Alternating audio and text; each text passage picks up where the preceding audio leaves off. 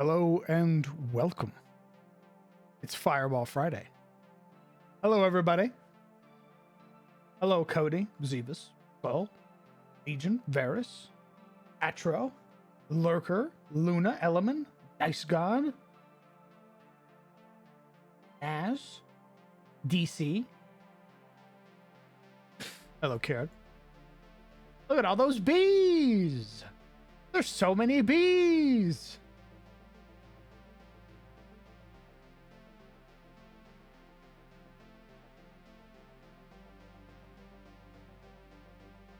Hello, Her Highness. First time chatter, but a 3-month or 5-month subber. Howdy. The Omega Lurk. Look at all those bees. Hi, Yoshi.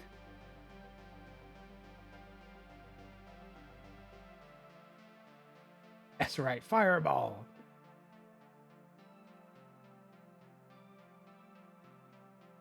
All right. The stream today is relatively simple. Just we're going to work on a couple of things. I figured out how to do quests in Foundry. So we're going to make some quests. Where first things first, we're going to come up with a goddamn name for this fishing hamlet to the south of Elion.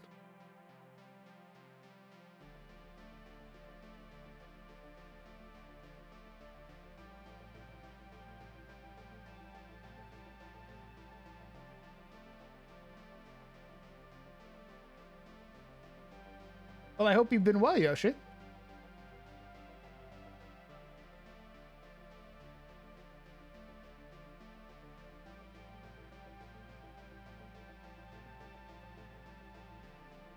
We're going to come up with a name for the fishing village. We're going to come up with NPCs. We need a mayor, a wisdom, all that stuff. And then we're going to make some quests. And then we're going to make some items. And then I think that's that, honestly.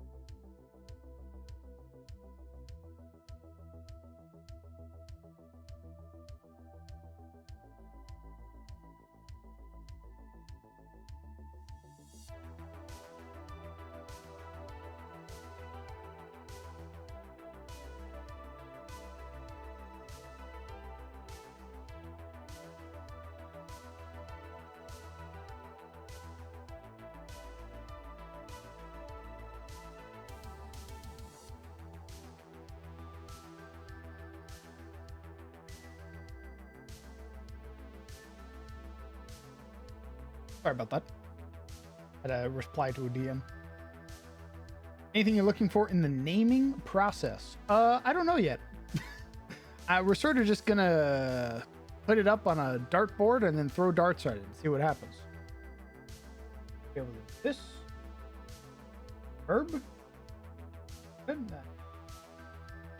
This. Delightful. Very good. What's the county close to Elion? That would be the county of Nymor.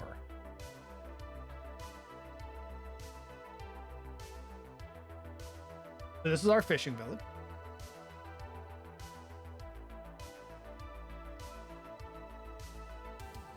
A big map? No, this is a village. It is a relatively small map. You can see there's like 20 something buildings here. This is a big map. This is our big map. This is our city map. The seat of the county of Sunfall.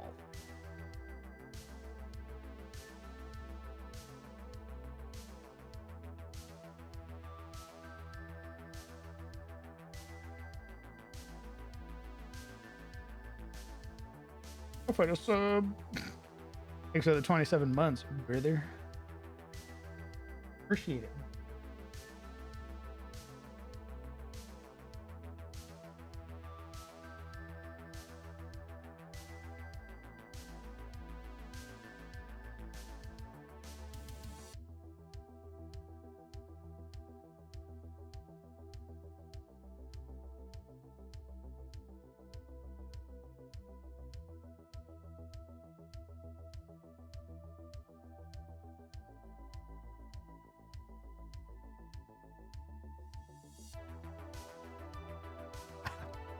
All right, Ventoriel? That's a very elven sounding name. I don't think we're gonna go with Ventoriel. I'm not naming it Elion's Rear. What's the name of the body of water it's next to? It's next to the Morning Sea. Well, it's connected to the Morning Sea, rather. Orc Village? Yes, thank you. I appreciate all of your kindness.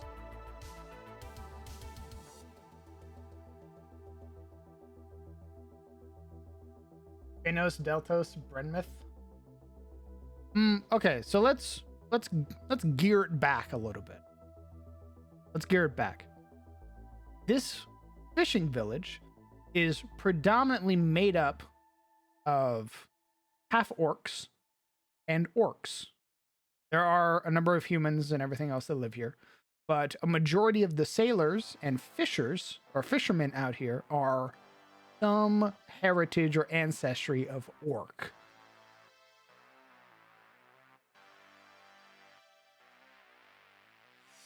Sizzle, I'm gonna bounce your head off the ground. Durant's Moor? Durant's Minor? You know, Durant isn't a bad name. I don't know if I want to call it Meyer or Moore, but Durant's something is a pretty good name, actually. Durant's Bay? I don't know about Bay.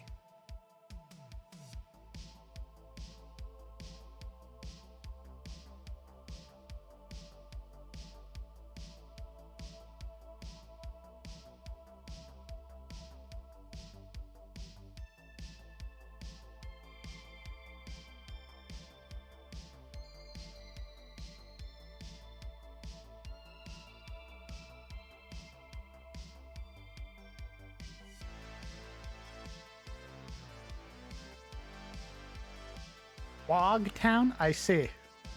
Okay, I have to remind myself. We have to get through about an hour of funny haha names.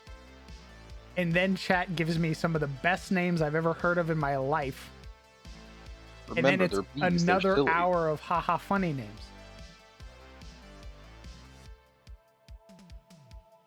A bunch of silly little bees. They're losing their mind.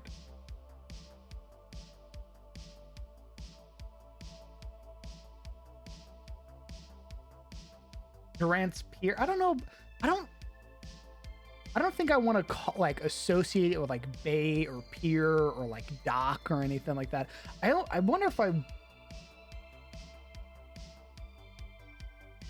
wondering if like a weapon might. All right. Found out that this artist has one good song. That's a fucking shame. Me being like, oh, this artist's song is really nice. I should listen to the rest of their catalog. I listened to the rest of their catalog. Damn, you have one good song. That's a shame. That's the only song I'm going to listen to from you. Durant's Keel, Durant's Mall.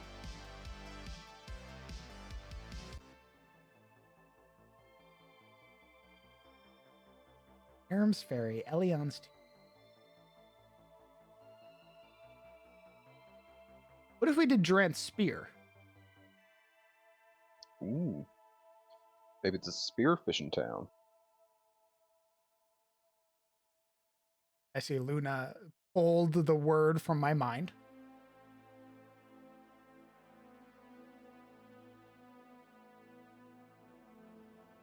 Yeah, I'm sort of vibing with Durant's Spear. I don't know why, but Durant's Spear has like a really, it's like a blend. It has that really nice, fantastical feel. I'm going to do that. We're going to go with Durant's.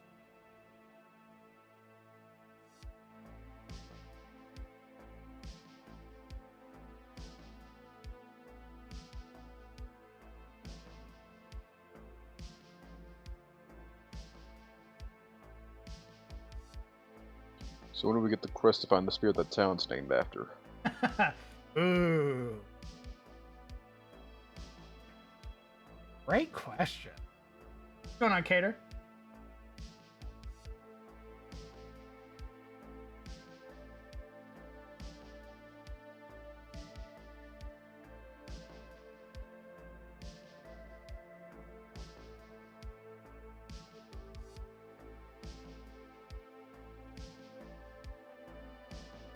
Simon the Great. Thank you very much for 18 months, brother. Incredibly kind of you. Soon to be 2 years. I appreciate you, man.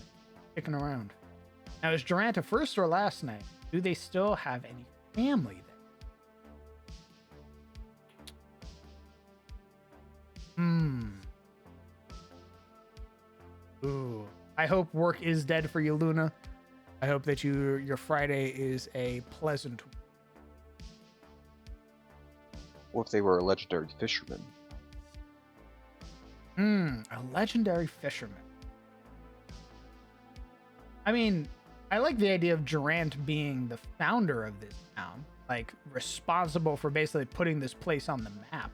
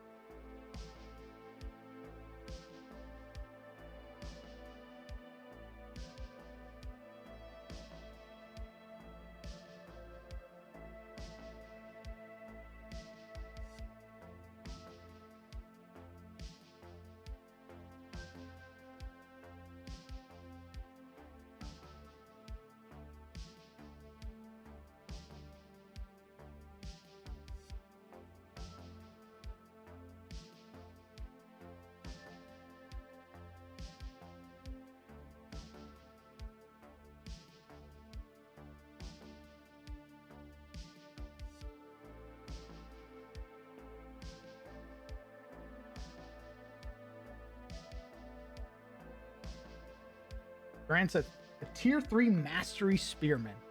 Single lunge or throw nabs him many. Interesting. What's up, Waffle? Are we saying Durant is still alive?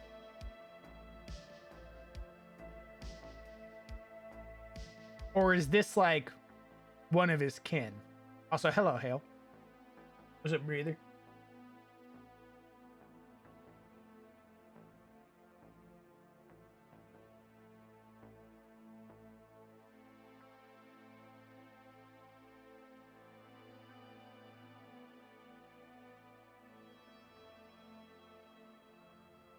How old is the village? Okay, so this village could only really be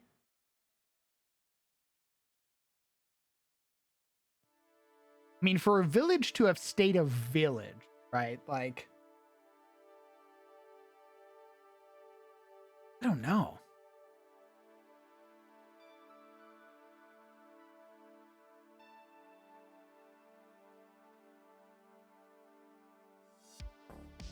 maybe it's existed for a hot minute, but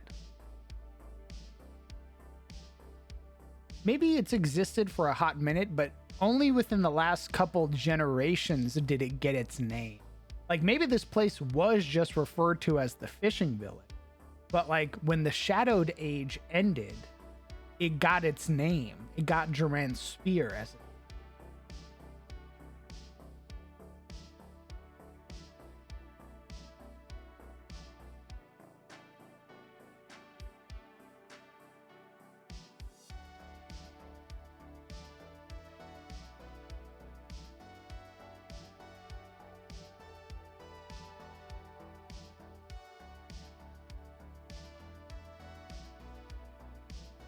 Oh. Need to pull up real quick.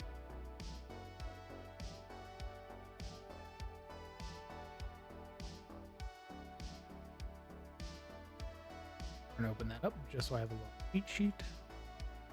Here again. All right, so we need a mayor.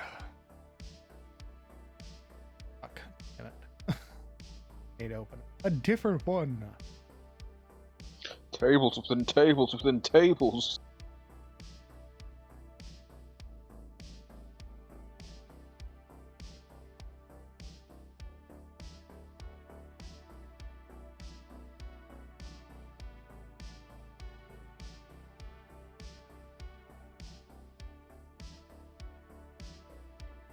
God, it really is a shame that the artist only has one good song.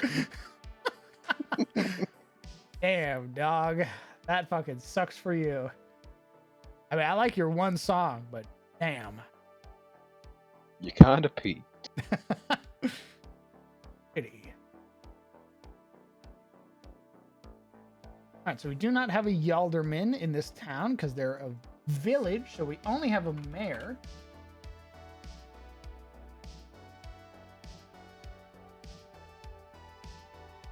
Place doesn't have a road warden. It shares a road warden with Eliond. It doesn't have an inn. It has a tavern. It would have stable.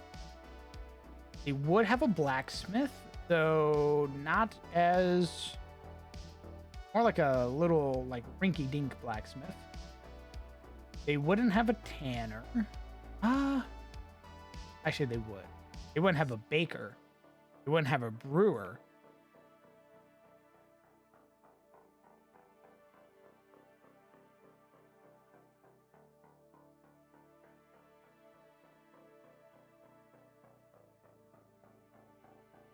Too many tables. I flipped the table.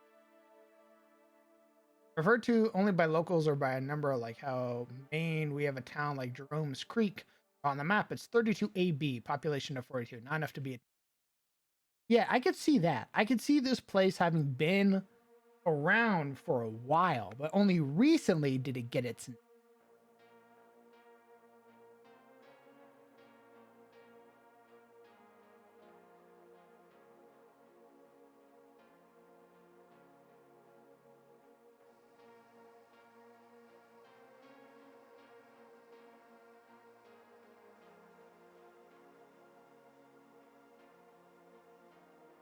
Actually, you know what? We only really need like need wisdom.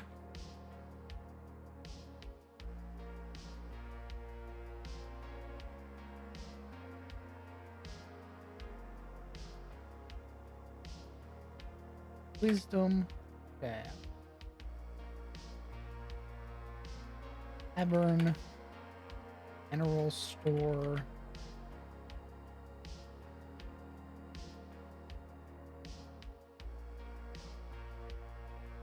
Guess we can do some craftsmen.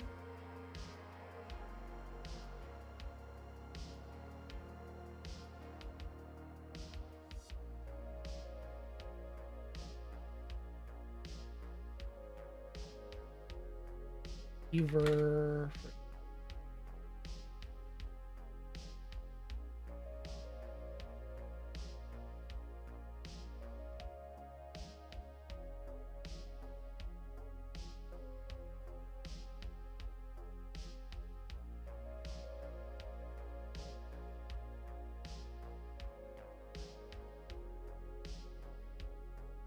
Air, Wisdom Tavern, General Store, crap. I don't think really the players are going to care too much to explore the entirety of the town. I mean, hell, they're probably not even going to explore the entirety of Elion, if I'm honest. This is mostly for me.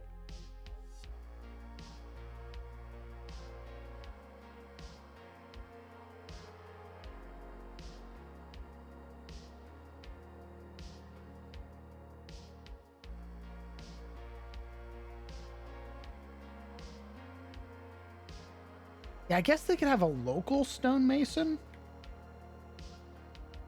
Maybe like an independent stonemason.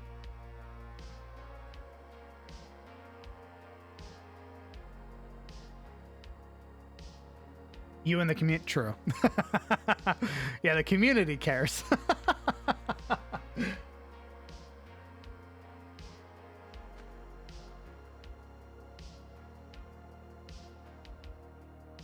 See, I don't know if they'd have a lumber camp though, Simon. I could see them having a forester, like somebody who goes out and gets wood for them, but I don't see them setting up like a site.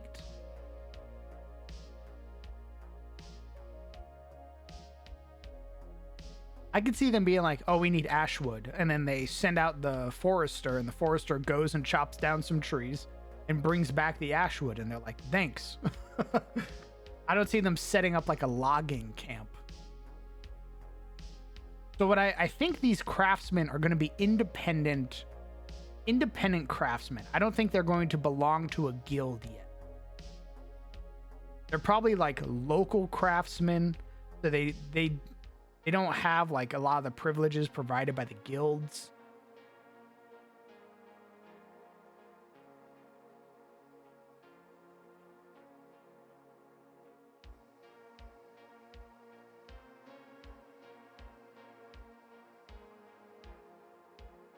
Durant's spear, the sight of the Tarosi half-orc spearhead against the Vigar. Para luxury. No, but they would get taxed. They do bring trade and commerce into the county of Rosewood. A novice shipwright? Oh, yeah, I guess I usually paired that under carpenter.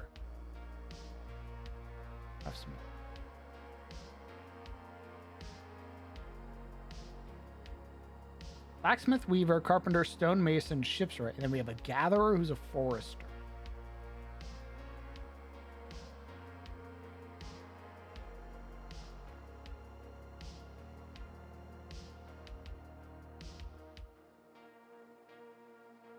What is something that this town needs? Because the players might.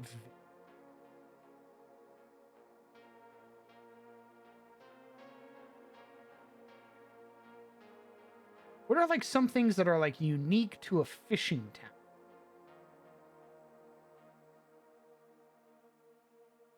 I think Durant is going to be the last name, like a surname, maybe? Or maybe it's a first name. Durant could go both ways, honestly. A druid of the deep mother. Oh, I see. You know, a little bit of chaos. Just sprinkle that in there, why don't we?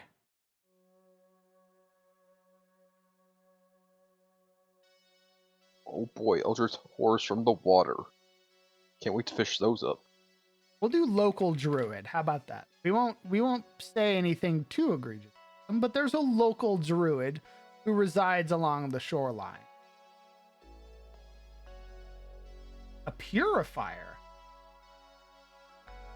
Oh, that would be handled by the wisdom arc. The wisdom would handle that. Would there be any law enforcer type folks? I'd honestly think that they'd police themselves. But they do share a road warden with Elion.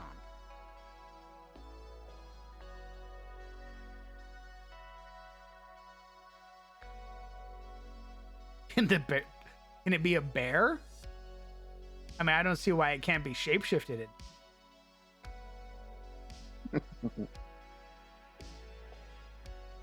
Is a fishing village on a body of saltwater or freshwater? It's connected to the ocean, so it's saltwater.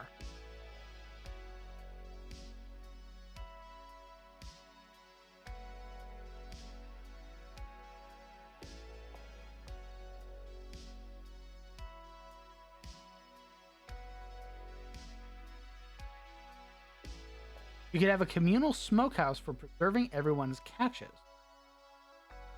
Oh, interesting.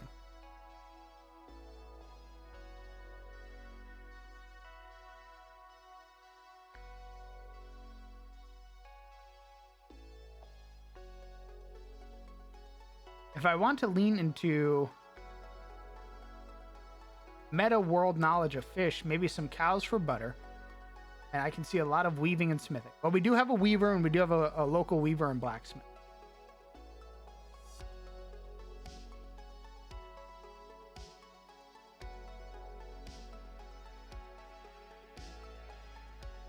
That is on the that's on this place, on the massive sort of outer area. So they don't build massive ships, but they do build fishing vessels. So they'll build them in these big structures here, and then they'll lower them into the water.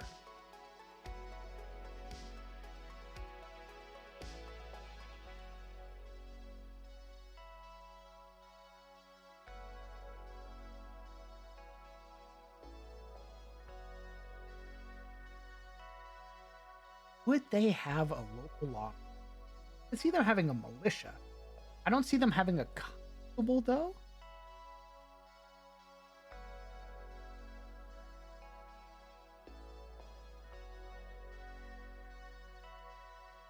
What would that be? Like, they don't have a constabulary, right? So, like, they don't have a constable, but could they have, like, a local, like...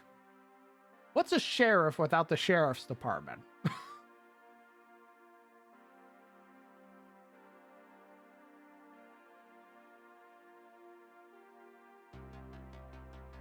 They'd get that from Elion, Hale.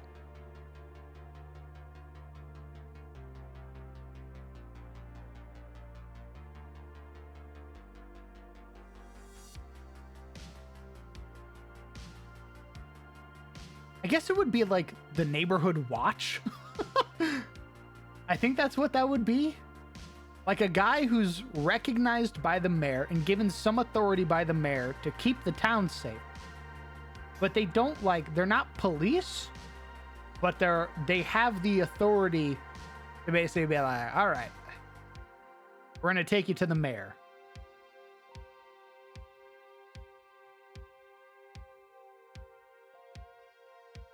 The Homeowners Association. No!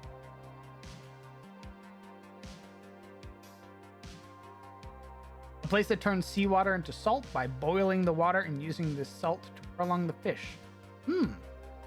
Auxiliary. And technically a sheriff without the department is just a sheriff. A sheriff was originally only a single individual who was granted the deputy duty, keeping the law. Deputies were originally just random people the sheriff trusted, and deputizing was temporary. Oh, okay. Well, then we'll just make a sheriff.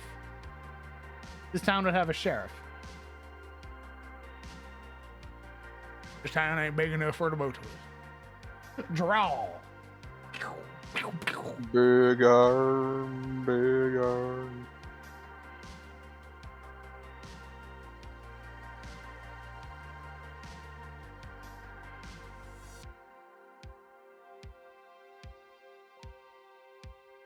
I said they could have a cage that they can lower into the water like The road wardens function more as local police chiefs for a small town or sheriff. Well, towns have constabularies. They have an actual sheriff and a bunch of deputies in town.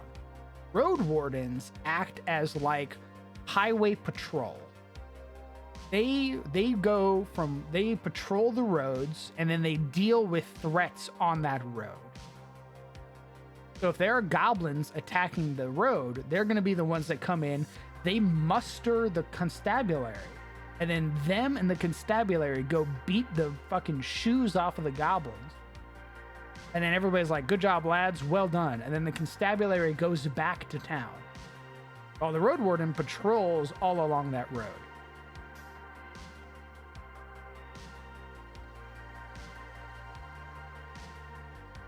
Have you ever seen how pearls are farmed, perchance? No. No, I don't think I have.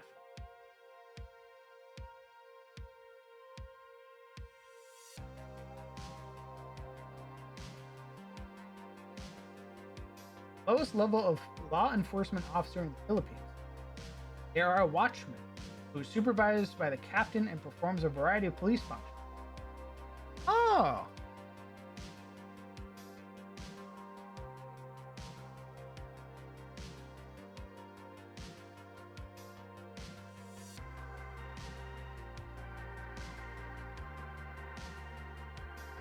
After the West was won, sheriff departments with assisting sheriffs making the more official of the police departments in the East. Ah. Who's coming after me when I help people avoid paying their full tax? Me.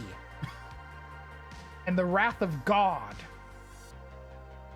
How about crab pots, net fishing, oyster pearl making?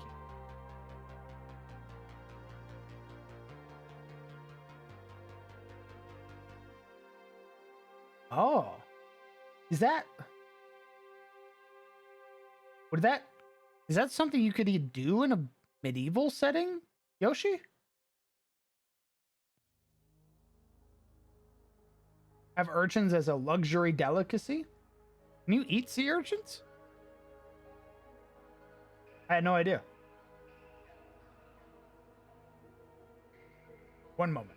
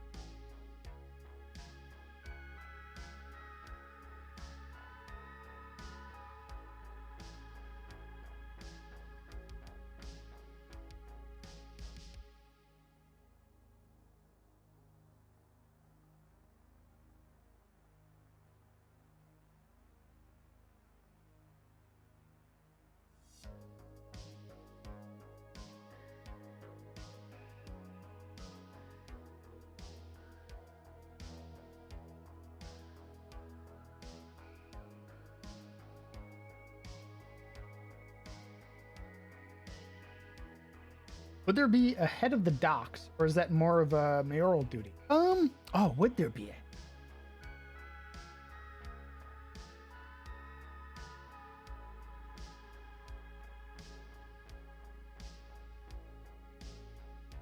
I think there would be. I think there'd be like a person in charge.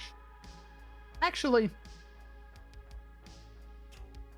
that's probably the mayor, honestly. That's probably the mayor.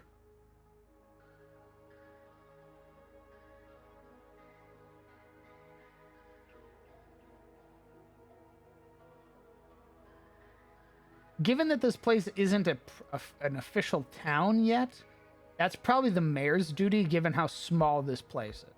Once it becomes big enough, then he'll probably appoint somebody to be the head of the docks. Pearl farming can find us the 13th century. Well, shit. All right, I'll have to look into it then. I could definitely see them also setting out like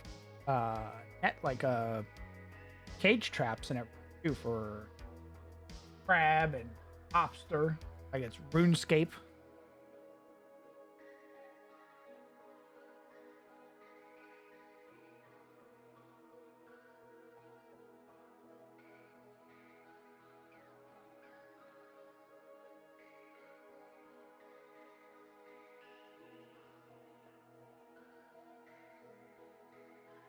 Night Master for the... Oh, we can do that.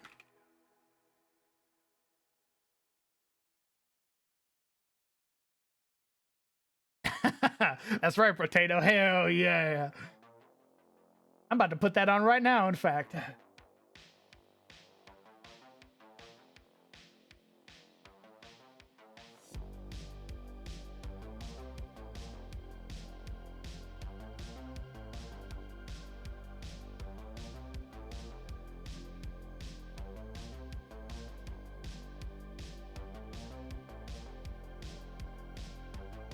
Can we throw out names? Yeah. Throw out names.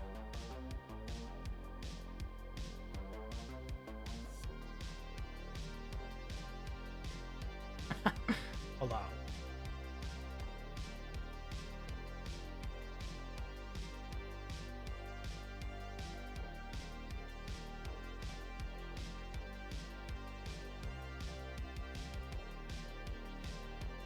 Hold on. I should be able to play this.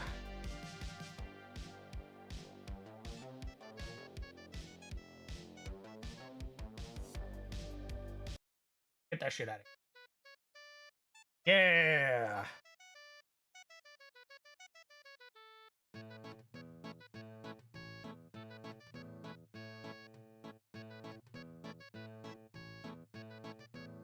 I'm gonna make sure this is the song that's playing when they get here.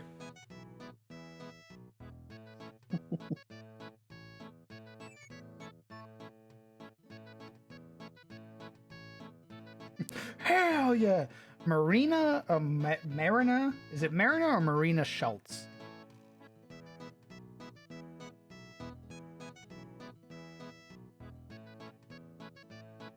Somebody's gonna come into the stream and be like, what the fuck is that?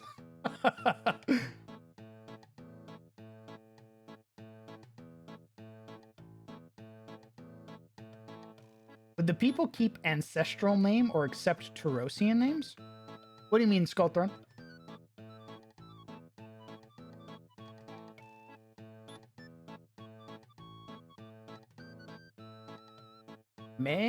Marina. Marina Schultz. Hmm.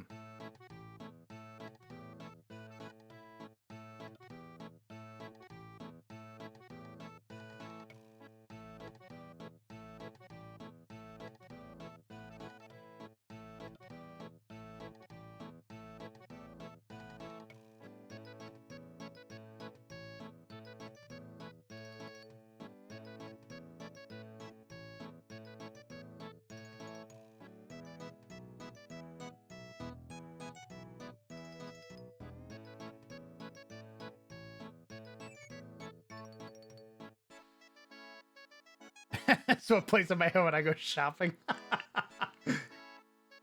Give me one moment.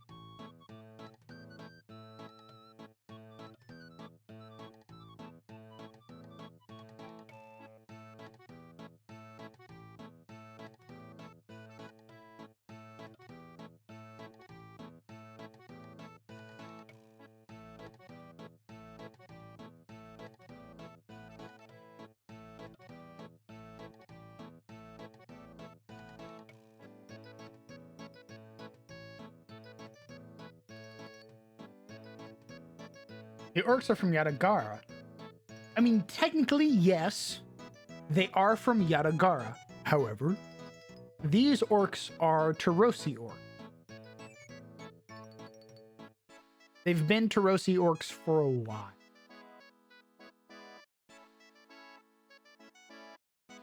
In fact, I would go so far as to say that these orcs,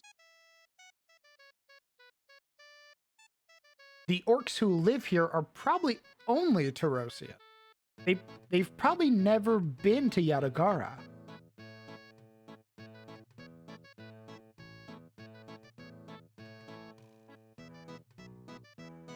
Walk east, look at sailor, talk to sailor, back up, turn right, go to wench, talk to wench, go to barman, click on inventory, click on give. I buy an ale. It lowers my attack. It raises my strength. Avwit Core. Erua Bixt. Etriz Gale. See, Marina Schultz was pretty good. These ones sort of straying out of my ability to pronounce, I'm afraid.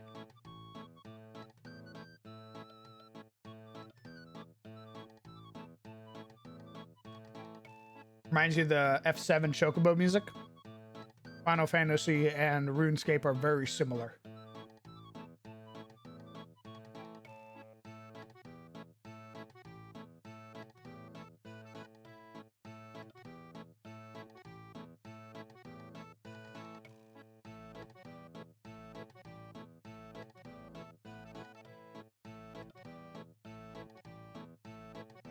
Pitch Porter. Denos Temvale. Bob Bobson III. Garik Budzaz? What? Zaz? Hera. Atria.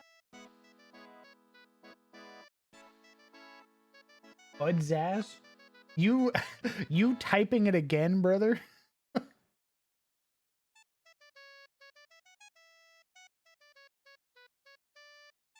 Is it Zaz?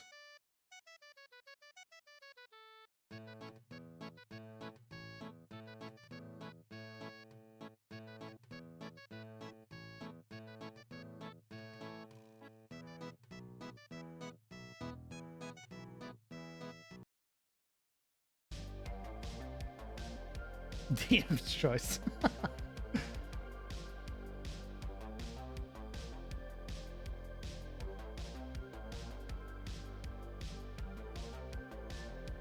Give me back my country music.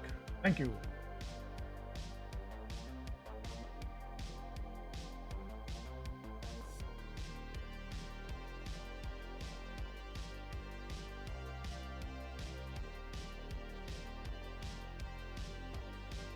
Thermal item. I like Fitch Porter. Lane Compton. I do like Marina Schultz. I'm probably gonna make that the Wisdom. Marina Schultz.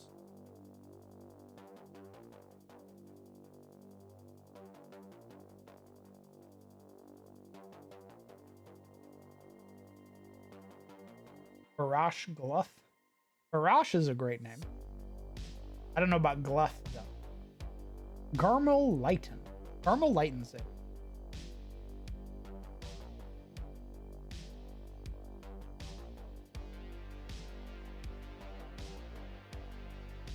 Denos Temvale. I do like Denos.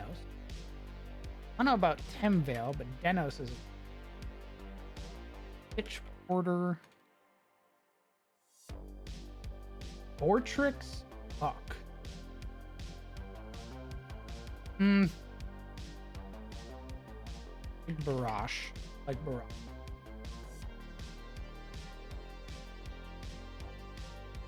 Barash is a great fucking orc name.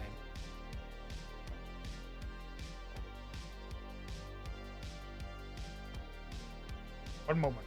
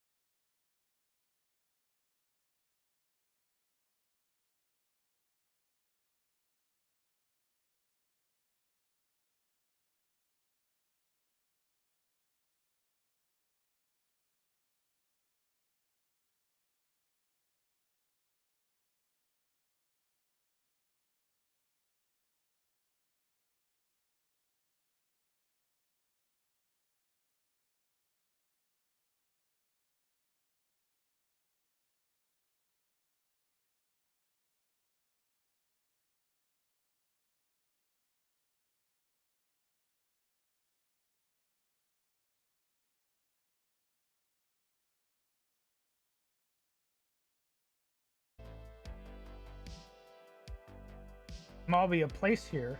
Oh. I mean, that's fine.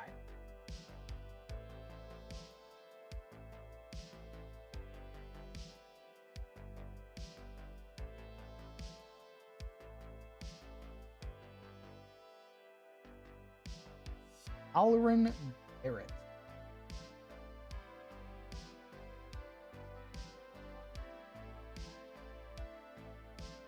I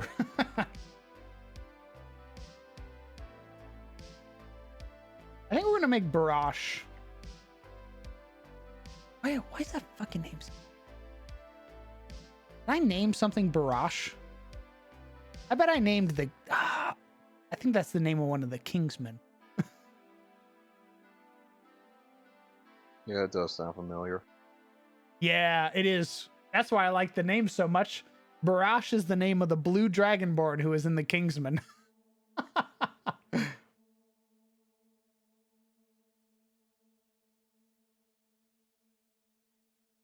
I was like, yeah, that's a great name. No wonder.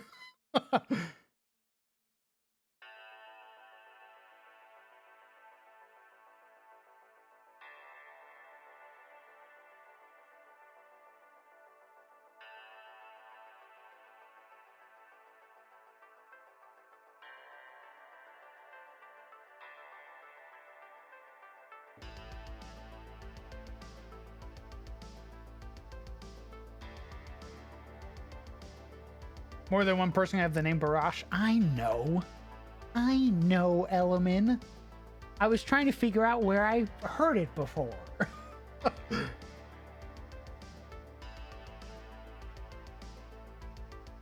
I'm still gonna use it because I like it and it's a great name. And we're gonna give it to the mayor.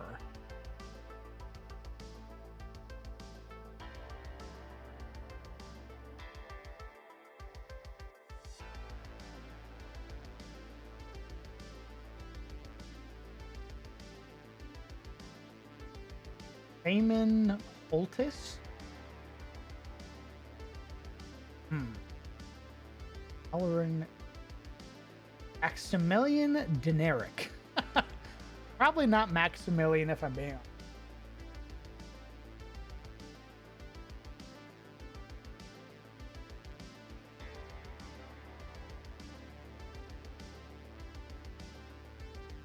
I wonder if Barash Joran's son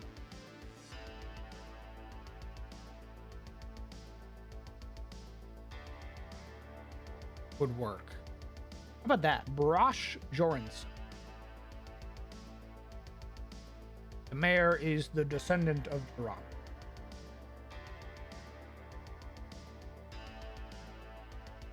I like it.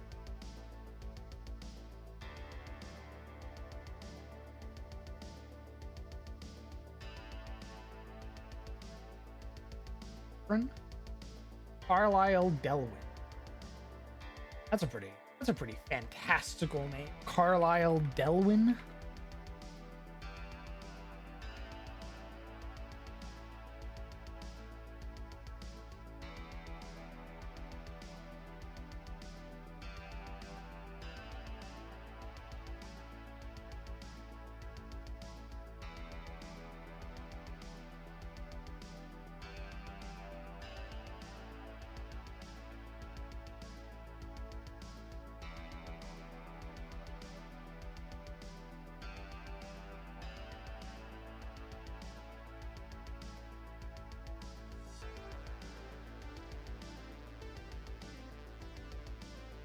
May have to remember some of these names. Well, the VOD's going to be available for you, brother, so don't worry.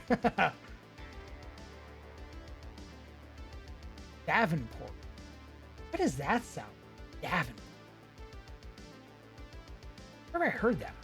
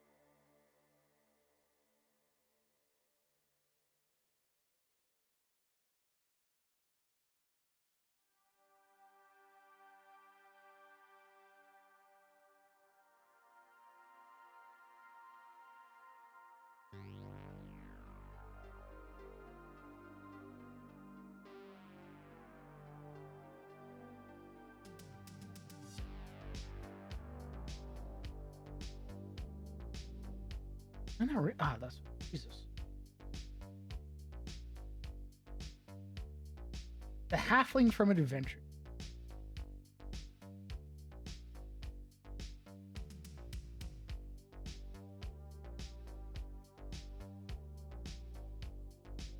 Ogmen. Ogmen. I don't know how I feel about Ogmen. Rashun Oshk.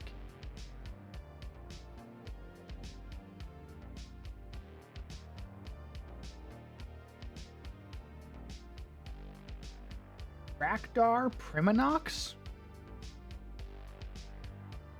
I feel like we're sort of straying into a lot of names that are hard for me to pronounce.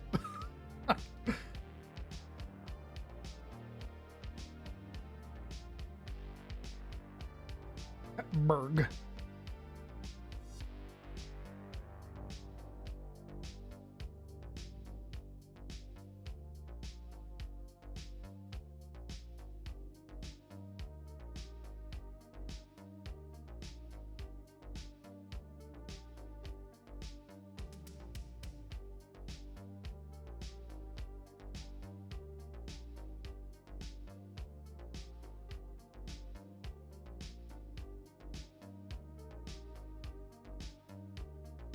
I don't.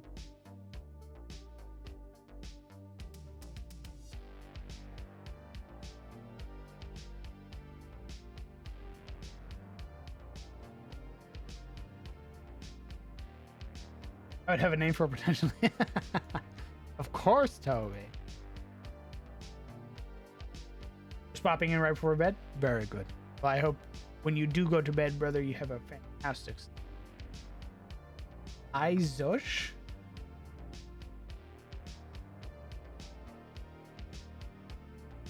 You are using a lot of the far end of the alphabet, my friend.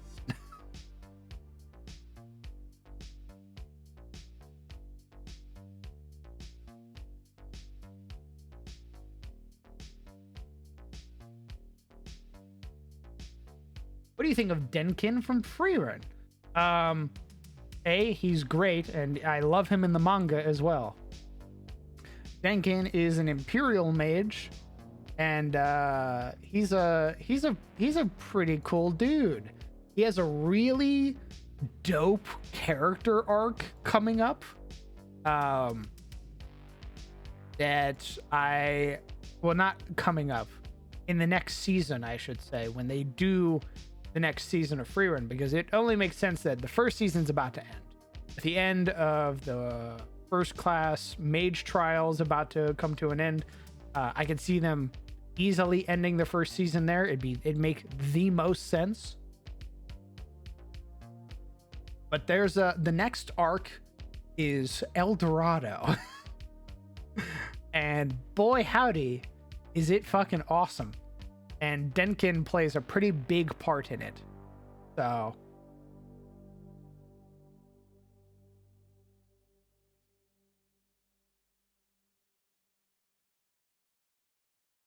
they're underutilized, them end letter names.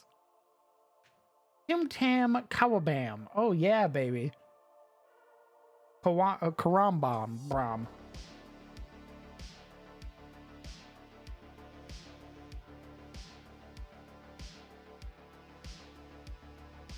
Dan Kragnoff. Eh.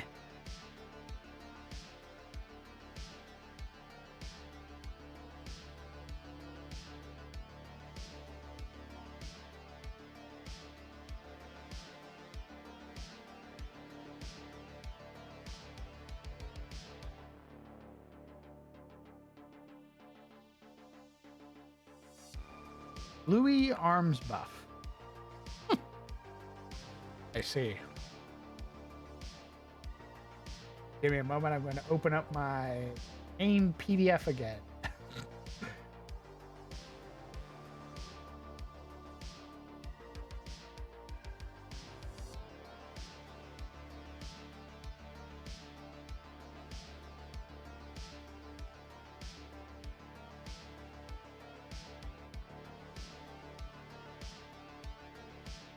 Abdul Balzi? Intas Ulmar. Ulmar is a good last name. You like Ulmar. Denos Ulmar. You know what?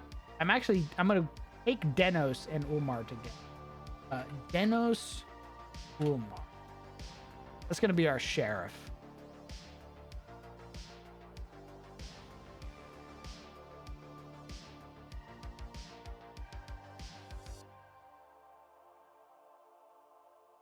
Gregor Stagsworth. Now that's a fantasy. Gregor Clegane. Oh.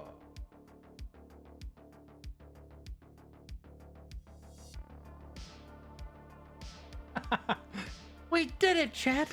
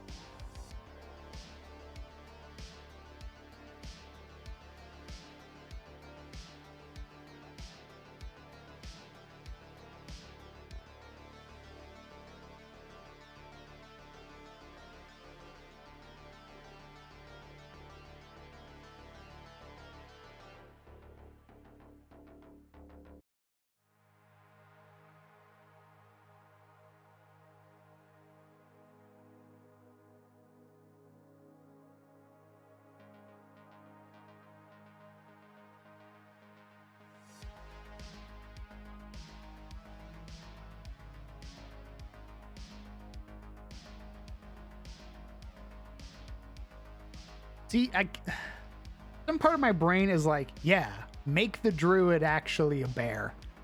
But I think more likely is going to be a druid who's just been stuck in the bear form for forever. Very God of War.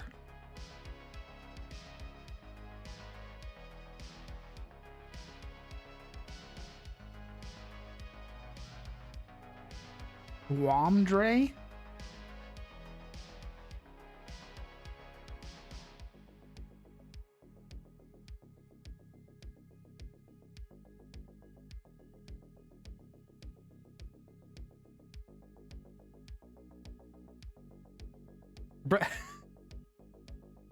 Why no actual bear? Because I don't...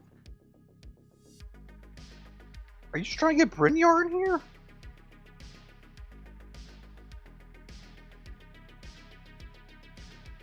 I don't think it'd be a bear. Like, if it was a person who had become so engrossed in the Deep Mother's, like, teachings, then yeah, that makes way more sense. But, like, just a bear with druidic powers? I don't know. That doesn't really, like, catch me. And trust me, I love my sentient animals. You're literally talking to the fucking poster child of sentient animals. He is a bear, after all.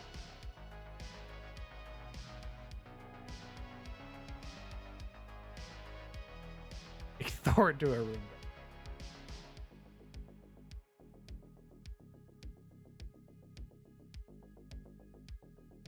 Bear folk? That's not a bear. That's a bear person.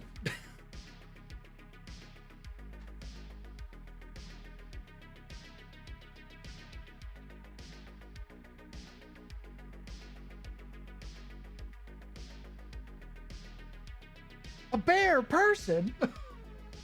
I hate the English language.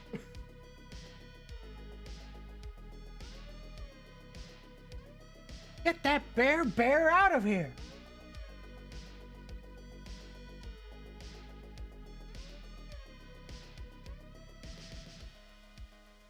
Although I guess I do have some like AI bear person art. Hold on.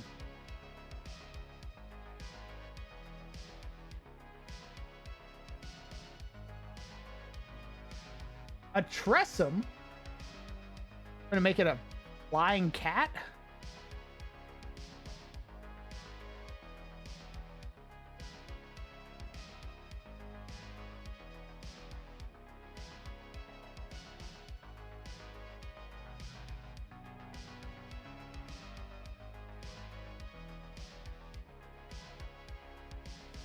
Hold on, I got a bunch of pictures.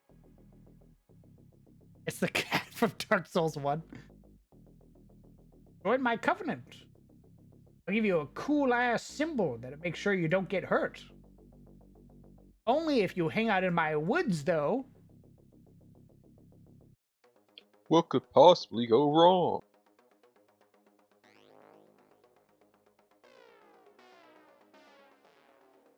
So I found it on fucking Pinterest. It's like a bunch of bear art. Or like bear folk art.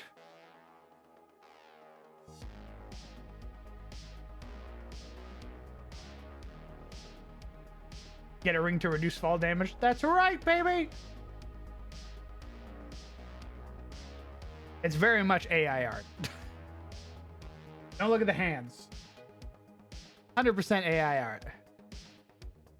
But this is 95% of Pinterest now. So...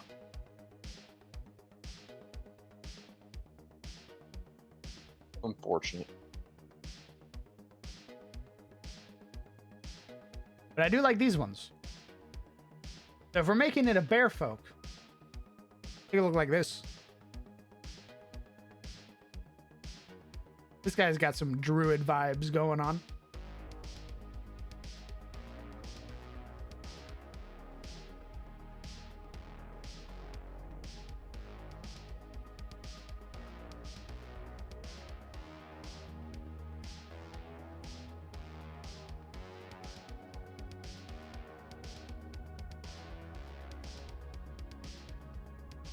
What do we name them? What would their fucking name be? What do you give a bear as a name? Barry. I bet you think you're real fucking clever, don't you? Yeah. Time to die. Wait, what? Bjorn, yeah, let's name him Bear. Let's name him Bear. That's Bjorn. Hey. Bjorn the Bear. And then I get fucking strangled. Hey, it worked for Simba, didn't it?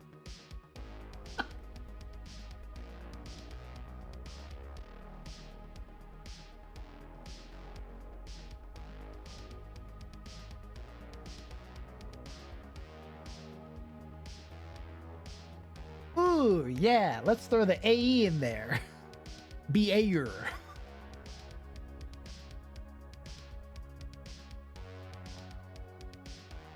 Now can we fit an umlaut in that? Where do I... Let me add so many unnecessary symbols to this bitch. We'll make a mockery of all languages on the planet.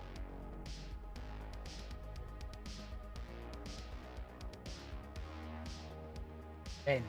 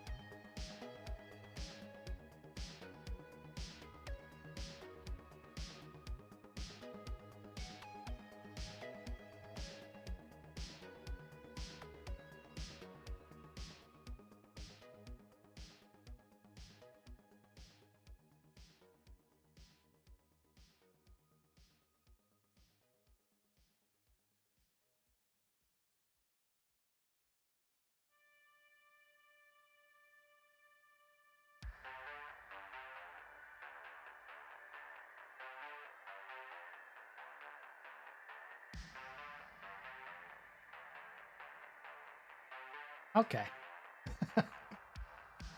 I don't even know how to fucking pronounce that, Legion.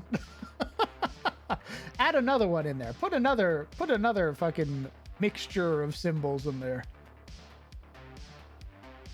I do enjoy weird squigglies.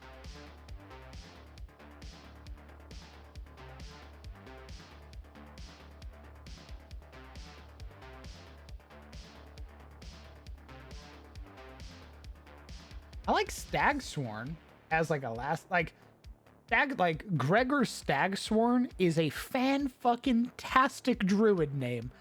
That is like peak druid name right there. Like Stagsworn sounds like a fucking night elf druid.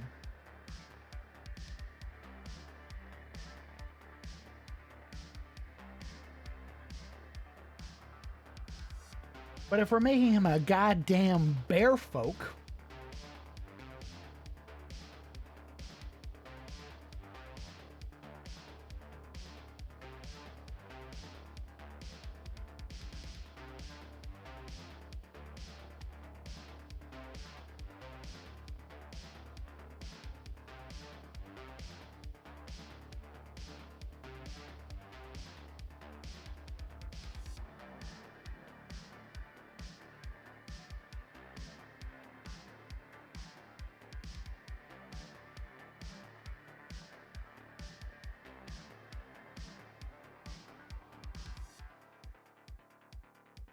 and a bear. Yep. Perfect. Fantastic name. I fucking Roddle Arcana. Gregor Bearsworn. Is that too on the nose? If I make a bear folk named Gregor Bearsworn, is that perhaps a little too redundant?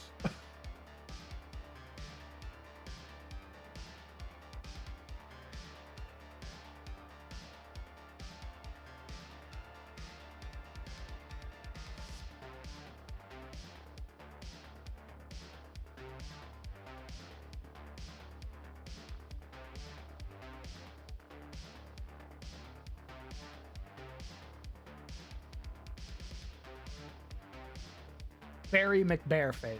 Thank you, Yoshi. I appreciate it. You're banned. How much longer of this hour that we have?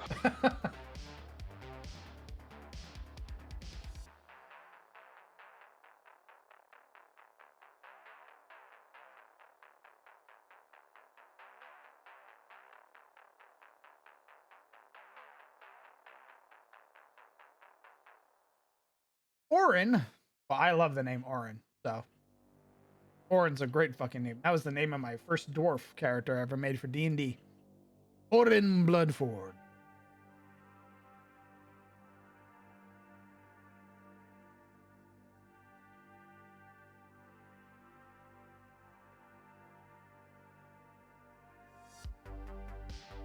Glen Sworn, Forest Sworn, Cave Sworn, or Sworn?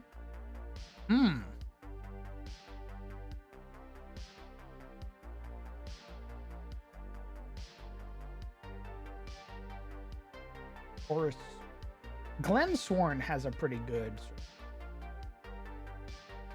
I mean, we could name Orin.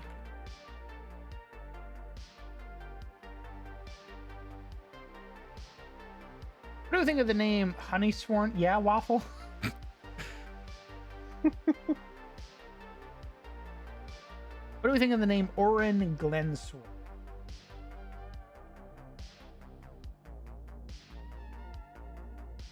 Curtis? I'm not fucking naming the bear folk Curtis.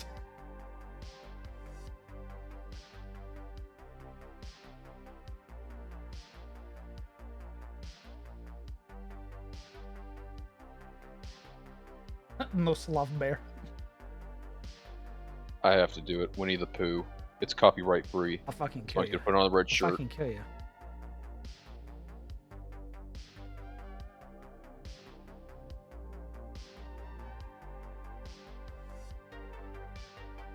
Ryan Stonesworn?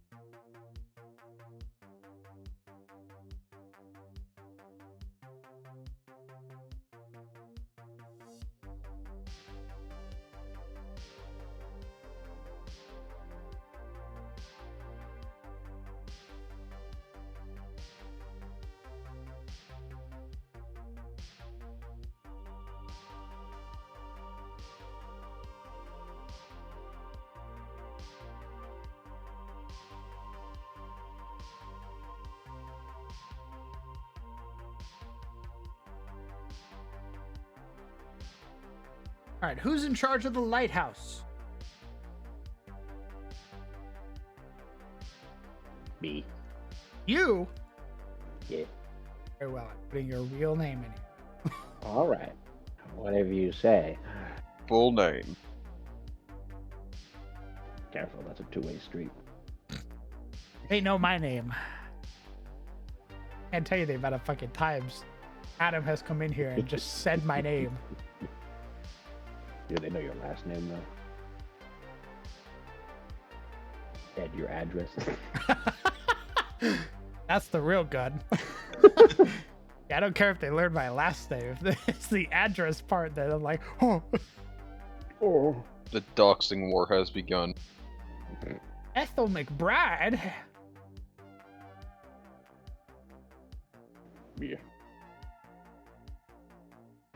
Old Man Jenkins. John Light.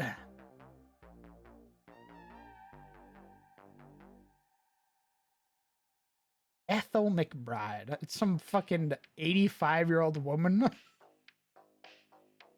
I love the young people. Sounds familiar.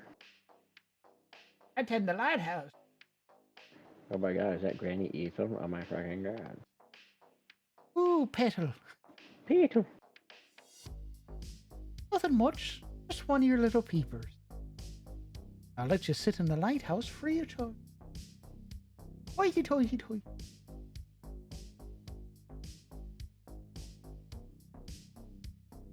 Ooh, your mom joke in this stream, Legion?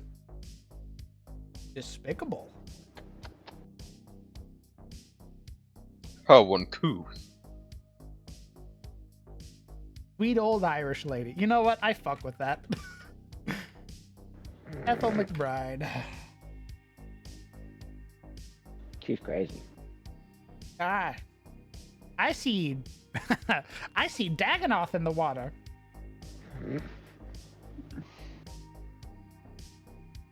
The light man, it speaks to me. Mm.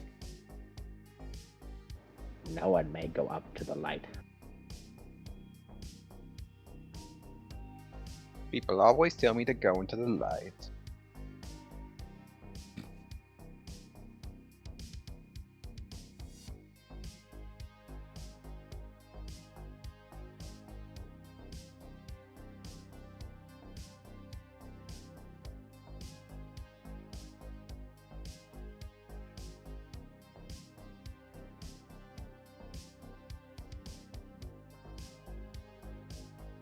She sees the shadow people.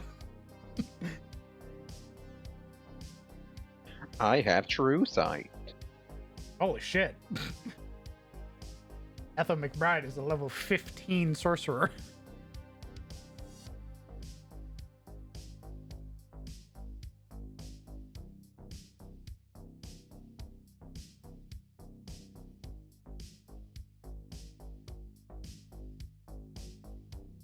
Who brings our tea every Sunday?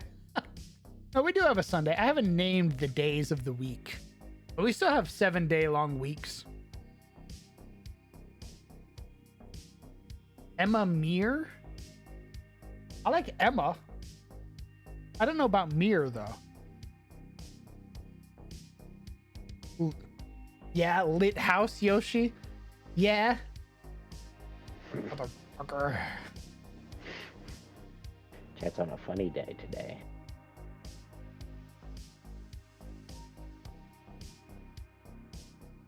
Chat out here with a heckin' funny. I'm sorry, please don't kill me. Dar. Ethel's an elder worm. Let's come up with Oh, another name for Emma. I do like That's right. Emma, but I want a different last name. Yeah, you guys thought you were leaving this village? Surprise, it's World of Horror. Ooh, Get to the lighthouse before the Call of Elder God wakes Cthulhu. up. Yay. Ooh, you'll notice I've changed your character sheet. Aw. You all have sanity What? now. And we're using Aw. D6s. Oh. So what are we supposed to do with all these D20s? Those what?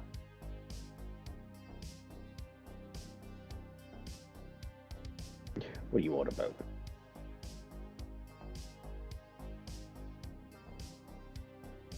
Emma McGoggins? Eh. Emma Ellsbury? Oh, that's pretty good. Emma Barthis. Emma Barthis. She visits Ethel every Sunday. Ooh, Ellsbury or Barthis are pretty good. Yeah, Emma, come here. All right, Waffle. That's 2 for 2, motherfucker.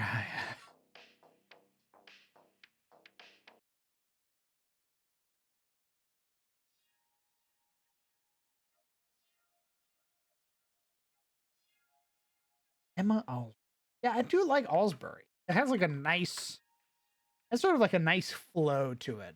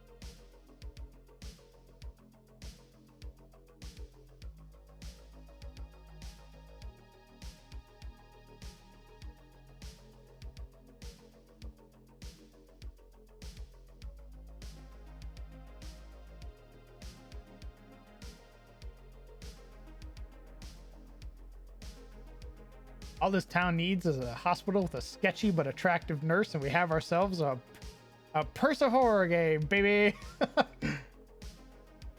Emma and Ethel as elders. Well, Emma's a shipwright. She can't be an elder. She's not making boats when she's 60 years old. I mean, in this economy, she might be. What do you mean, why not? People who are past the age of 65 barely even know how to fucking drive.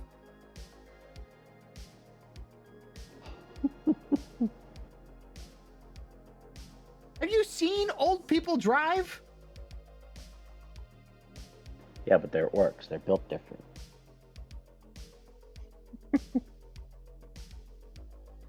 Maybe they don't have that problem.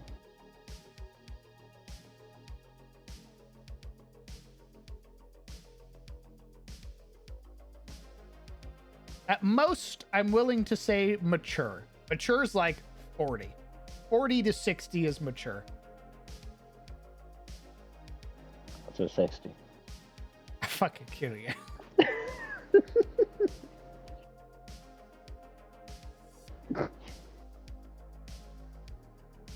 Don't nah me. 70 or higher.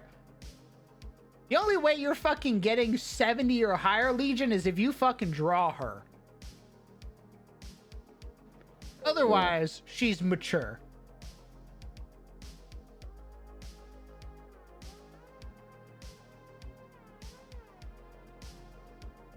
Why would you try to manipulate somebody who's so busy with their school like that?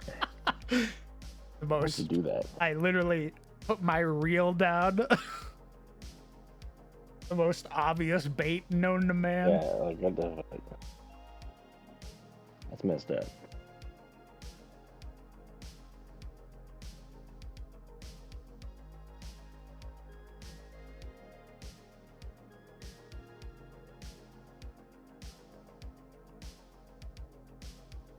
Assuming she's more of a novice shipwright since it's a small village.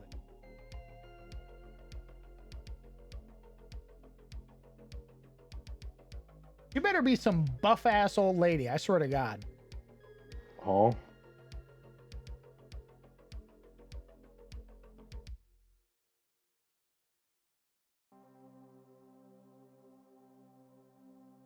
She about to have 20 strength.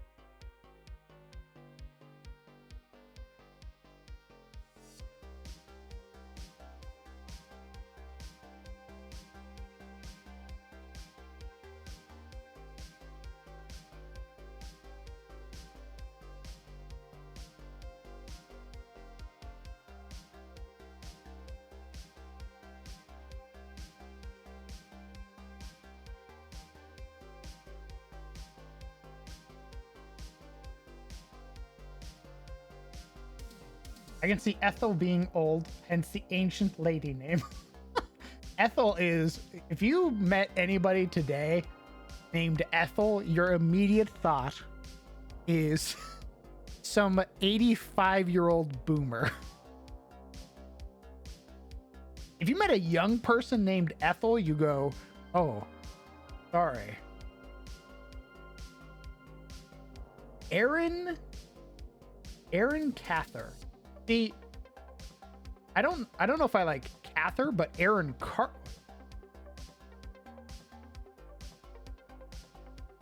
That's just not. Who is that? Who's What? Aaron Carter? Why does his name pop in my fucking head?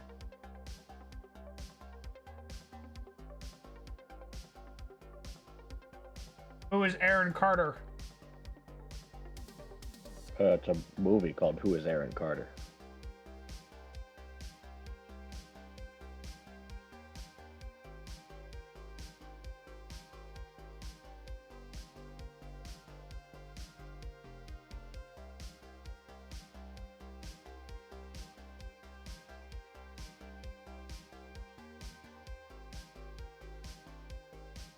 Oh.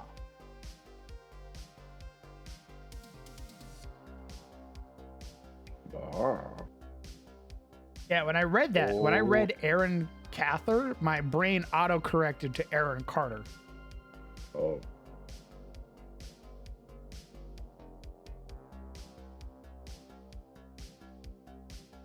I do like Aaron, though.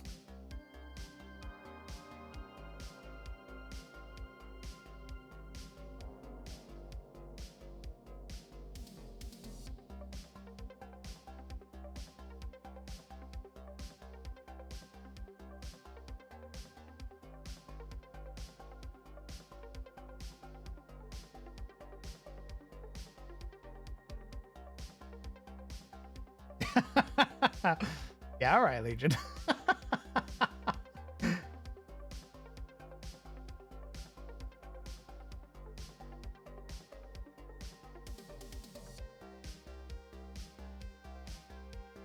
Thar.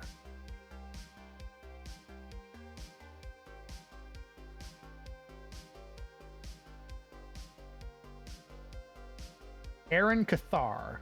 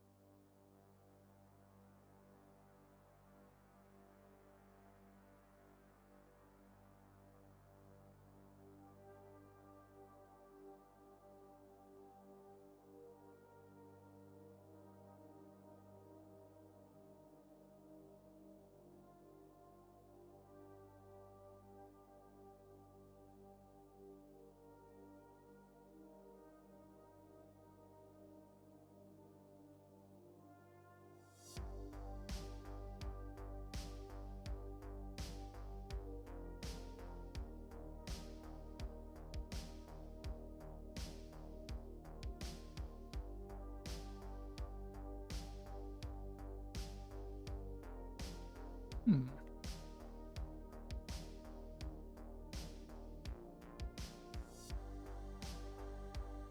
Had Aaron listed as a female name? Well, isn't Aaron a unisex name?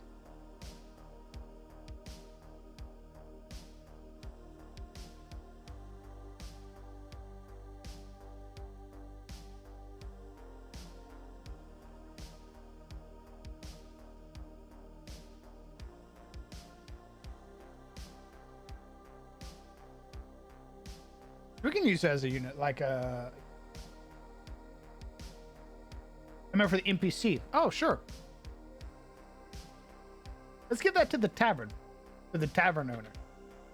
Aaron, I don't know about Cathar as a last name, but I do like Aaron as a first name. So let's come up with another. Let's come up with a last name for the tavern keep, with Aaron as the first name.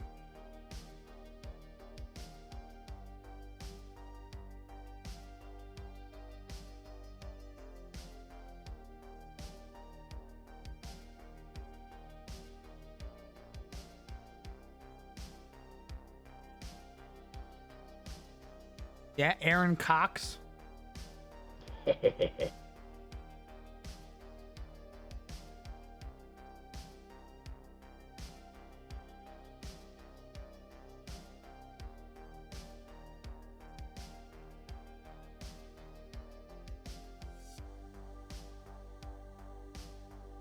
Yeah, why not? Sizzle's little giggle should tell you all you need to know. What do you mean? It's just a very creative name.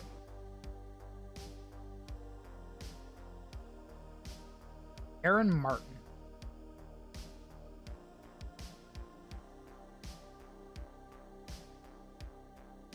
Whistlebottom. Now that's like a mega departure from all the names we've made so far.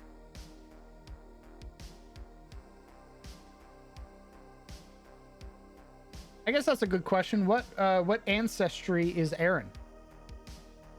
Before we go any further, that should help us shape it up a little bit.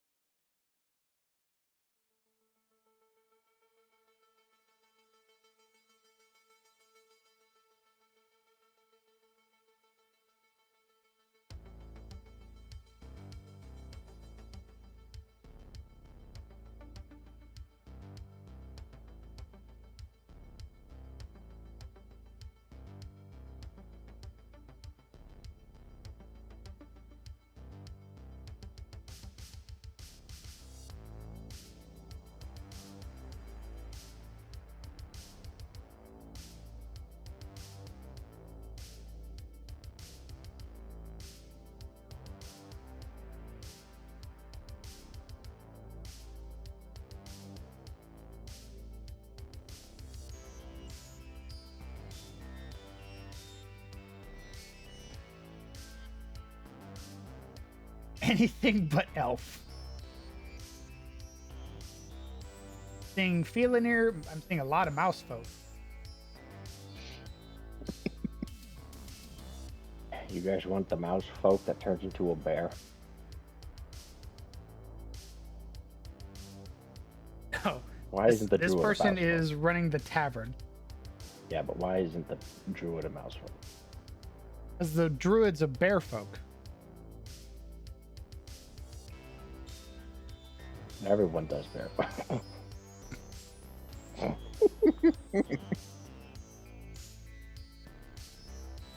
I have Goblin. I have Glino. A Lendavi. We could do a Lendavi. That'd be interesting. Isn't this a mostly like orc establishment? Village? Orc and half orc. But they do have other races that live with them. Well, sure, but should the majority of them be orc?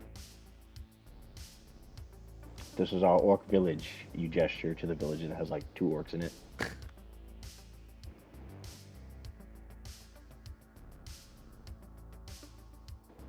Who made this village? The players. Cheese to, okay. Not if she does fucking puns. Ooh. Just like that rat folk ruined. I ball up the rat. I throw it into the nearby dumpster. All right, another idea.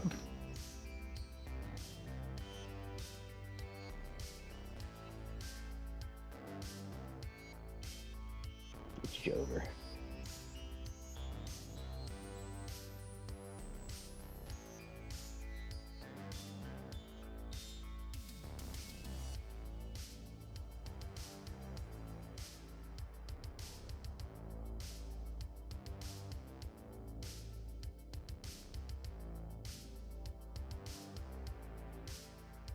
I only like puns if I make the pun. Incredibly selfish like that. You make a pun, I don't like it. Unless it's really funny.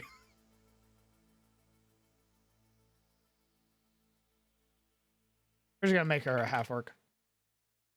We're gonna make her an adult half orc.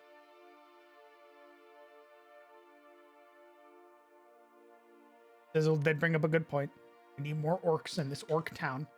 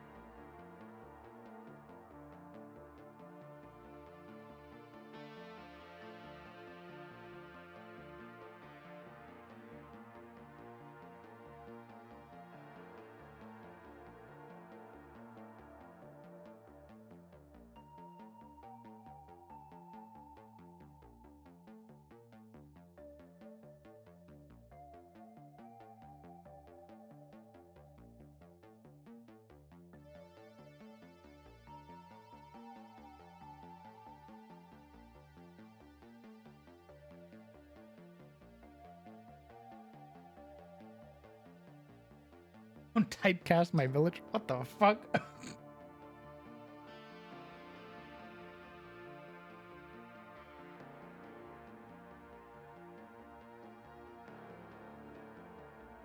Absolutely. I do that all the time, Metro. I'll just grab NPCs and just start slapping their names together and be like, they're related and or they're married. I did that for Elion. There are a number of like notable NPCs that have the same last name.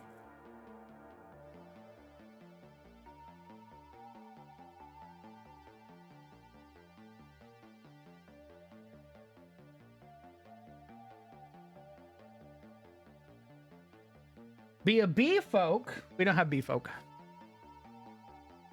But chat can be bees. You can be my beefo.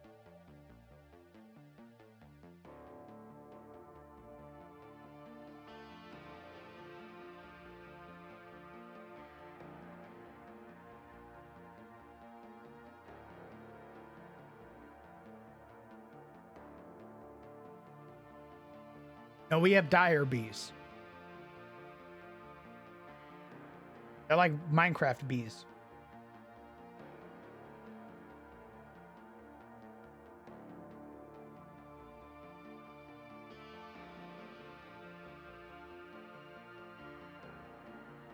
Yeah. Yeah, Yoshi, there's a town that I made called Summerhall. It has an apiary where you can pet the bees because they're that big.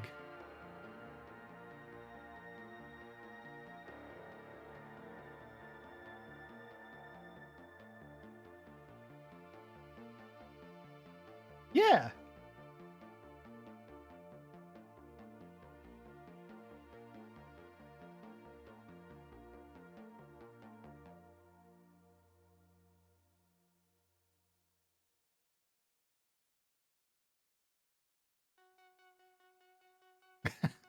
So here's the apiary.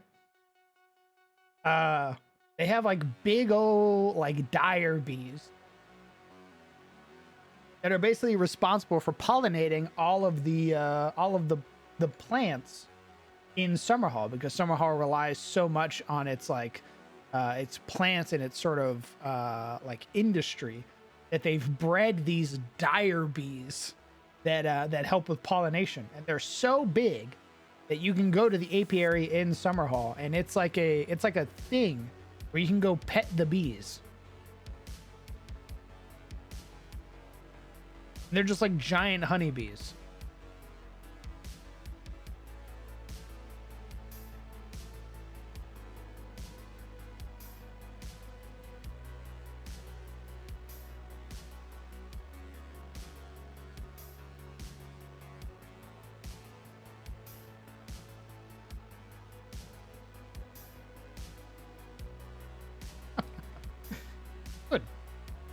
I also like cute stuff like that.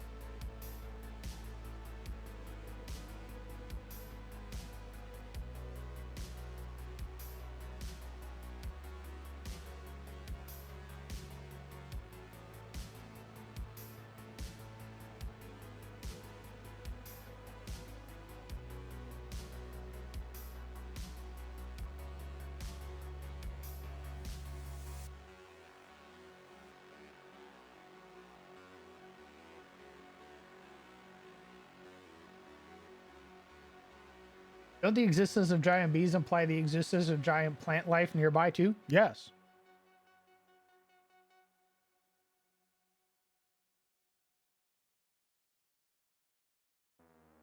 Fear.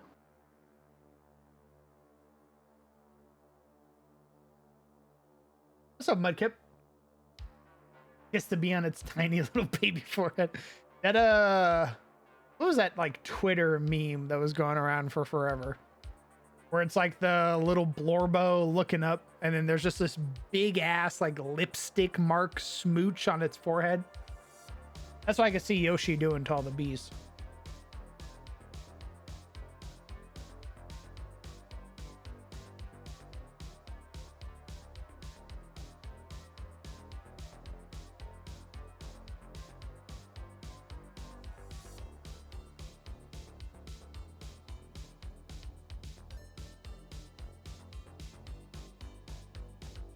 Yo, peanut butter cookies. That sounds fucking awesome.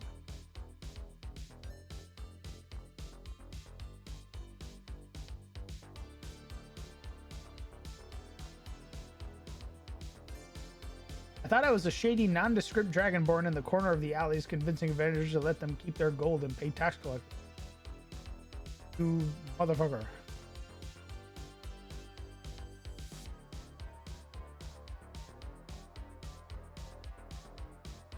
Oh, like have Emma and Aaron be related? Yeah, we could do that. Aaron Alsbury and Emma Alsbury. They could be related. It occurs to me that saying nondescript dragonborn is an oxymoron.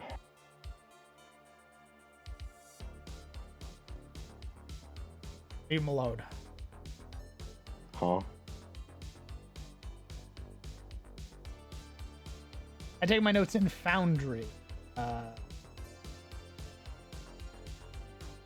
just gonna call you 28.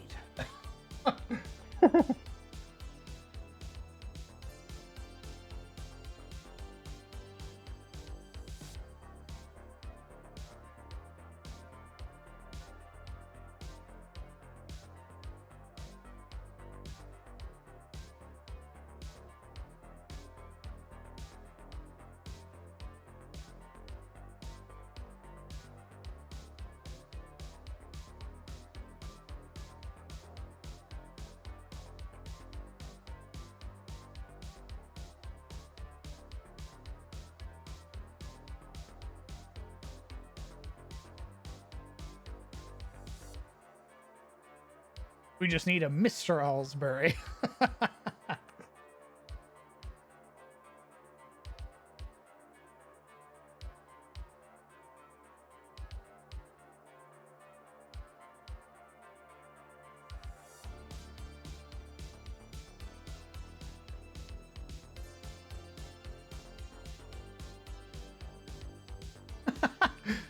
You're all right, brother. I didn't take it as sassy. And it's okay. Most of my fucking chat's sassy, so welcome on in. You're right at home.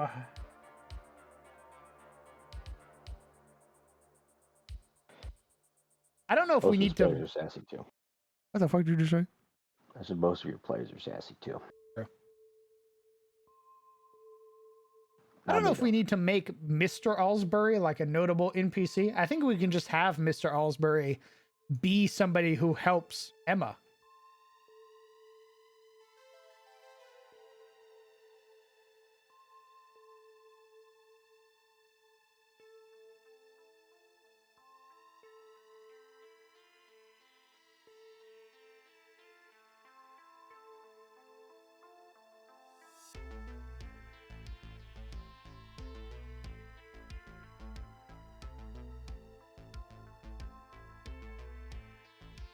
Or he's dead. Yeah, we could be fucking depressing, sure. dies. Hell yeah, baby.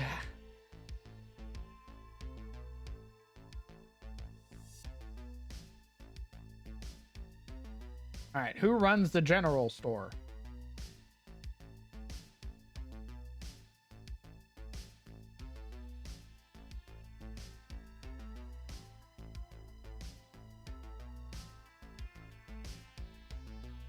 Oh, Fitch general. Porter? Yeah, we can do. Oh, excuse me. We can do Fitch Porter. Elena Harkowen's relative, all the way over here? She gets around.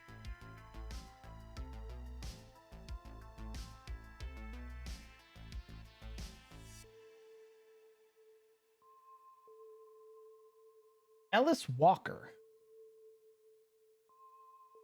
Garrett. Good name. Like that. Not for later. You like you like Ellis Walker's?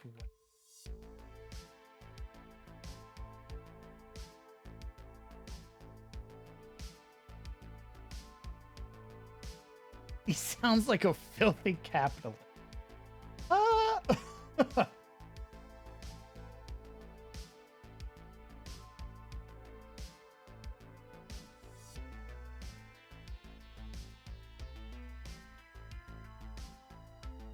Okay, so far we have Barash Joranson, who's an orc. That's our mayor. Our wisdom is Marina Schultz. Our tavern keeper is Aaron Allsbury. Our sheriff is Denos Ulmar. Our shipwright craftsman is Emma Allsbury. Our lighthouse keeper is Ethel McBride. Our local druid is Orin Glensworn. And then our Night Master of the Docks is Carlisle Delwyn.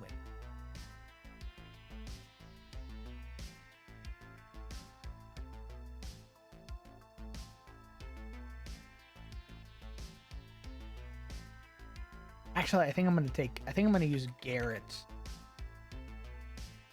Fulton for the general.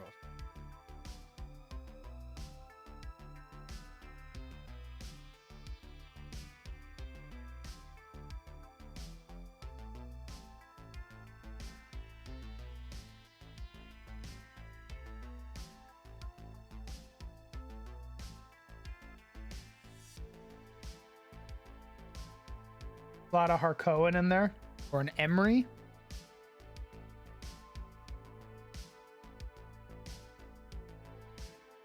Oh, I think it's a little too far, brother.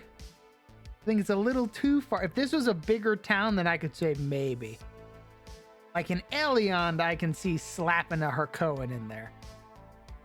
But like a little fishing village, probably not.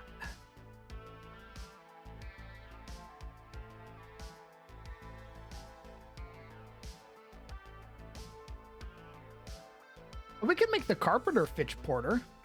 I'm fine with that.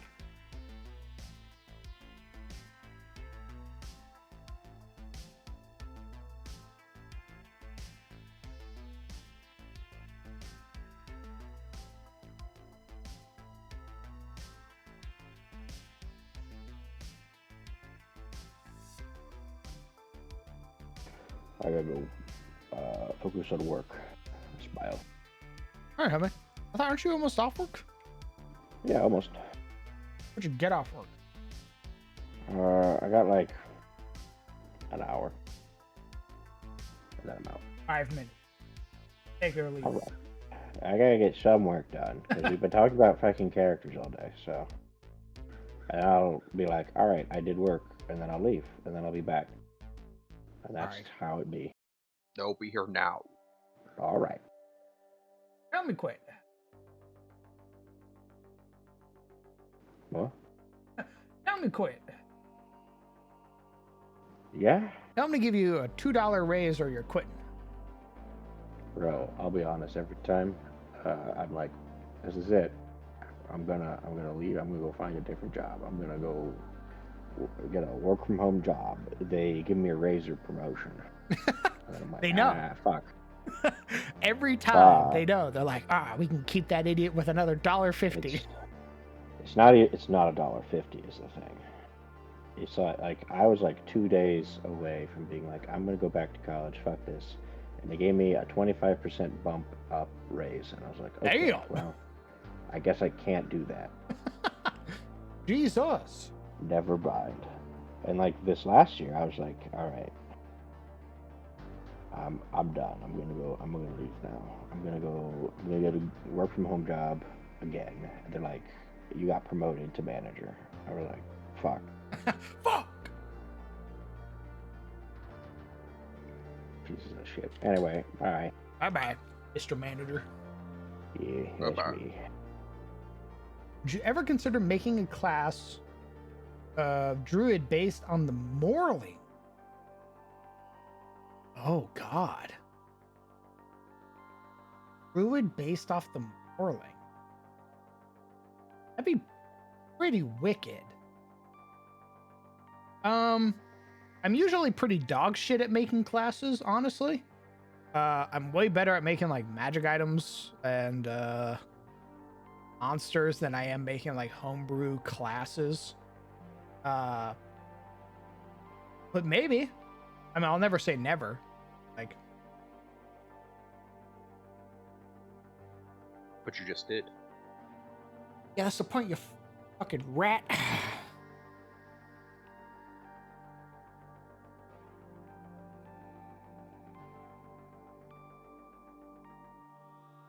want to use Gregor.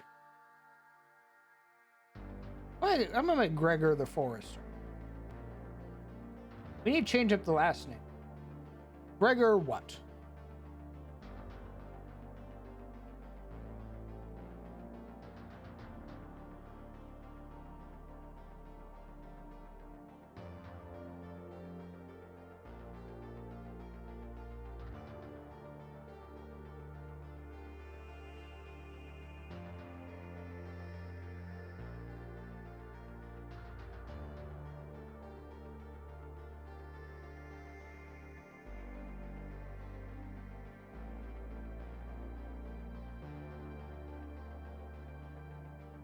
McBride?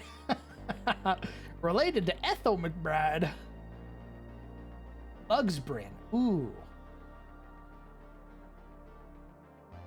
Ooh, give me another twist on that. Give me another twist. I like Lugsbrin, but I want, like, give me another variation of it.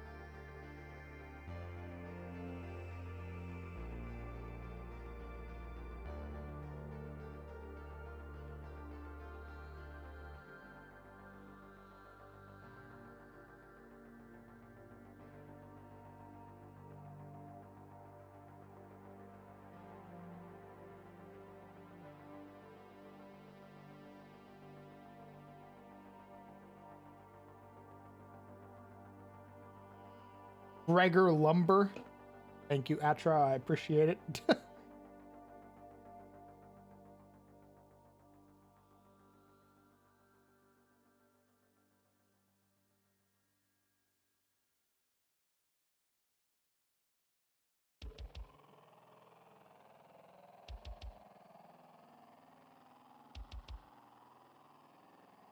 Luxbin, Luxbrin. Gregor Luxbrin.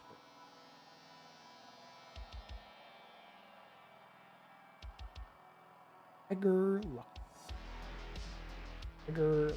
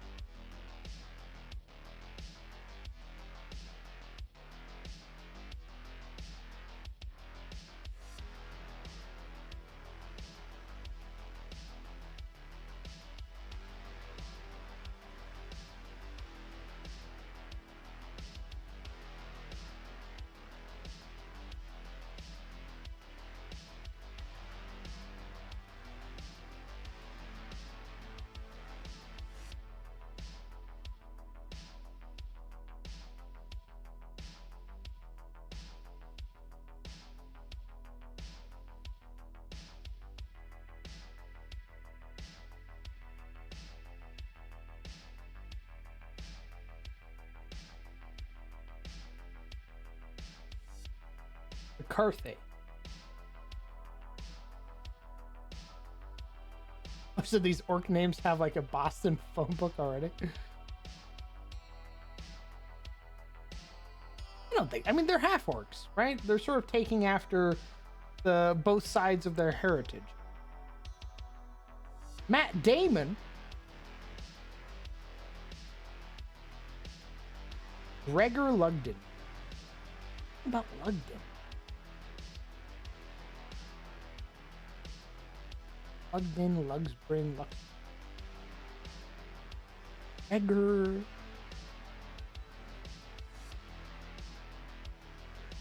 Gregor Lux. Gregor Timberfell.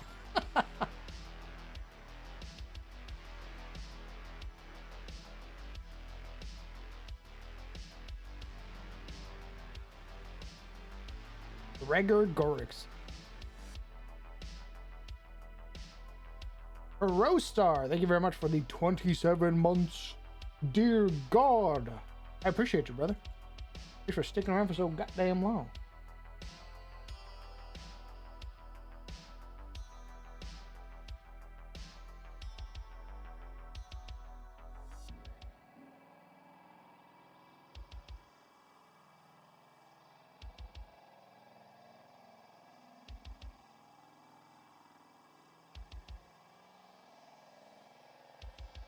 Edgar Luxpin.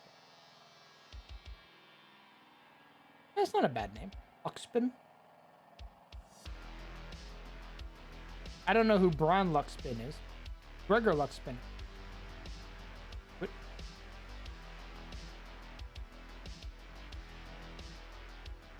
Is he half orc or human?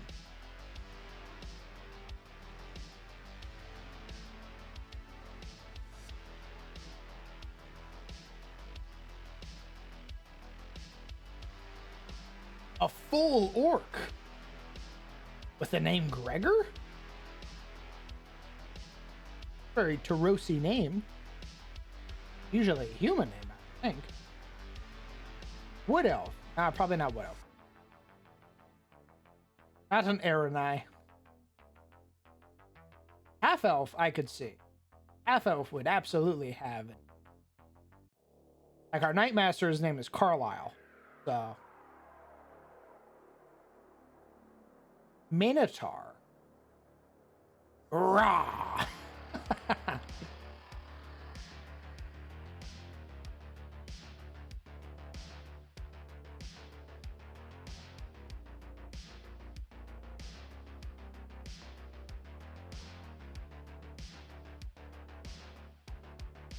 You know what? I fuck with a Minotaur. Yeah. We'll make Gregor a Minotaur.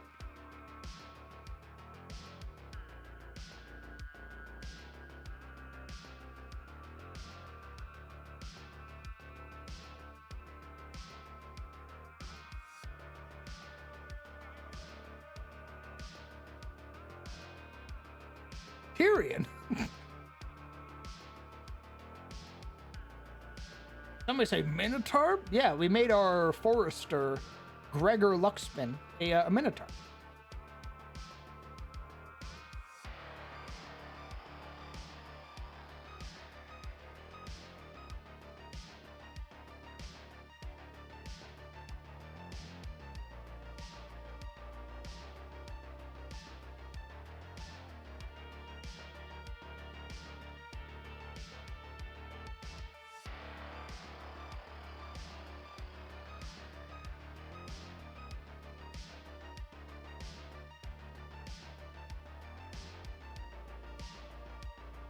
Younger cousin of Leighton. Leighton's the NPC for Eliond, right? Minotaur and Eliond.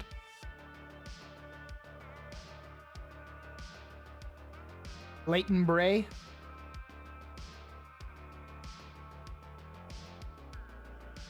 Gregor Bray. I like Gregor Lux. Yeah, we could do cousin, sure.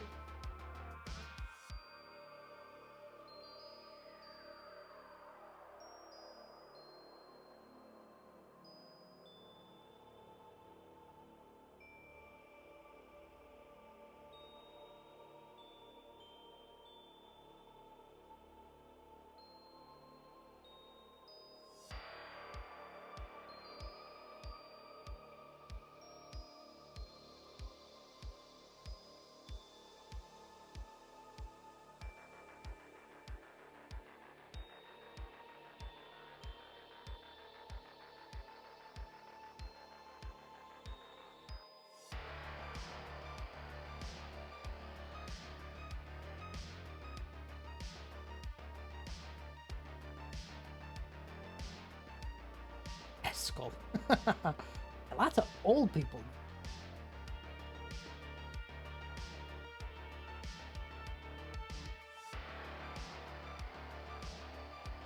George McMadden. Holy.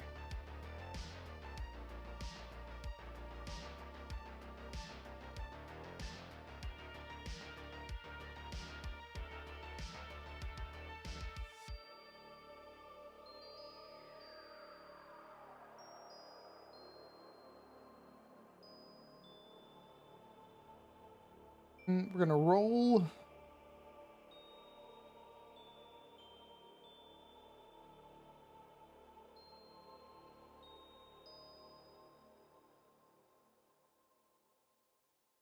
Right. This.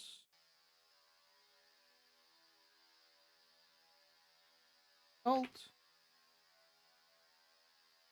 I need a name for a female orc blacksmith here in town. Full orc.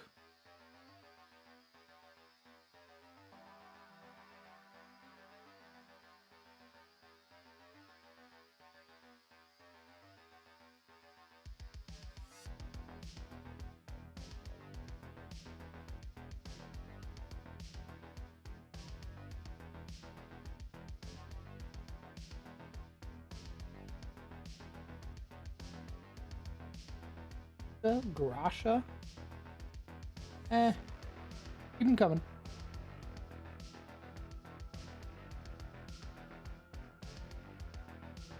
Durant's daughter? Or Durant's daughter? Go tier? Yeah, we can make her related to Barash. Siblings. Barash Jorant's son, and then something Jorant's daughter.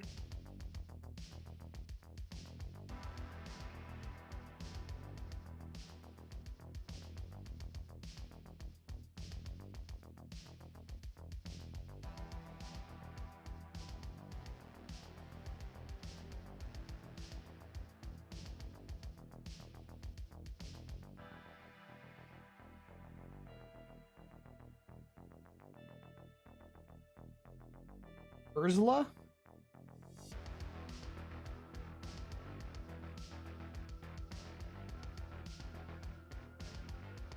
Sarasha. Arash and Sarasha.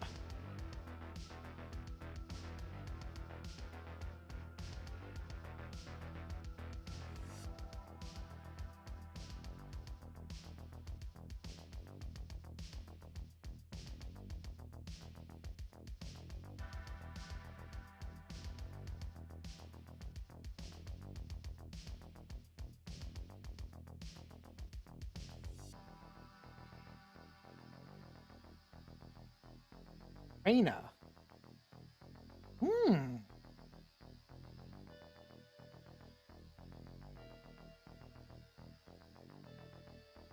Reina Jorans. I like that. Reina.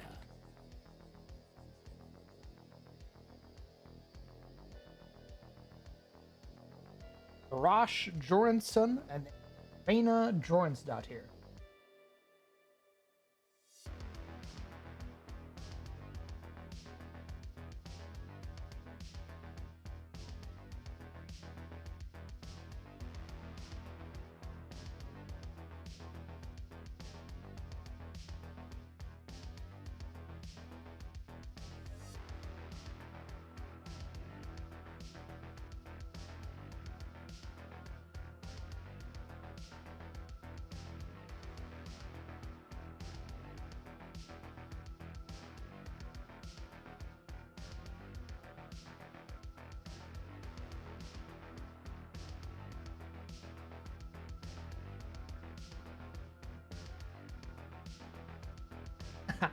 Garrosh.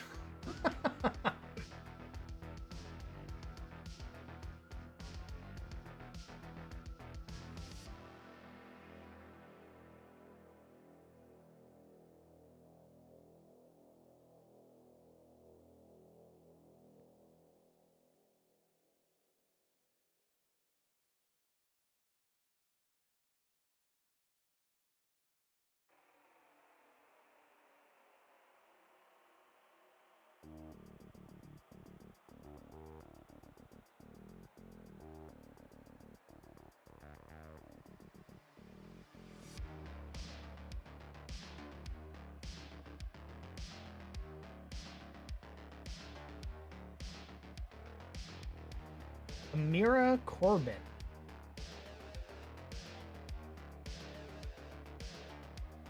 Hmm.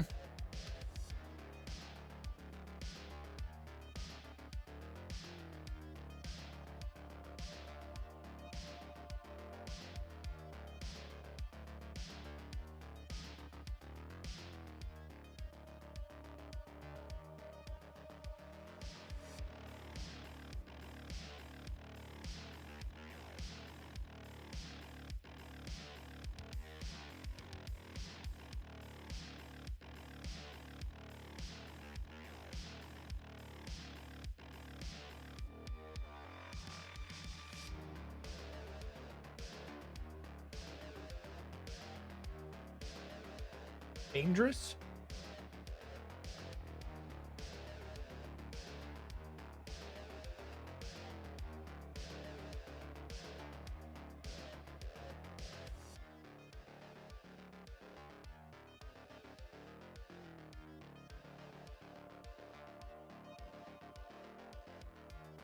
Actually, let's wind it back.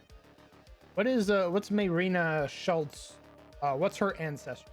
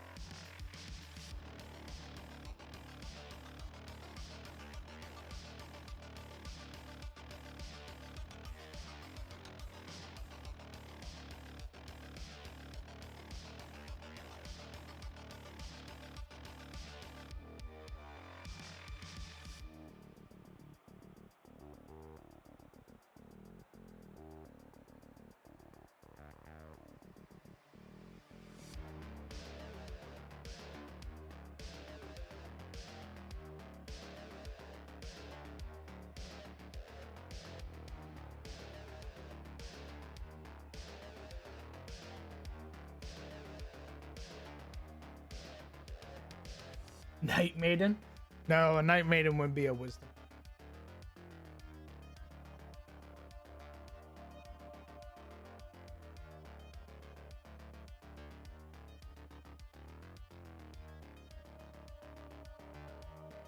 Half elf is plausible. Are there tieflings? Yes.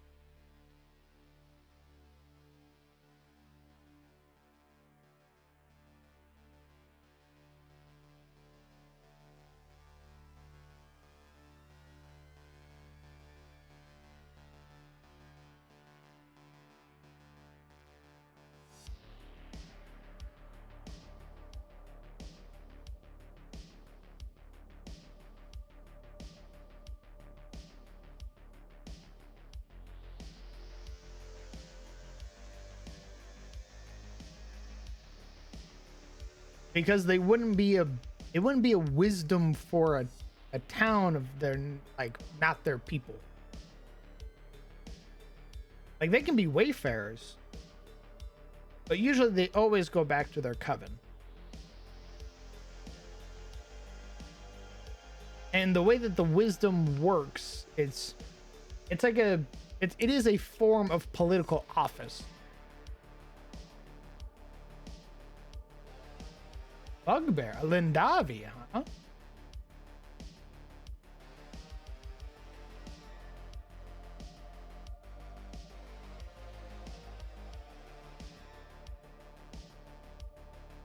Sure, we can make her a Lindavi.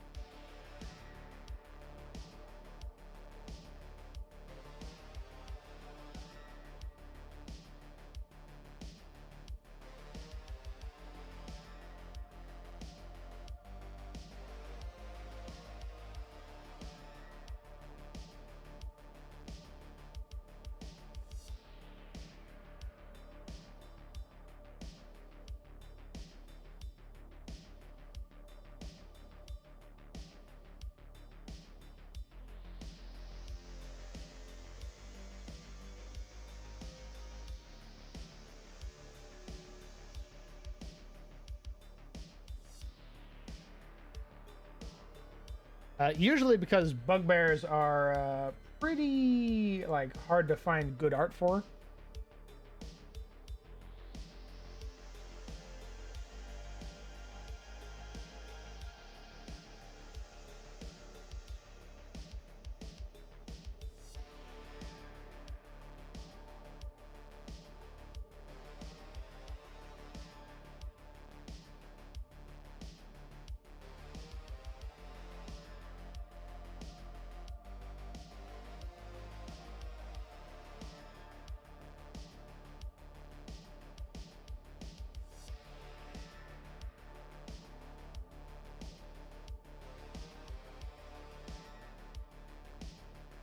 No, like bugbears are almost always relegated to monsters, and they're almost always male. So you're never really gonna find a bugbear PC that's like a female who also has art. It's one of those like combinations that isn't popular in D&D, so it's not something you can find good art. Like, I don't even think Wizards has ever released female bugbear art.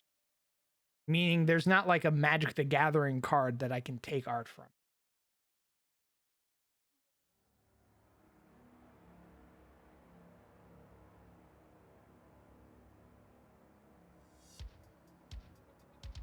Well, if they're a wisdom, they're at minimum mature.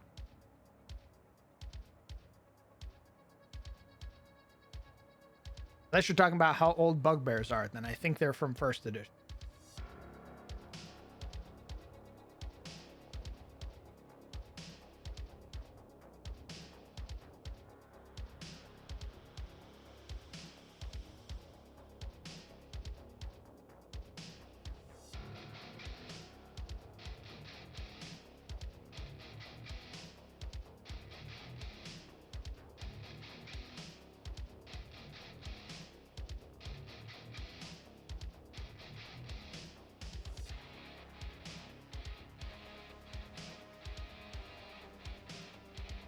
Ain't sexy, so well, they're not popular, right? That's the thing. Wizards of the Coast capitalizes on things that are popular. Elves, of course, are like some of the most common art you're going to see from Wizards of the Coast because everybody likes elves. But when you start getting down into their more like niche races, things that aren't common in every fantasy setting, you're not going to see that much art of it. Bugbears, like even like things like Shatter Kai. I was gonna say Githyanki, but given Baldur's Gate 3's popularity, you're gonna see way more Githyanki art now. But before that fucking game came out, those things were non-existent.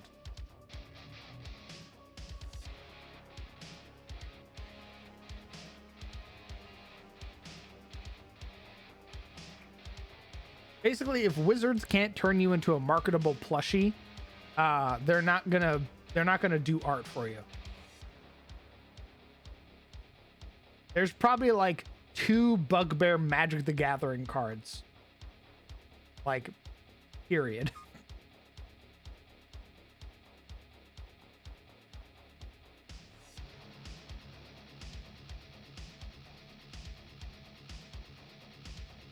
No, see, if they had that same creativity that they did before Hail, absolutely they would. But Wizards, as of late, has been getting their hands smacked like fucking crazy because they keep reaching into the cookie jar. The cookie jar is people's goodwill. And they keep trying to take more and more of that. So now they just play it safe. They don't even try to experiment anymore. They rehash the same shit that they've done before. Or they modify slightly as to not disturb their very fragile ecosystem that is D&D players from too much egregious change. So they're going to do things that are popular and that people already like. Elves, humans. Depending on the book, you might see some cool art, like the Odysseus of Theros. Super fucking cool. You got a bunch of Minotaur art in there that was really awesome.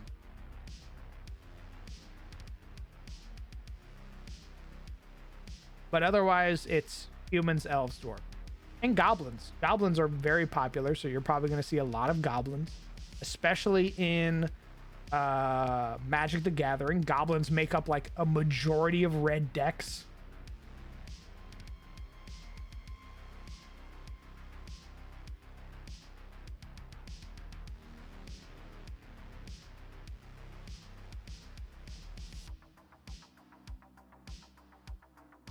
Cowards don't want us to be monster lovers. Well, you know, what is it? Petrophilia, I believe is the word.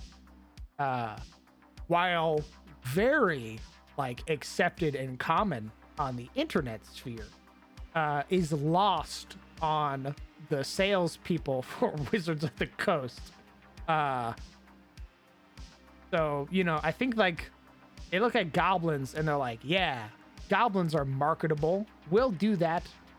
We'll do goblin art because that's nice and safe. But then they look at, you know, they'll look at somebody like, what's her name? Oh God, I just had her name on the tip of my fucking tongue. I forgot. I think her name's, is it Melissa Tiefling?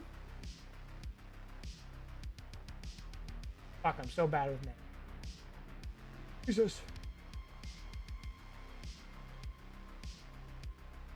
What's the red tiefling that's always trying to fuck dragons? She's also like a super popular D&D streamer. I am so pissed that I forgot her name. Melissa. Okay, so I was right. It was Melissa.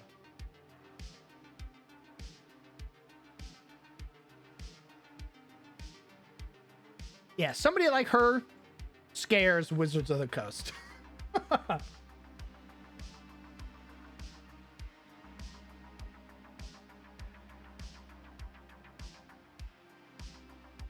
They go, no, no, no. We can't make the dragon sexy. Dear God, please stop. And Melissa's over there like, I'll do it myself.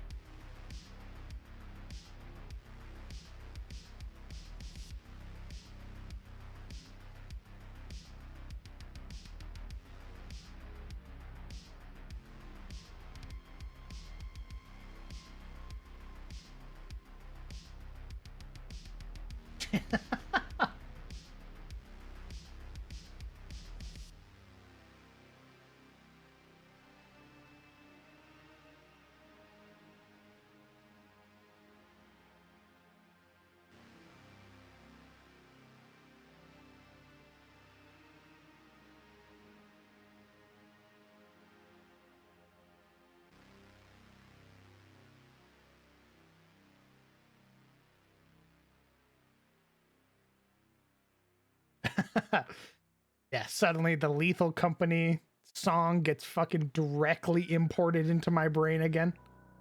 Oh, no, the company. Great asset. Great asset. Yeah.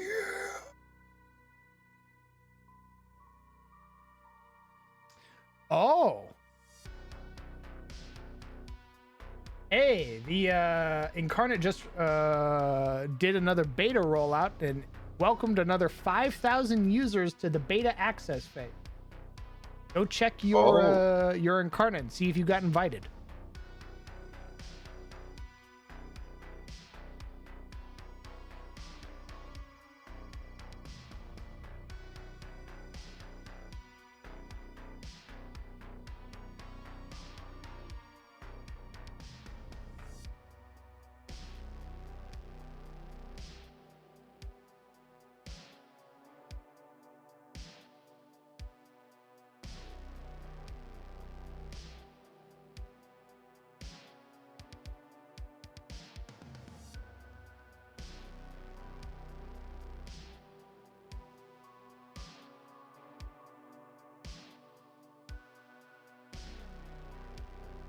You see that they're releasing a novel that isn't Dritz related soon? I did not. I didn't even know that they were still making books, if I'm being honest.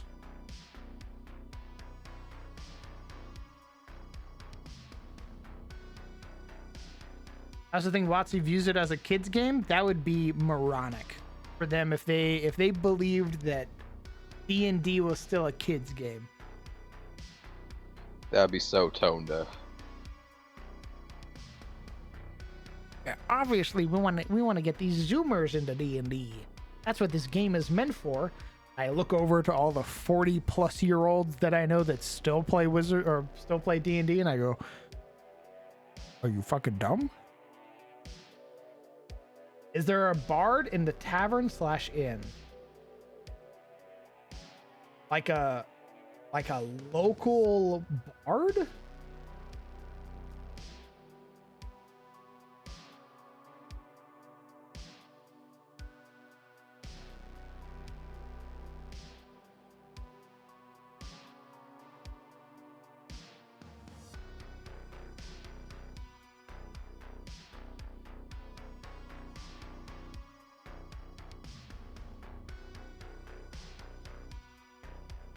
No, I don't. I mean, oh god, they have a local bard? Because they only have a tavern. They don't have an inn.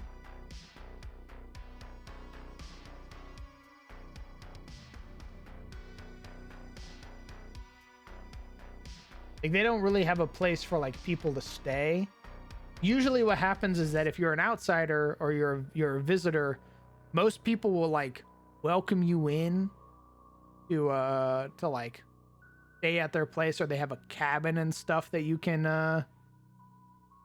stay in. Been having fun making atmospheric music for different D&D campaigns. Did some for Brett and Joe Fudge. Your Discord open for music fan art? Absolutely, brother. We welcome all types of fan art.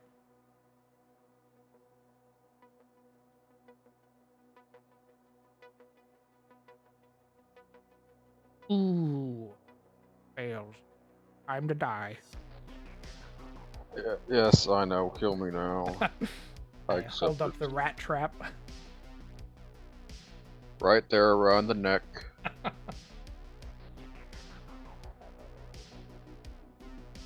So, admittedly, Legion, Freerin has inspired me a lot. Both the anime and the manga. The towns that Freerin goes to, a lot of them are very welcoming. To the point of like, holy shit, these people are strangers. And you're like, yeah, you're more than welcome to stay with us. You can stay in this cabin. It's all yours for the next 2 months.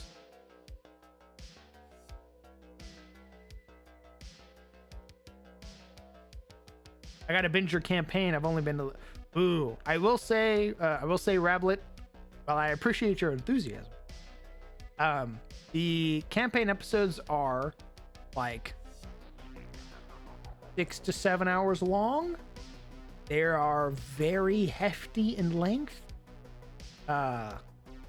Watch it if you have time, but understand it's not necessary at all. Both of the games, well, yeah, Tales of Sunfall and Cometh the Fall are both over. Cometh the Fall is 75 episodes. Let's say they're an average. 75. So let's say on average they're 5-hour episodes. Most of them aren't. Some are 7 or 8. Some are 6 or 5. That's over 300 hours of content. That is a very large investment. So what, we're talking about a day of binging, or? A day of binging. Yeah, man.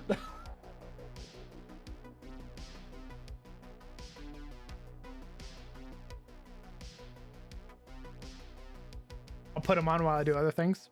All right. I just always warn people because our games are very lengthy. Like Brett, I love Brett because Brett has a very structured system, and he's like, we are doing 3 to 4 hours. That's it. I'm like, I like roleplay. And I look down at the time and we've been role playing for 7 hours. And I go, oh. Oh, fuck. That's a whole shift of work. That's a 9 to 5 right there. Oh, fuck.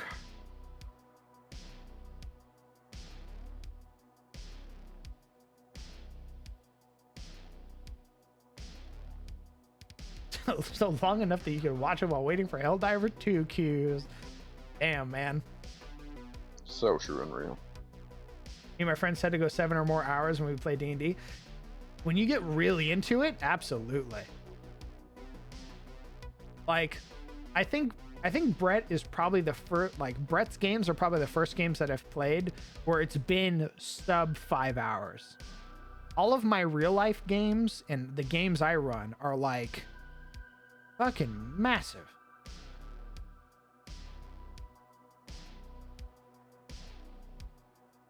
Like my real life games, we'd start at like, all right, guys, we're gonna meet up at 6 p.m. And I look down at my watch and I go, oh, it's 3 a.m. We've been exploring this dungeon the whole fucking day. If I could make a suggestion for your next game, I play them while driving, so if you wouldn't mind announcing rolls or pass/fails. It's hard to tell sometimes. Oh. Interesting. I had never considered. Oh, yeah, I mean, I guess that would make sense. I had never considered that prospect. The idea of being like, all right, go ahead and roll, and then I look and I say, ooh, that's a 1. I mean, it feels natural, so it doesn't feel like any weird forced thing.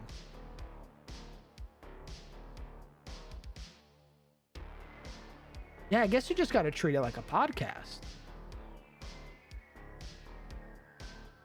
I can't make any promises, Arcana, but I will try my best.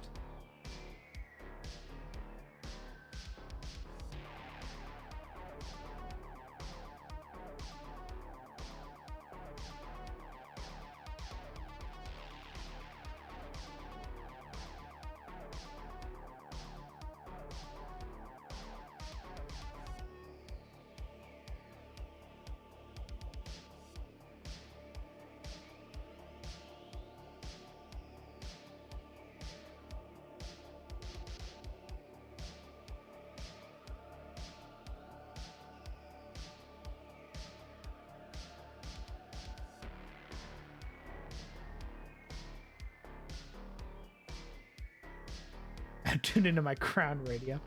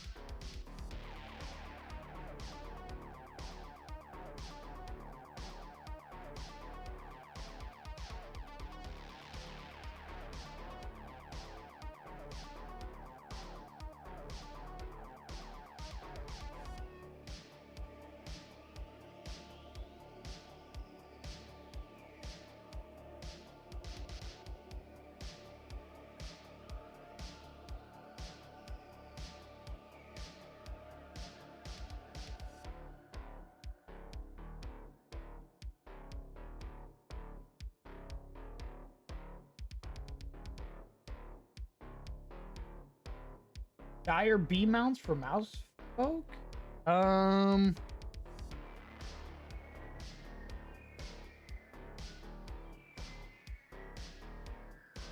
No, I don't think so.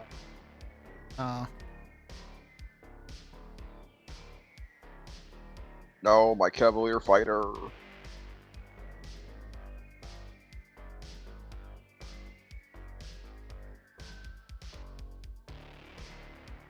Do you like using classic tavern themes or such, or do you throw in some wubs for like boss? Ooh. I do stuff like this, brother. And make sure that you can hear it. So we've got stuff like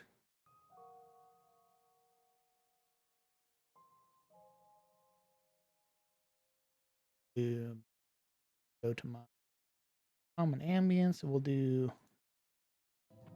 So we do stuff like this for exploration. Like when the party's wandering around, they're doing some stuff.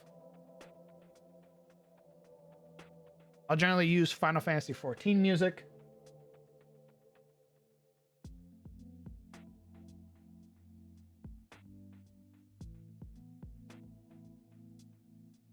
And then we'll do stuff like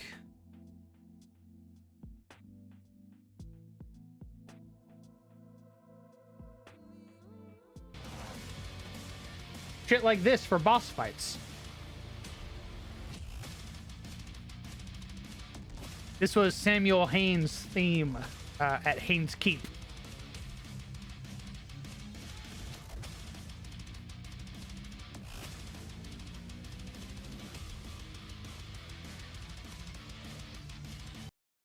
Yeah, I generally bounce between them. Boss fights, I try to make the music as engaging as possible. So it usually means hard metal or really heavy synth.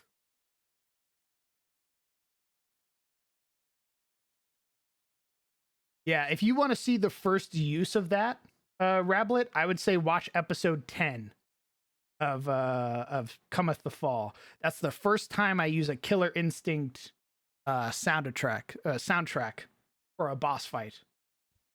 Great at OST.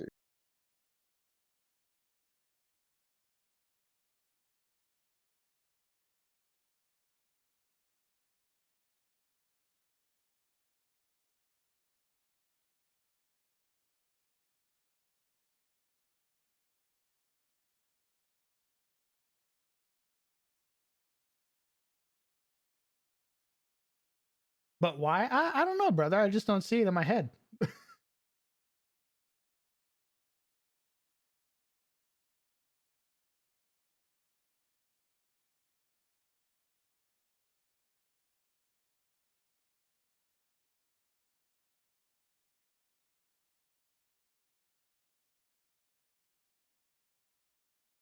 Like the bees are big, but I don't think they're big enough to be mounts.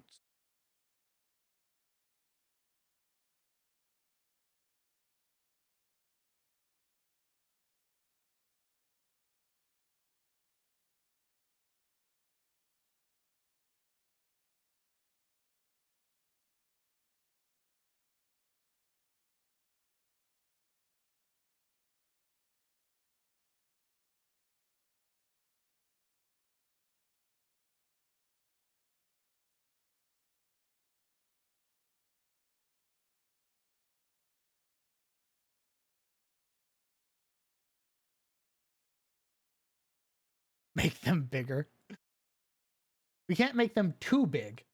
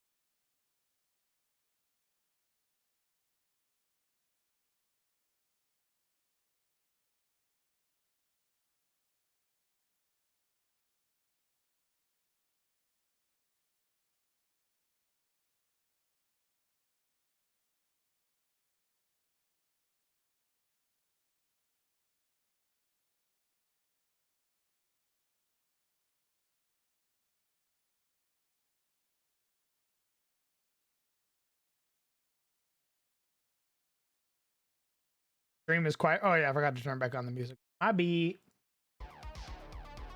There you go.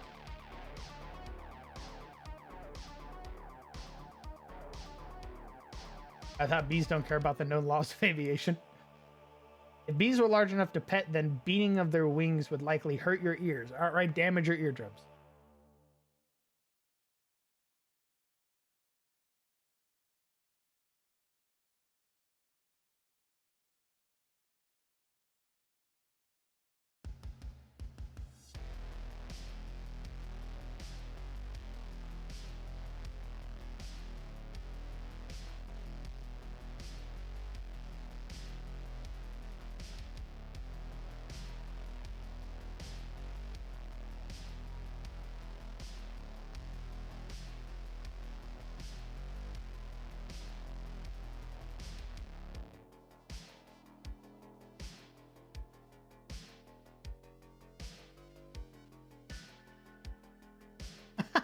Nice.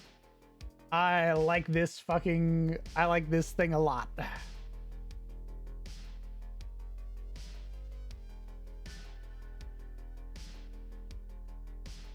So whenever the players loot something, I've moved away momentarily just to sort of refresh my brain when we go back to naming stuff. But I figured that I found out rather that you can make quests in Foundry, and it gives you a little quest log. So for example, here we have stolen shipment. You can return the shipment to a guild member, or you can open the shipment and take its contents, optional. Let's say you complete it, it strikes it off. And it keeps a nice little like track for the party to look at. Whenever they click on it, it'll open the quest for them. So we have this one, Rendavi Attack. Find the missing merchant, recover the missing supplies, secret objective.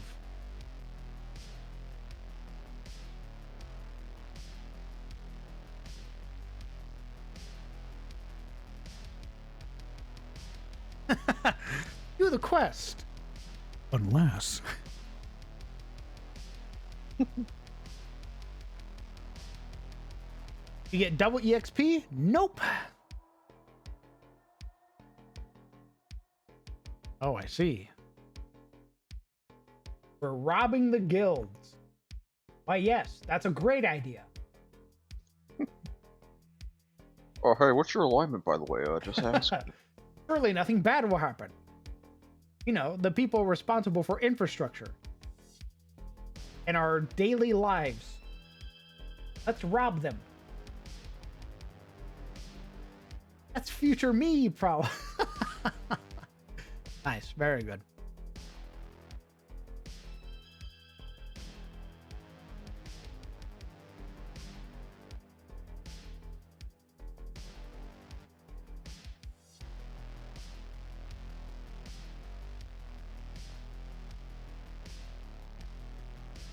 Sounds like Dark Friend talked to me? Ooh. That's right. You're not a Dark Friend. Yeah?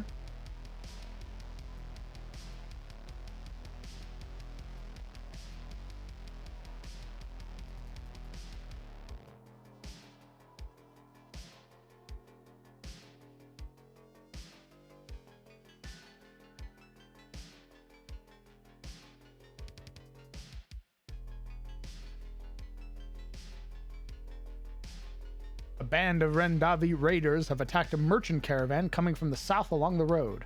The report is that they've killed a number of the guards and have taken the merchant captive. It's unclear where they went. They were seen absconding into the deep woods to the west of the road, north of the...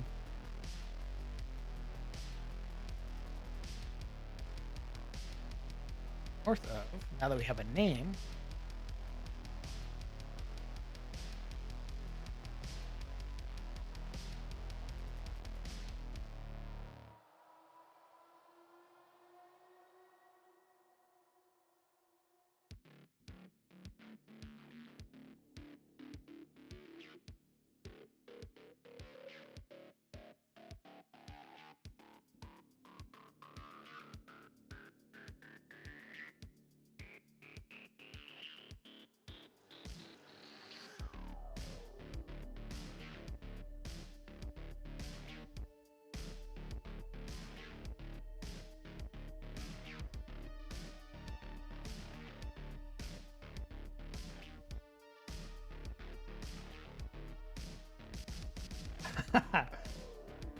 What's the Mass Effect alignment system? Paragon or Renegade, right? Here we go. Hero or Dark Friend? True. Got new glasses today and it feels so weird being able to see. I can see. I can fight.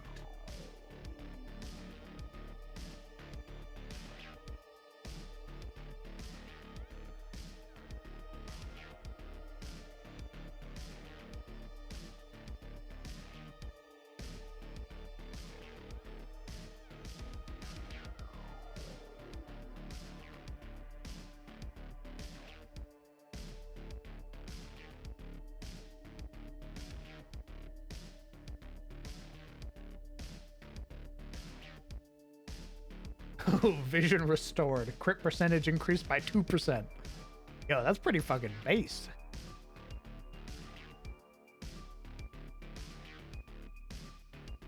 Ooh, I don't know if we want to put a reward in.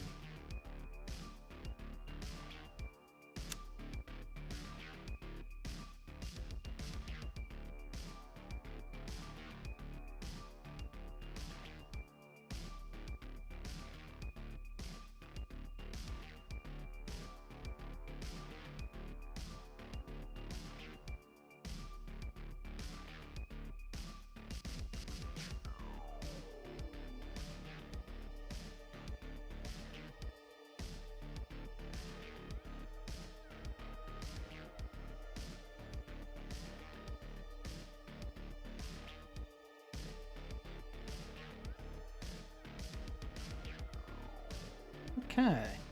Yeah, I don't think I'm going to put rewards in here. Because this one in particular doesn't really have a reward associated with it. It's more like your intro quest. But future ones will have a reward tied to them.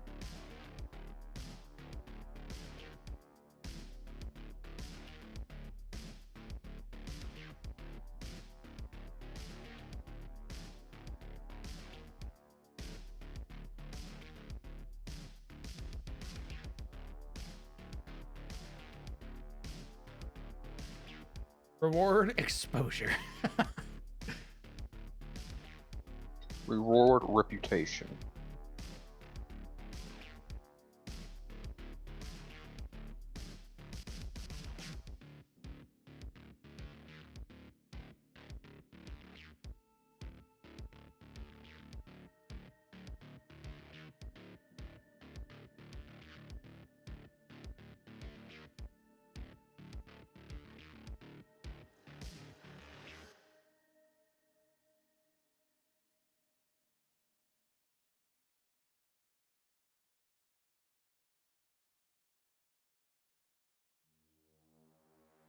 Oh yeah, brother, this is Monk's Enhanced Journal is what's letting me do this.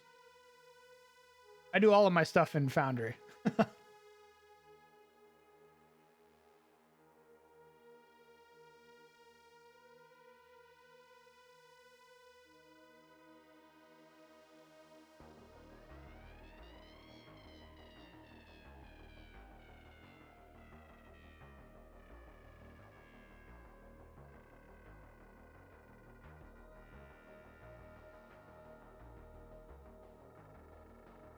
Ah.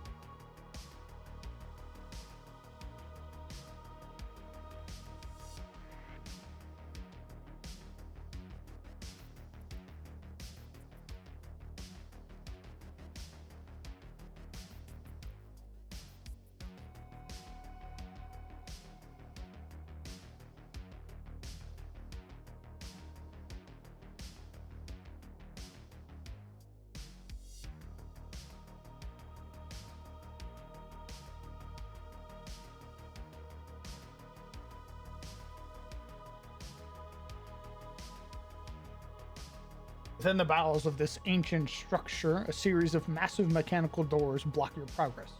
To proceed, you'll need to find another power cell and feed it into the nearby receiver to unlock.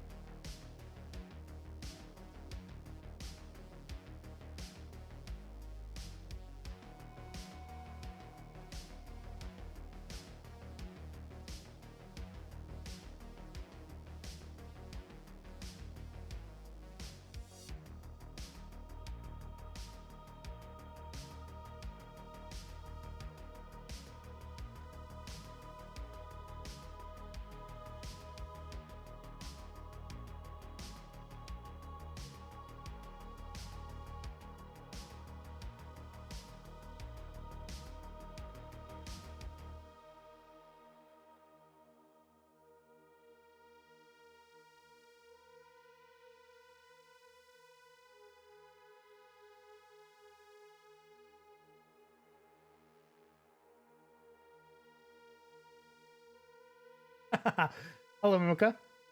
Please put a +9 weapon that disintegrates into dust when equipped as a weapon, please. Oh, of course. Behold, a +9 Vorpal blade. The strongest weapon in this or any universe. It's yours, Paladin. Wield it with God. honor. It's beautiful. Ooh, I'm sorry. Did you just put your hand on that? Yeah, I equipped it. Ooh. It disintegrates. Huh? Yeah. Why? Ooh. Why'd you have to pick it up? But Ooh. you gave it to me. I'm so sorry. Your +9 weapon is no more. But I just stole my other weapon because I have this one. Ooh. I mean, maybe they'll sell it back to you? Oh. Anyway, roll initiative. This is where I reveal I have the unarmed fighting style. Oh my goodness. So prepared.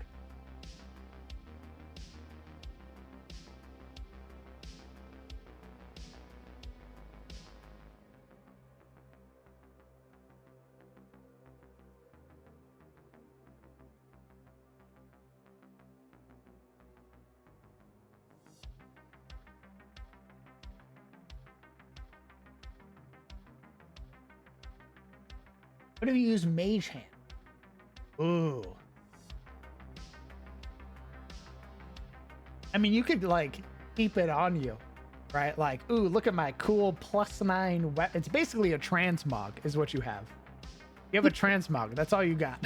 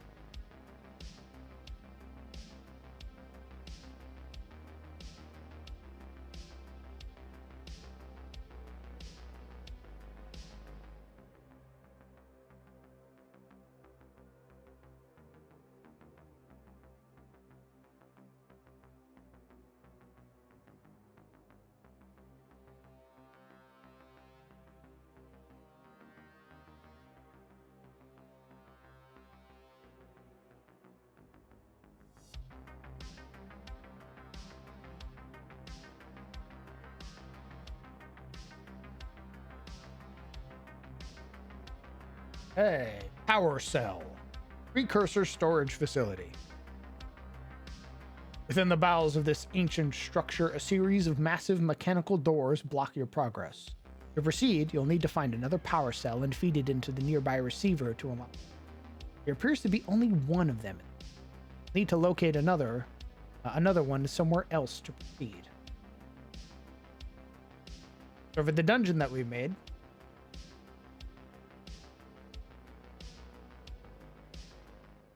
To proceed past this massive mechanical door, you'll need to find a second power cell.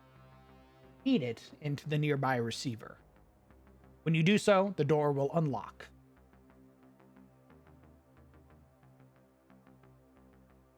Thus giving you access to the second half of the facility. No, I'm gonna take it and sell it. Ooh. I see. Time to die. Huh? What? Oh, don't worry about it. Can you eat it? What a horrific question. Yeah, go for it. What's your con, by the way? Hey, quick question. How strong are those teeth?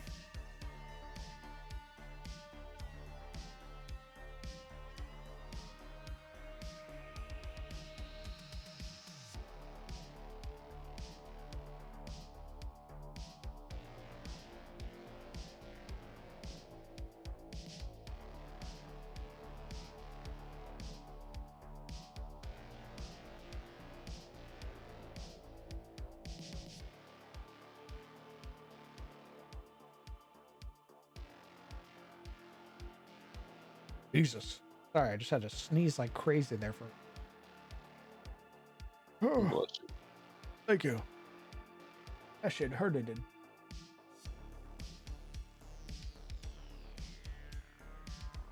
My con is 5 and my teeth are as frail as baby bird bones. Oh my god, Yoshi. Your teeth are hollow? Wow!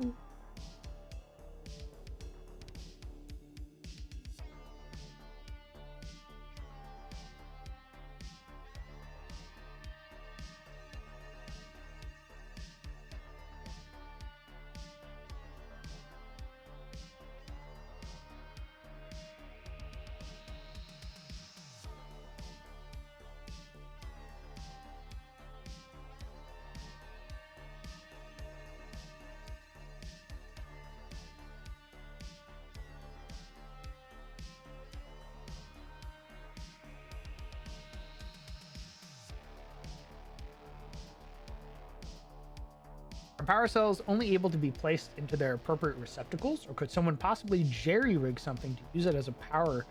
So, there's no real need for that in this particular setting, Yoshi. Things sort of have a means or a way to pull power from somewhere else. These particular power cells are used at very specific and like determined location. You could take a power cell and use it to power something else, but usually there's something already there that's powering it. For example, all of the lights in a town they all pull from the same power source. And generally, that power source is also going to feed the other sources of electronics in the town as well. So it's like a one generator rules them all type deal.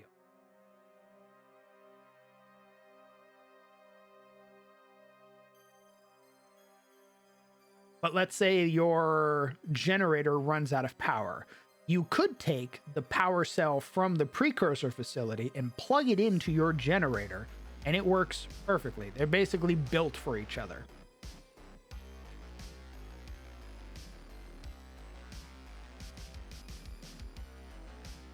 So if they come across a place later on, right? They're like, oh shit, we need 2 power cells for this place. They're like, fuck, where are we going to find power cells?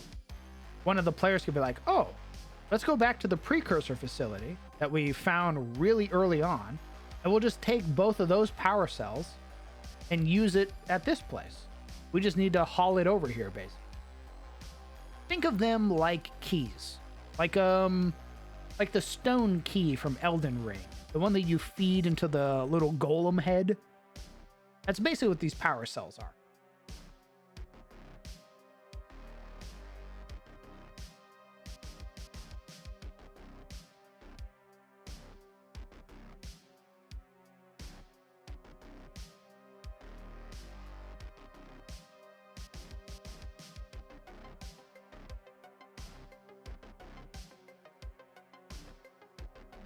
This is the sort of original concept that I had for Adis, that I initially had sort of put off because I didn't think my players would like it. But then some part of me, when I started redoing everything, was like, fuck it, I'm gonna do this for me. And lo and behold, my players like it. So it was a win-win. So I've gone back to this idea of like, it's called a post green apocalypse.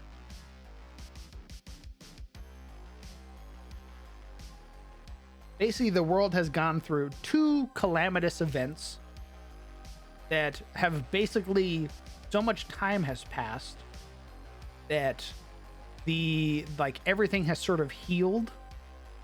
The destruction of the world and everything like that has sort of healed to the point that like nature and life is returning. Hence the post green apocalypse. So you have the precursors who got all wiped out. Bad things happened. And then society rebuilt itself sometimes later. They got wiped out. And now society rebuilt itself again.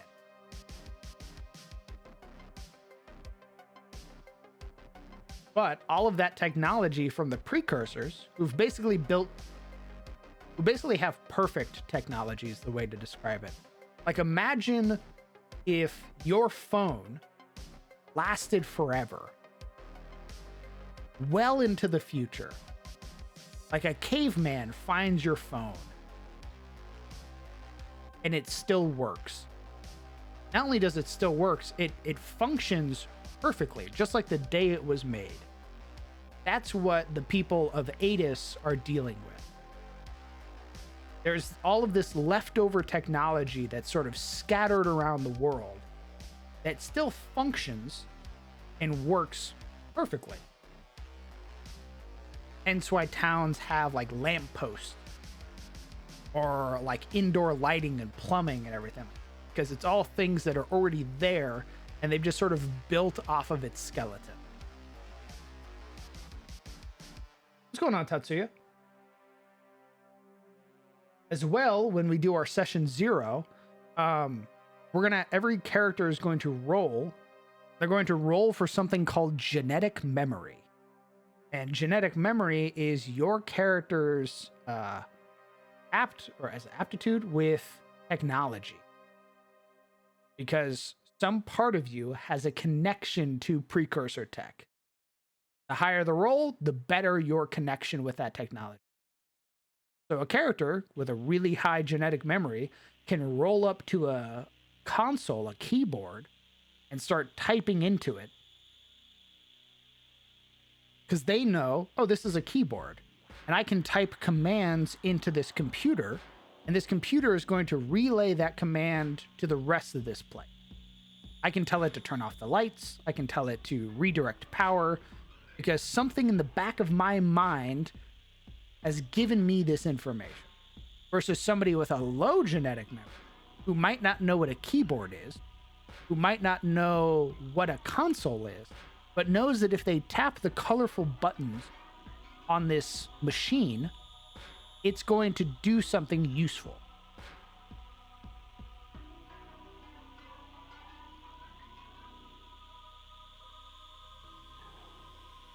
They must have not hit too hard by capitalism. So they got hit by something worse. Their technology is really good, and it's incredibly potent. The issue is that the outside forces of the world also like breaking those. For example, the campaign name, Shadows of Thorolin. Thorolin is one of 3 elder stars the Allfather plucked from the night sky. from the cosmos and planted into the earth, bestowing upon man, elf, and dwarf these boons. Thorlin acted as a super nuclear reactor. It basically powered all of the facilities in the western part of Atif. When it was destroyed by Bahamut, it was like the equivalent of Chernobyl times 100.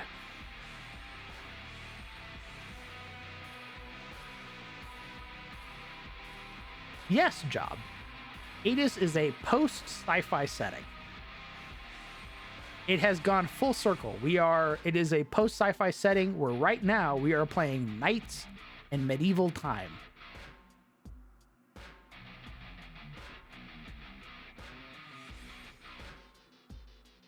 All of that sci-fi stuff happened way, way back in the past, and now you're a knight with some armor.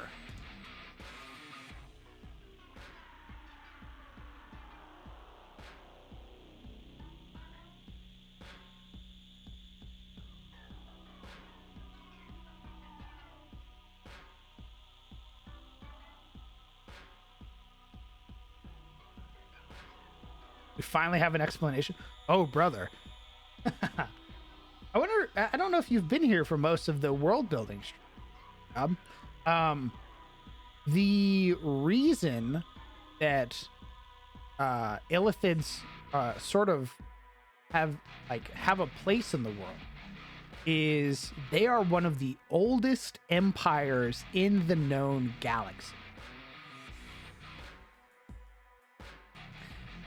They battled Victa Maltoris, which is my version of hell.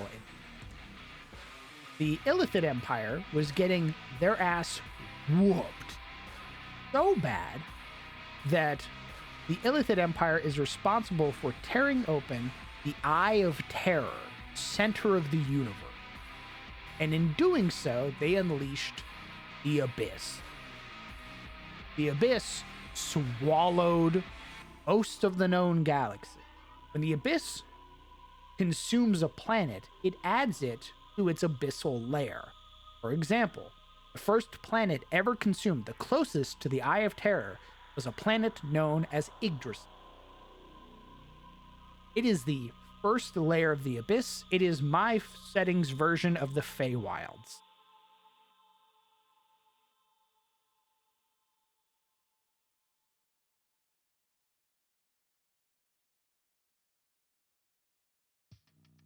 You have other planets that were consumed and now reside as layers of the Abyss, like Obelvion, which is known as the Planet of Dread.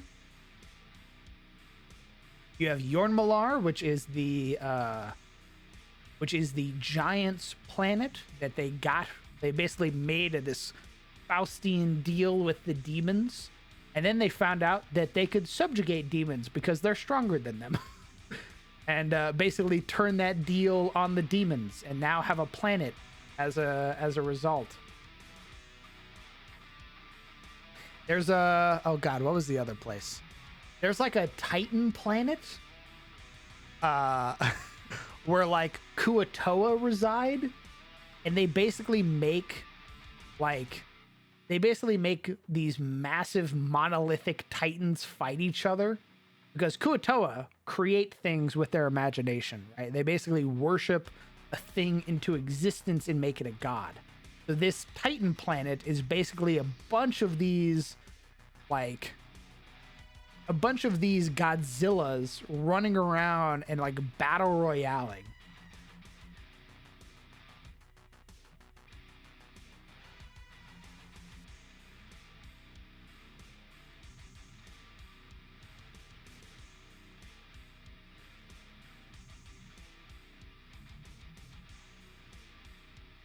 Yeah, we have the Sea of Stars. The Sea of Stars is layer 0 of the Abyss. Kaiju, that was the word. I was struggling with that fucking word for a moment.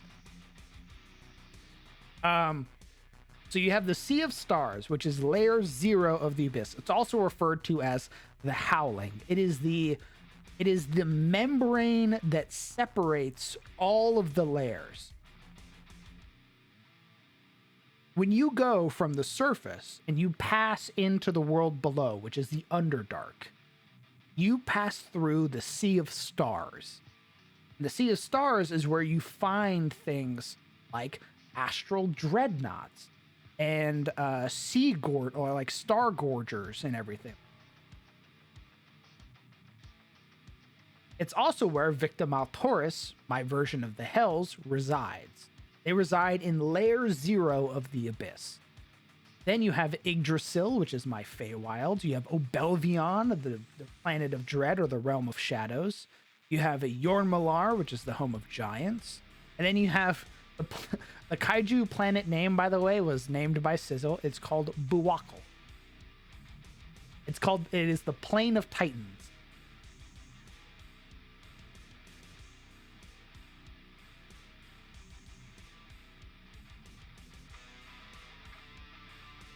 So if you ever want to see massive, like, Cronenberg-esque titans fight each other, you go to Buwakal.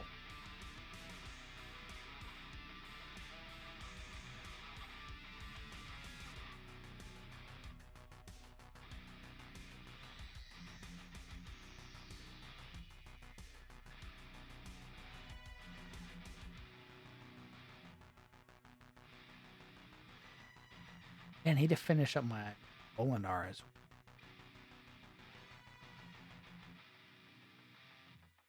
Yeah, Volfamir, Amir, Embrir, Morin, Ectheros, Sepetus, Tiamat, Arane, Sotomor, and Karthanak.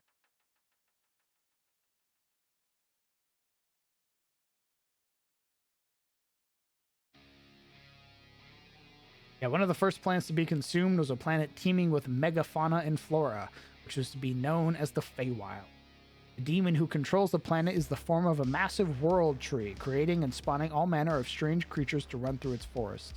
Much like Adis, creatures within can choose the side of order or chaos.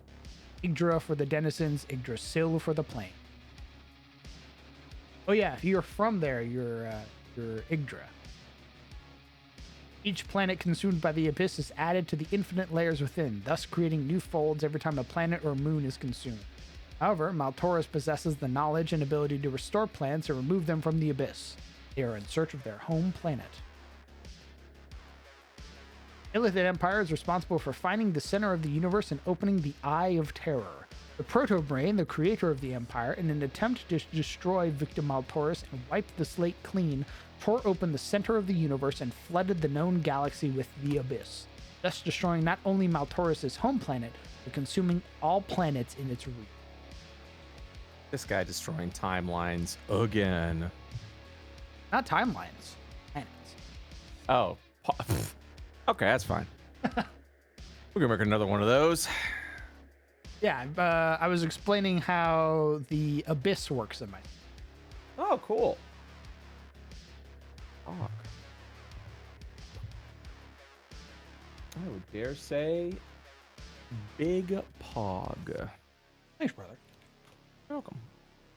How's our creation going? Pretty well. We got a majority of the names done for the fishing village, known as Durant Spear. I have an unread notification. Made some quests, and now we're just sort of vibing on it. Is it a good comment? Oh, Oh, sorry. Someone left a comment on my drive-through RPG entry. oh.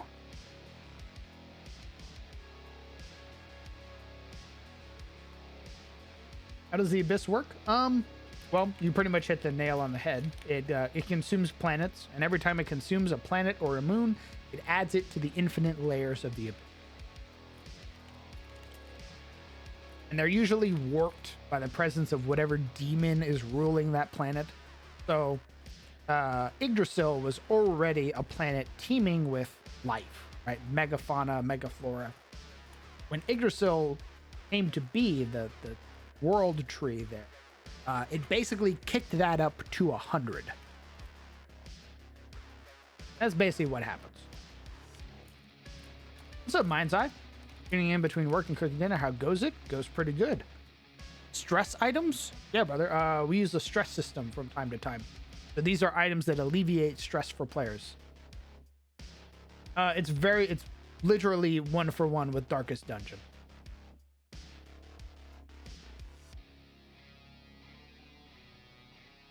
What kind of quests? We made 2, sort of to test it out. The Power Cell quest, for when the party gets to the precursor facility or the storage facility.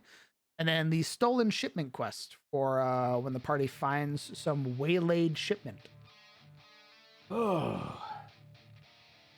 Different from Von Richten's? Yes. Let me see if I can pull it up for you. So it has 2 bars. You have Afflictions and Virtues and Meltdown and Resolute. You have a number of ways that you gain stress. Stress is equated to a 10. Once you reach 10, you roll on your Afflictions or Virtues table first. Whenever you suffer damage from a critical hit, you gain 1 stress. Whenever you are hit by an ability that deals stress damage, you take stress. Whenever a creature enters Death's Door for the first time, which is my version of hitting 0 hit points, you gain 1 stress. When a creature becomes aware that its ally is killed, that creature rolls a d4 and gains stress equal to that amount. And when a creature becomes afraid of another creature or is attacked by a creature they are afraid of, the afraid creature gains 1 stress. You can also relieve stress by scoring a critical hit against an enemy, using hex crawl abilities or short rests, as well as class abilities. For example, when a barbarian rages, they lose 1 stress. When a cleric uses any spell that has the keyword healing on it, on a creature that has 5+ stress, you reduce their stress by 2. Etc., for all the other. When you reach 10 stress, you will roll on the Afflictions and Virtues table using a D100. Let's roll, actually. Let's see what you get. Yeah, I rolled and I got horny as an affliction. What do I do? Ooh. Sorry Ooh, about you that. must be modded. You're on God's land now. We're gonna kill you. So we got Abusive with a 36. At the start of your turn, all allies within 50 feet of you gain 1 stress.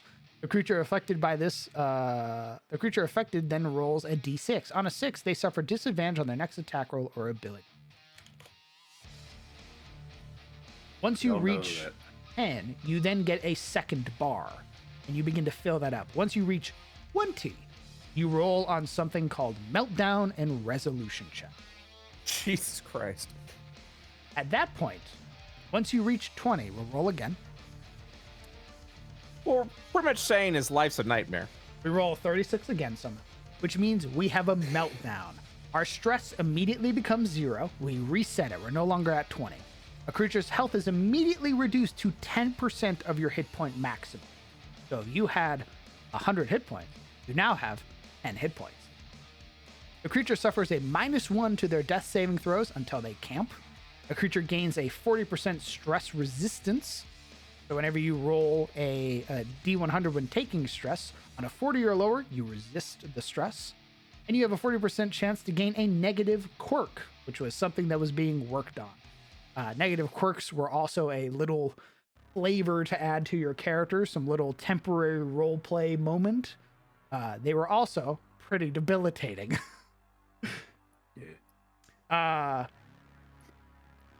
When a creature reaches 20 stress, they must immediately roll a D100. This result will determine if they suffer a meltdown or become resolute. Regardless of the outcome, a creature's stress returns to 0. If a creature is suffering from an affliction, becomes resolute, they lose that affliction. So if we had rolled 100, we'd have lost Abusive.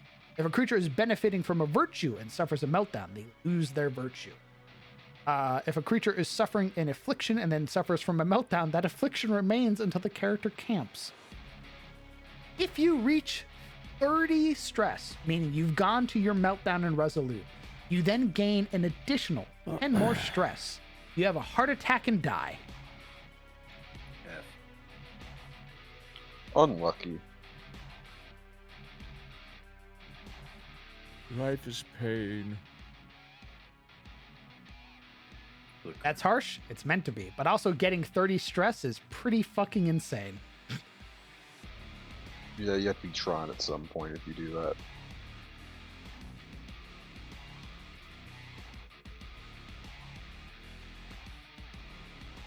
Which is why Crown is introducing a new subclass that scales off of how stressed you are. Yeah, we're making the flagellan. very good. You haven't hit me enough. You're No. at 1 HP. I know. No, Mind's Eye. Once you have that affliction, you have that affliction until your stress reaches 0. Unless you get a meltdown. So if you have abusive and you get back to 9, you still have abusive. There you go. And if you reached 11 again, you wouldn't gain a new affliction. You basically have that. Look, let's be realistic here, okay? The only one that ever pops up is irrational. all right? Correct. The worst one to It's get, by just- the way. I don't think anybody's not gotten irrational. How's your Death's Door mechanic looking? It's fucking perfect, in my opinion. In every way. Someone who's played it in even a mock battle, it felt pretty good. The dying condition, Death's Door, and now the greatest test of all. When a hero reaches 0 hit points, instead of falling unconscious, they instead enter a state known as Death's Door. Though they are mortally wounded, heroes are still able to help their companions and potentially even themselves. Unlike the normal dying condition from D&D, characters who enter Death's Door are still able to act on their turn while rolling death saving. Which When is you- wild to me. Oh? Like in a good way. In a good way. Oh. Like I'm sorry. I That's didn't mean absurd. to. I didn't mean to. I realized I used that both positively and negatively. Like that's Order of the court. that's an interesting gameplay style that kind of breaks the loop a little, you know? Absolutely. And the reason I did it is because we had a player basically have to wait 45 minutes for their turn while at 0 hit points. Yeah. And they went to their turn and they rolled a death save. And then I was like, all right, that's your turn. And then it was another 45 minutes. And I went, wow, that fucking sucks. Yeah. When your hit points are equal to 0, your movement speed is halved and you gain the Death's Door condition. At the start of your turn, you will roll a death saving throw. This is a d20 roll where a 1 through 9 is a failure, a 10 and above is a success. You can critically fail or succeed on this roll, well with a natural 1 or natural. On your turn, you can only use your action, bonus action, or movement. Once you use one of these actions, your turn ends. If you are attacked on Death's Door, you do not take automatic death saving throw failures. Instead, you are forced to make a death saving throw for each attack or effect you are hit by. For each attack you take on Death's Door, you suffer a -1 to each saving throw you make. However, while on Death's Door, you are still subjected to the normal rules of dying, which is taking damage equal to your hit point total or powerful effects like Disintegrate. If you use your action, you gain 3 levels of exhaustion. Your bonus action, gain 1. If you use a reaction while on Death's Door, you gain 1 level of exhaustion. Spare the Dying now resets your death saving throw failures to 0.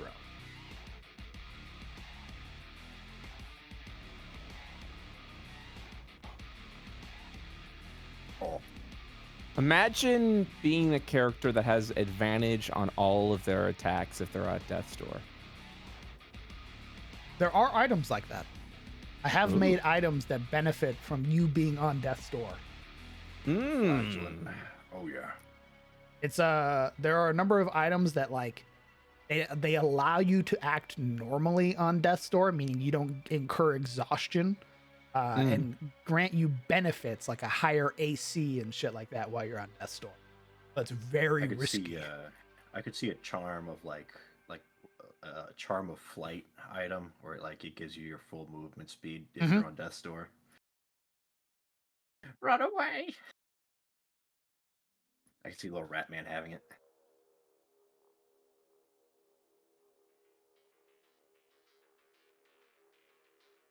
What happens when a character? What happens with a character that decides to skip their turn? You can skip your turn. You have to explicitly tell me you're taking the dodge action. If you say, DM, that's my turn. Like you roll your death save at the start of your turn, and you're like, I'm not doing anything else because I don't want to incur exhaustion. And I'll be like, okay, that's your turn. Yeah, thankfully you can at least still move 15 feet. Yeah, you can move half your movement speed, and that doesn't incur exhaustion. Unless you're within attack of opportunity, then Well, then it goes you up. might get smacked a little bit, You're but right. even then, that's Little- another check that you roll. That's another saving throw that you roll with a minus. But let's say you roll a 15 with a -1, that's a 14, that's a success. That's one more success towards being back to being stable. Or you crit fail. But now you have 2 death saving throw failures. Because the guy fucking smacked you in the back of the head. Owie. As well, if you'd like to get your hands on those that rule set, it is available on the Patreon. Hell there yeah. it is, baby. Woo! That's what I'm fucking talking about. It can test your AC first. It isn't like I hit you and then it has to be does the total of the roll beat your AC? Do you have a 20 AC and the bad guy rolled a 17? That's a miss. You crawl away. Did they roll a natural 20? Well, time to start rolling. Speaking of fucking with you while you're down, Crown, I don't think I told you the latest update to the hardcore rule set that we'll be doing for Phandelver and Below. Oh my. Mm-hmm. Is Tomato gonna hate you? I told Tomato, and he said, "Damn, that's rough. I kind of like it though." Ooh, likes it. Okay. Yeah. I'm all All ears. right. So, as you know, I actually updated this on my Patreon as well for the hardcore rule set. As you know, your death saves are hidden, so you don't know when you fail and when you succeed, correct? We are now adding that your failed saves persist until you take a long rest. Fuck. Oh. I cannot tell you the amount of times I have considered doing that. Fuck, that is so. It's very hardcore. And I do like that a lot. Yep. Oh no. Along with the fact that you don't know And, how close you are to dead. and Mobile wants to join this? Damn. I like that. Oh no! I mean, if Momo has been asking about it, and if the party's down, I'm down. But also, I will have to sit her down and be like, "Hey, Yeah. there are things in this game you Fucking- might hate." Honestly, Not be fair to you Just at all. yeah, we Just have sit her down and tap the hardcore, part of the Yeah. Ding, ding, name. ding, ding. Yeah. just so you're aware. If you ever think something's unfair, you tap hardcore. If you think it's unfair, congratulations. You're playing the game correctly. Yeah, it very much is. I'm playing with a bunch of people who are like, yes, hurt me. Thank you. So yeah, it's so you can do a medicine if you are proficient. You can do a medicine check to see how many failed saves you have on you Ooh. currently at that point. I do want you to know You could run a diagnostics. what's going to happen. I can Yep. foresee it happening is the party goes down or people go down the party and then like, all right, we're sleeping. Yep. We're abandoning the dungeon. That's fine. That's And we fine. scurry our way back to Phandalin. That's Oh fine. no, Phandalin's on fire. We scurry our way back to our castle. Yep. We Be on fire. Yep. and then we book our way back to the dungeon and we go, all right, we're ready. Here we go. Everyone's back. Yeah, all the monsters reset. Good luck. It's Kragmaw all over again. Oh my god. Every dungeon is gonna be Kragmaw. I fucking love that. Because even we were briefly talking about it, and we even said like the intro, like the first beginning sessions of the hardcore campaign were the best sessions because it was constantly this tug of war of shit. Things are going to kill us. Yeah, and then as the levels went on, it kind of turned back into like normal D&D. We were like, yeah, I got like 50 hit points. I don't fucking care. Oh yeah, like towards the end, I don't think we had I think the only time I was scared is when I saw the flame skull, because I was like, that motherfucker can cast fireball. Yep. Yeah, I mean that is kind of the way of every hardcore game is. Like eventually it stops being hardcore because that is the purpose of leveling up. I was so focused on the finale that I forgot to bring the flame skull back. Whoops. Ooh. He was so I can say this now. And so when you guys took your short rests, the flame skull got up and went, all right, fuckers. Want to say something cool? I'm gonna see you soon. And yeah, specifically was waiting until you guys were gonna get into a vulnerable moment. The problem is you never got into a vulnerable moment. No, we got to the boss and Turg was like, I grapple restrain her to the ground, and I go, oh, well, yeah, this isn't really a boss fight. This is bullying at this point. Yeah. Yeah, and started insulting her because she didn't have Misty Step, and I'm like, oh. And as I have said before,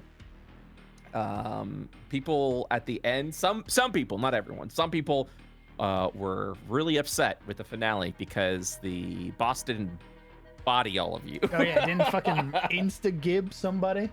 Yeah, and I'm just like, who wants to play that? You know, who wants? You can't win, man. Who wants that? You know, that's what it is. It's just like, oh yeah, I mean, I could be a piece of shit and just, you know, be like, hey. One shots Veldrin. Everyone, why did you kill Veldrin? The boss doesn't instantly kill someone. Why didn't he kill me? Yeah, that's exactly it. Yeah, Veldrin got, it's that like the most unfair quote unquote I got was Cryovane diving down onto the party and being like, dinner time. Oh, piece of shit. Who the fuck am I gonna eat today? Me, the entire time that Veldrin's getting eaten, I have a thumbs up on my. Yeah, this is pretty great. That's awesome. Everyone went Veldrin. And I'm like, yeah, this world sucks. If there is gonna be a monster that's gonna fuck you over, it's gonna be the dragon in Dungeons. It's gonna be the dragon. You know, yeah, it's gonna be the dragon that goes. And the party going, we gotta split up, and Veldrin being, take me, and it's like, as you wish, flies up, dives 80 feet towards you. I loved the discussion. The discussion for the week after that event was everybody being like, Veldrin could have dashed. He could have dashed and avoided him, and I'm like. No, he fucking couldn't. There's no way. Did the math. There was no way. First of all, White Dragon has 80 feet of because everyone was like, how did he dash and reach? I was like, Dragon got fly speed of 80 feet. He ain't fucking around. Literally reaches like the entire time I watch Turg go down, I'm immediately calculating distance between me and Cryovane, and I'm like, okay. Even if he has a fucking fly speed of 60, doesn't sound right for a dragon. He's gonna reach me. Doesn't matter if I dash. Doesn't matter if I triple dash, because he has reach. So even if he gets within 80 fucking feet of me and I move 90, he can still hit me. Yep. But people were insistent. They were like, no, he could have made it. I'm like, no, it's he couldn't have. Honestly, it's heartwarming because it's people being like, there has to have been another way. Somebody was gonna die. It was either gonna be Turg or it was gonna be one of the squishy casters. Here's the fun part. Once we get back to season 2 of this, and Phandolin's on fire, and you guys go to Phandolin and be like, "Hey, what happened?" While all that's going on, I am fucking going to roll on the cryovane table. Nice. And bad news, if I roll Phandolin, this attack just got a whole lot worse. We go, oh shit, and then I turn around and we start walking back to our castle. Yeah, it's like Really? what happened? Even as Gabriel being like, "You son of a bitch, you killed my obviously, husband." I would run in. Obviously, Jesus, I would get the whole fucking party killed for revenge. Yeah. There's a possibility that season 2 ends with a TPK. And episode 1, you fucking know it, baby. Yep. I will let folks know now that there is a chance that we might not have a Tommy in the party for season 2. Oh shit. And not because Junie's leaving. No, Junie's still gonna be a part of it. But we were talking, and I know she's considering like wasn't playing the character.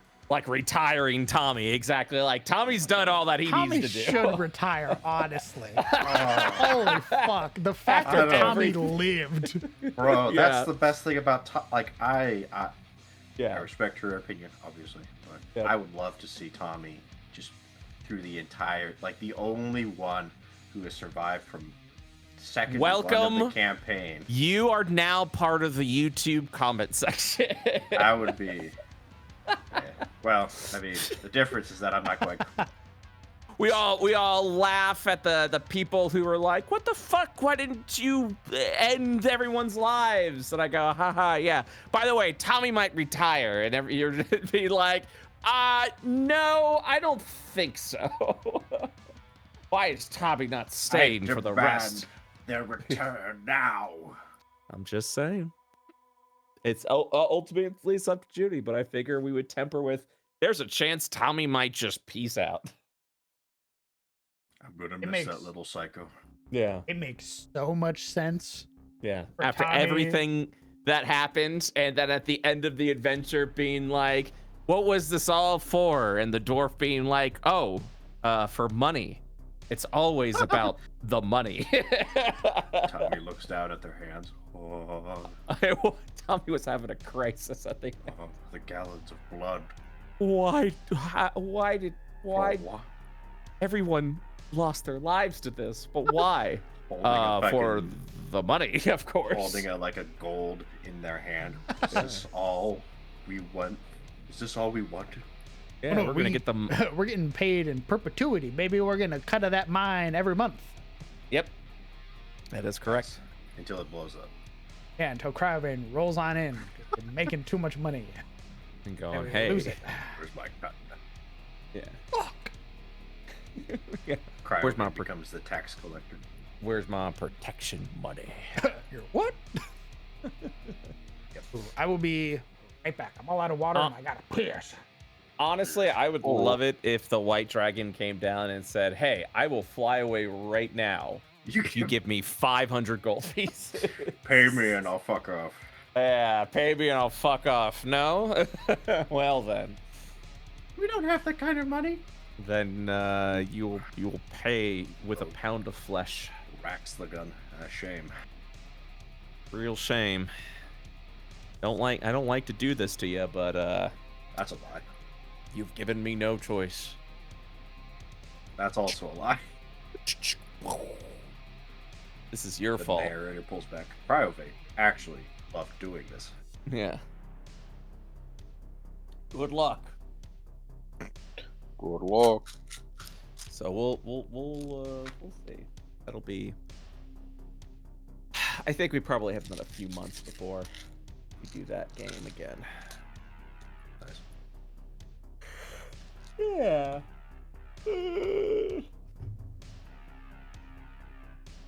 Hey Crowns chat, do you like fishing? IOpublishing.com. Buy my book. All I'm saying. This guy's soliciting. Yeah. Get him. Yeah, I'm soliciting. Stop him. You're gonna leave me unmute to entertain your chat. You gotta pay. Fucking DM walks away. Well, chat. Well, chat. Ad blocker won't save you. Yeah, ad blocker, Twitch Turbo, subscription, Lamau.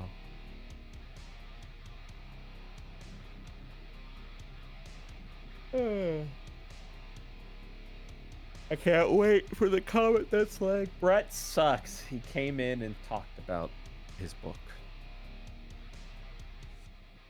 Even though I was clearly joking. I said JK after. But Judge, I said cap. I said /S afterwards. It's their fault for not reading it through. Fine. Oh, after I also will be right back. What the fuck? Excellent. Now no one will stop me from my advertisement escapades. You said First is the off- mod still in the VC? Yeah, you can ban me. Go ahead. Do it. Oh. Holy shit, that's so funny. What? I got a call. Just a random call. It was like, is this Pedro? And I was like, no. Is They're like, this oh, Pedro? sorry, wrong number. And I hung up. And then I got another call. And I answered it. I said, this still isn't Pedro. And they went, oh my god, I'm so sorry. Well, that was nice. And I was like, it's okay. And then I ended the call. You know, third time's the charm. I'm waiting for it. I'm so sorry. They said I think they said it was like some sort of dealership or something. Oh, yeah. Okay. And then the next time they call, you go, Pedro speaking. That's right. I go Pedro speaking, and I'm saying, just kidding, it's not. Just kidding. You should probably lose this number. You really need to like pay attention to the number you're putting in because it's not working. Yeah, what are you doing? It's fucking embarrassing. Goddamn. I'll have you know, I'm a very busy person. Goddamn humiliating.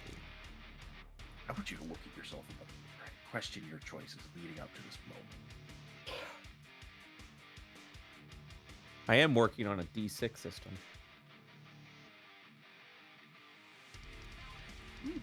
Just Yeah, like working. a TTRPG D6 Yeah. system. Yeah. Working on a system that has nothing to do with 5e. Holy shit. I know. It's crazy. That is pretty crazy. Damn, bro, that's crazy. That'll shut up those people that are like, these D&D pills. I'm like, no, I'm paycheck pills. Give me... I'm gonna make shit for the system that I know. And We were all also... D&D built till Yeah. last year. Yeah. Come on now. When Wapsie said, watch this, and they lit the thing on fire. Yeah. And we went, guys. And still had a 70+%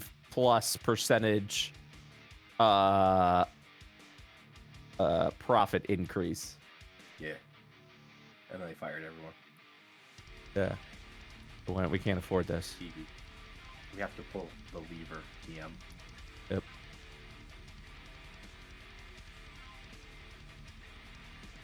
We can't create our fucking product. That's insane. Get rid of those people.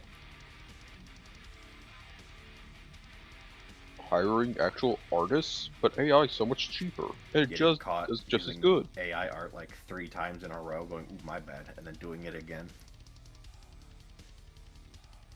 Oh, we couldn't have known. Does it again. Oh, fuck. I'm sorry, guys. Shit might be. Guys, the D&D community caught our AI art. Surely the Magic the Gathering won't. Ooh, they did too. Ooh, it's the same people. You know, the group of people who live and die by our art, that's our fault revolves around our whole game. Well,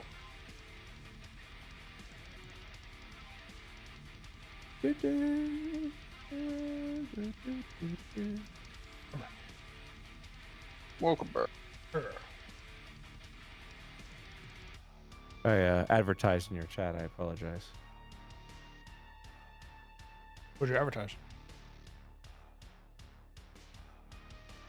Oh, fishing book.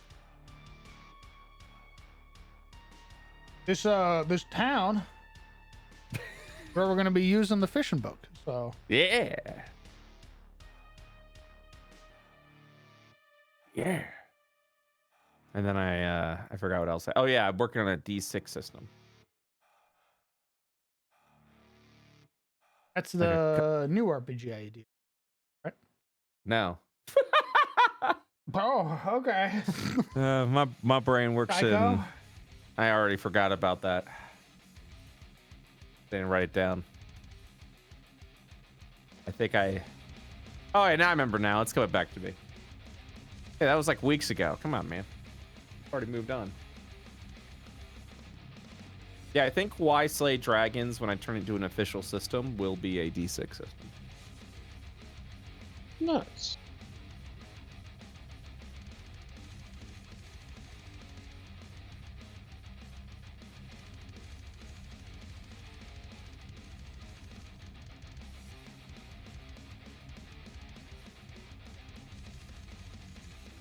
Just thinking.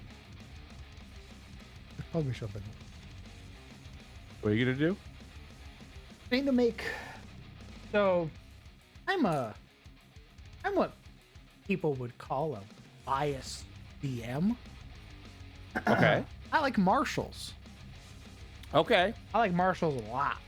In fact, As does everyone, apparently. But go on. most of my magic items are made from marshals, but I have had one of my players sort of voice their realization to that fact, where they go, "Oh, you don't have anything for casters," and I go, "What are you talking about? You have this," and I show them the one magic And I hold item up a I've made. sword. Yeah. And they go, "What about all that?" And they look behind me, and it's a veritable mountain. Wait, did you just realize that? No. I've known that I've liked marshals for forever, but one player finally voiced their opinion. Yeah. He said, where's our magic item for casters?" And I go, "What about them?" Well, So you, mean you- magic you're- items, you- you already do magic. Absolutely. I'm like, Why? what are you talking about? You I mean, you are the magic item. Why do you need items? That's a bit greedy, don't you think? I need to start making some magic items. He says, with this guilt in his voice. They caught me. Damn it. Yeah, I can't imagine. Oh, is that what does it say? Key focus? Yeah. You don't have shit for monks, do you? No, that was my first monk item. Nobody That's fucking amazing. plays monks. Why would I make monk True. items? I'm not criticizing. It's just funny. Yeah, I I mean, started poking through items because I found that 4th edition, it has like things called like totems and shit like that, which are like PoE build.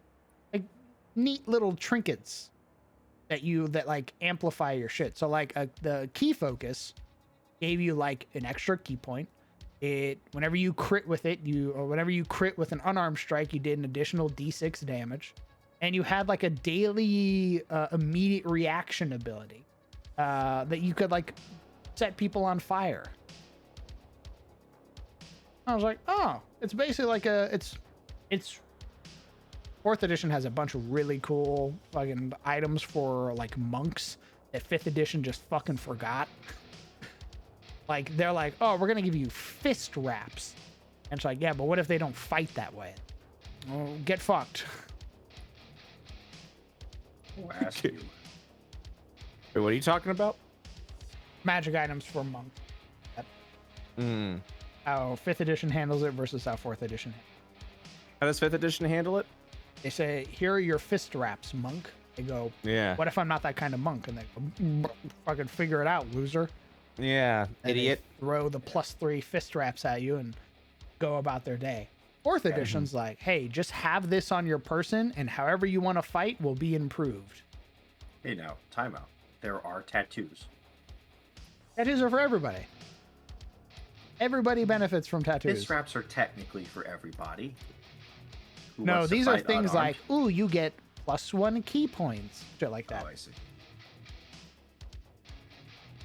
I'm talking like monk-specific magic items. The key focus is a monk-specific Is magic there? item. I mean, is there any class-specific item though? Yeah. Numerous. Like what? Act of the Rod Keeper. The Rod of the Pack Keeper. All-purpose tool. Blood of Feywild.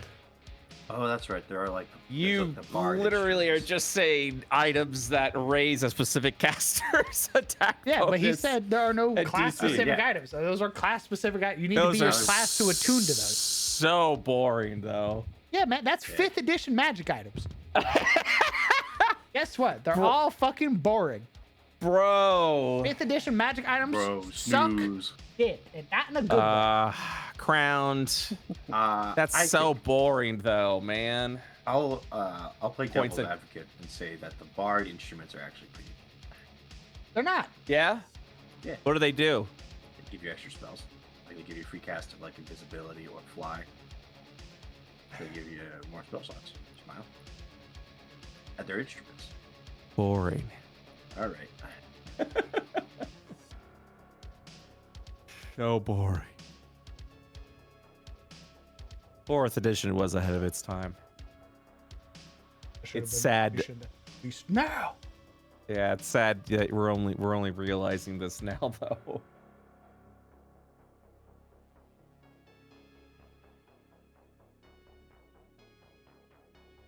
Boop, boop, boop, boop.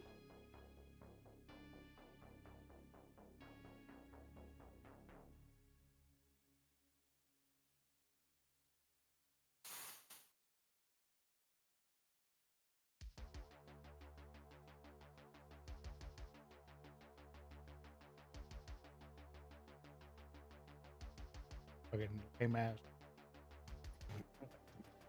Get, Okay. fucking hate you.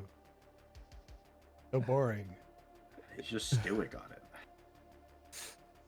Just can't get out of his brain. I hate it. 5E item brain rot. I'm kind of going a little wacky with the monsters we're making for the next book. Good. Kind of adding some different. First of all, none of the creatures are going to have vulnerability because I think, or sorry, damage vulnerability, because I think that it's incredibly boring and becomes extremely lopsided when you do. Instead, some creatures will have effects that happen when they take a certain amount of damage from a certain element. For example, the Wyvern Queen, which is like a CR 17, if she is in mid-flight and takes 30 points of lightning damage, at least 30 points of lightning damage from one source, she falls. Oh, that's dope. Very Yeah, Monster she- Hunter.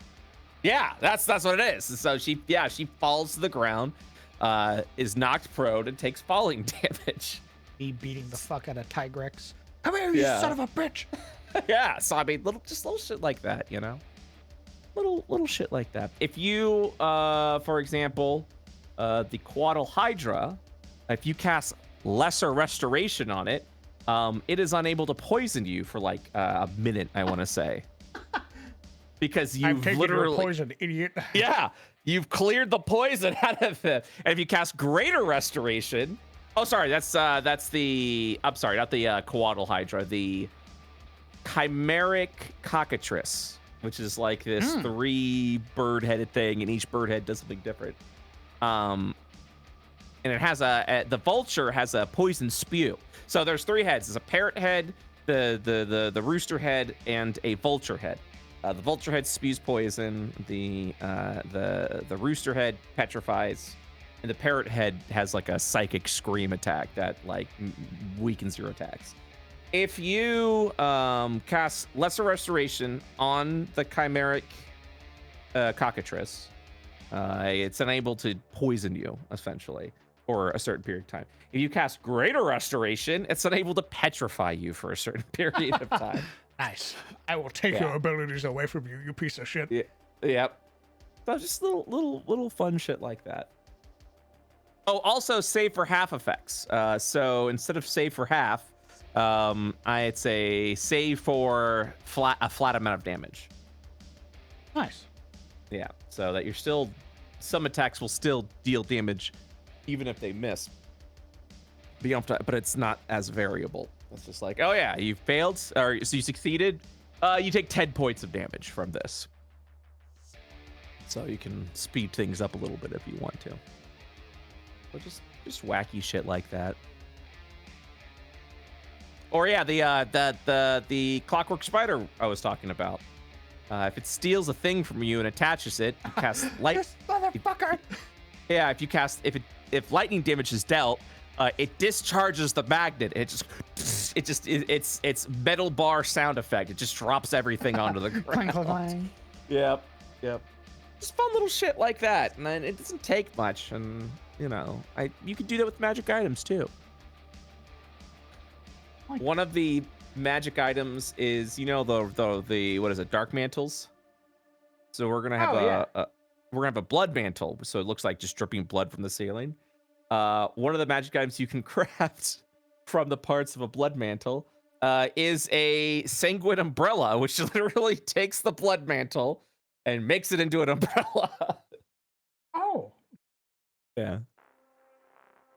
And while you're holding it, you get like feather fall, so you slowly fall to the ground, all that shit. Yep. Fucking Mary Poppins looking ass. Hell yeah. From a corpse. Fuck yeah. Give me that. I rip your vertebrae apart.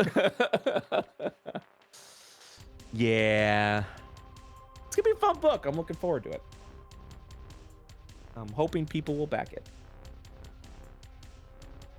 I won't know until the thing actually goes live.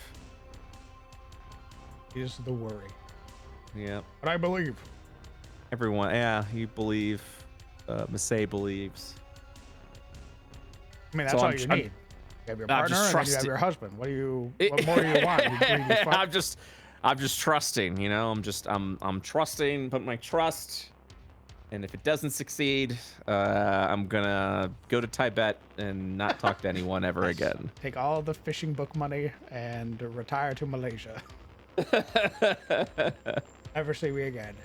I think it'll do good. I have a good feeling.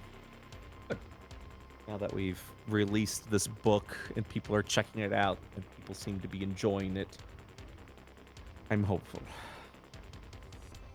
And if this does better than the fishing book, well, goddamn, We go again. Oh The yeah, I cooking mean book. that's it. Well, so I think I'm gonna have 3 Why Slay Dragons book. It's gonna be Why Slay Dragons when you could be farming, which effectively is gonna be Stardew Valley in a book. And Why Slay Dragons when you could be smithing, which is gonna be the actual full-on crafting book along with mining and things like that. And then afterwards, I'll make a Why Slay Dragon system book. A standalone system for that. Which will be great. There's a lot of book ideas floating around, which is good. We got a lot of stuff coming through. I'm also looking forward to a roguelike book I'm gonna be making, which is essentially goes into a dungeon, the dungeon changes form every time you visit it, kind of thing, and rules on how to do that. That's a fun one. I can see if you provide all the maps, easy. If the dungeon master has to make all the maps themselves, fucked. But yeah, fuck you. Fuck you. It might be a bit cumbersome. Nah, we'll have sample maps in there as well of like how to actually put those pieces together.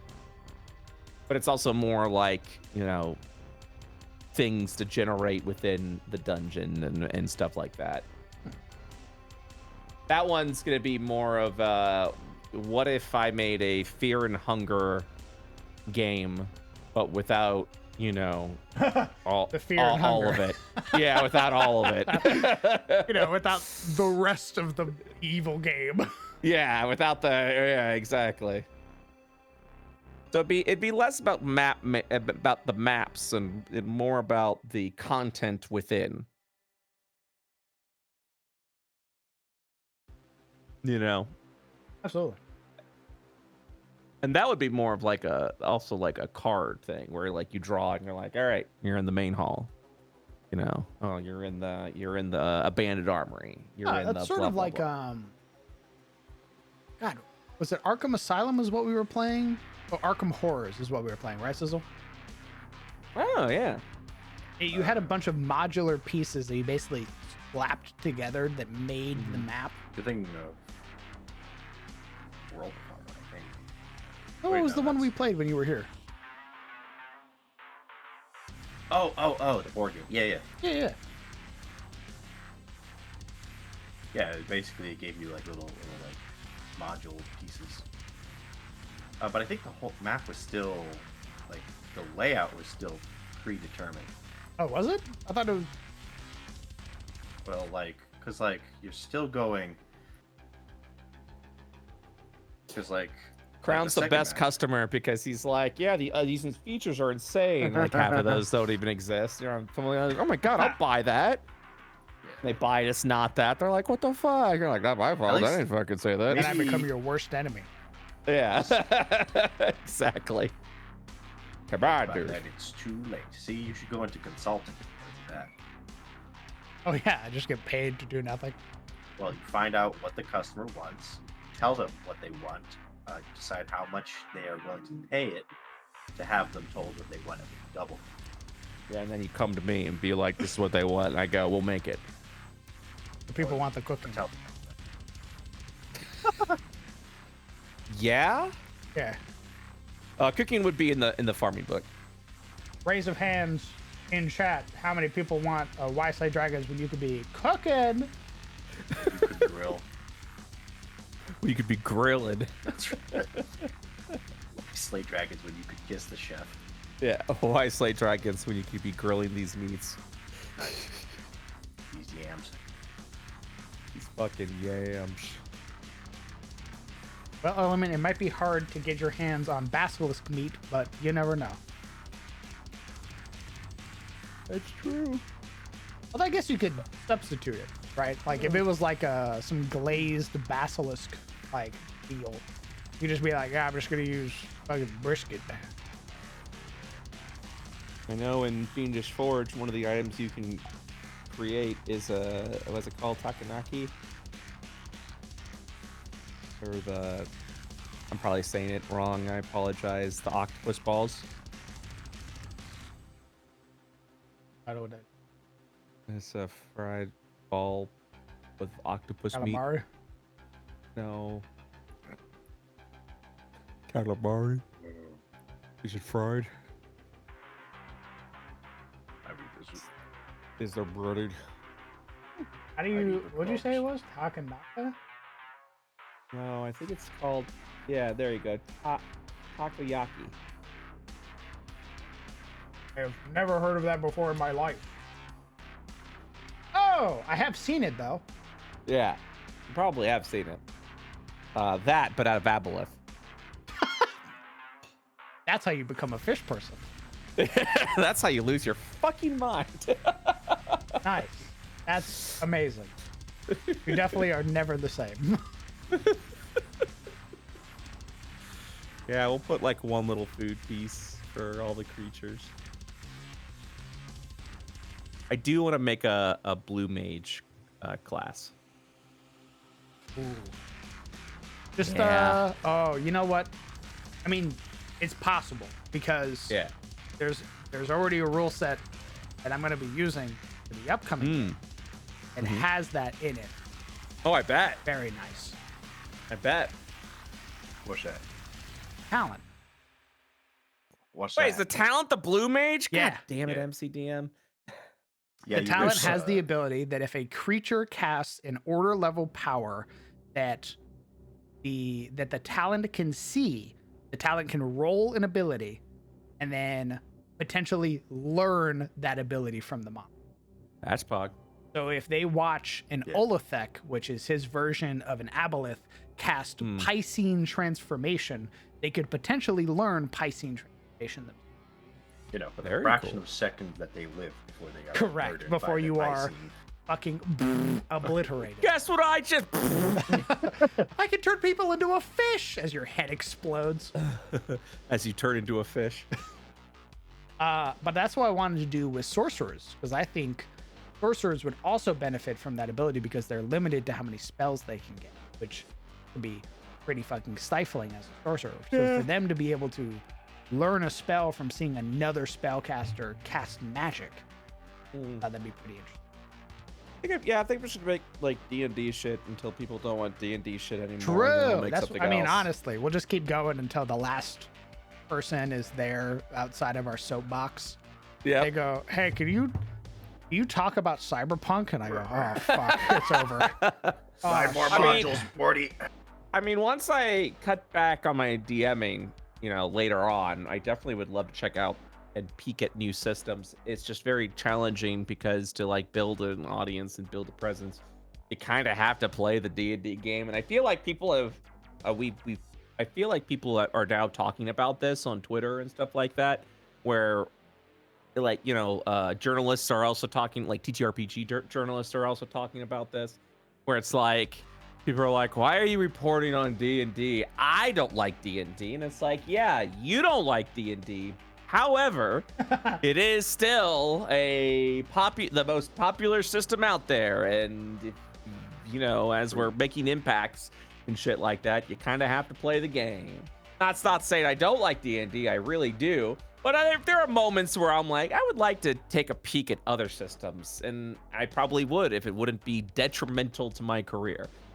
I mean, could you take a peek at because now everybody's trying to get away from D&D, so you could Yeah. No, that's why we're having this conversation, is because everyone's kind of like, hey, I think I'm done with this. And it's like, okay, all right. If there's enough people, maybe, Critical Role is making their own system. Taking a peek there, immediately you will have the Critical Role audience attention.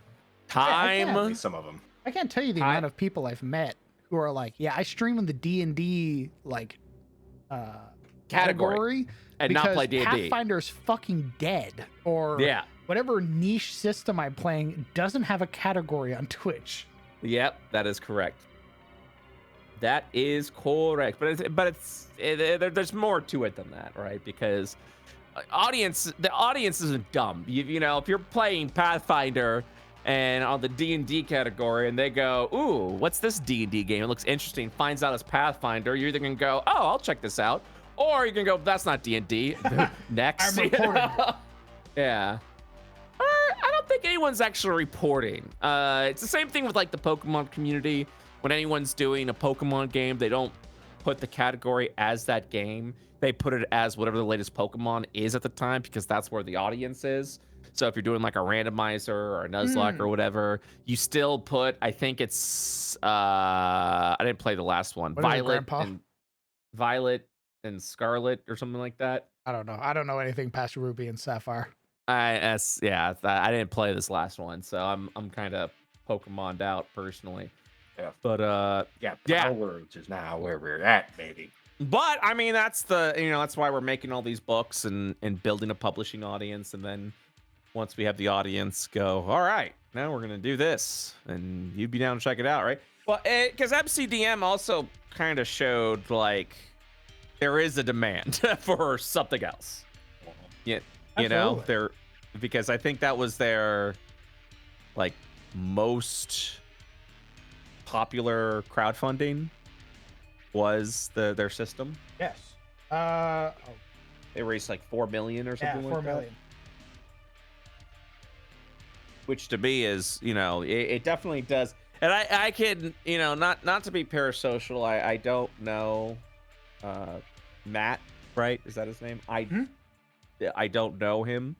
But all I'm saying is the last few tweets I've seen, or the last whenever I see about streaming, I feel like a lot of the time he's just being like D&D just sucks now, and I think he can say that more freely because he was able to successfully crowdfund something that wasn't D&D, and there is that, for me personally, there is that moment of relief of like, oh, finally, and then you could just be like, oh yeah, this thing is flawed to fuck.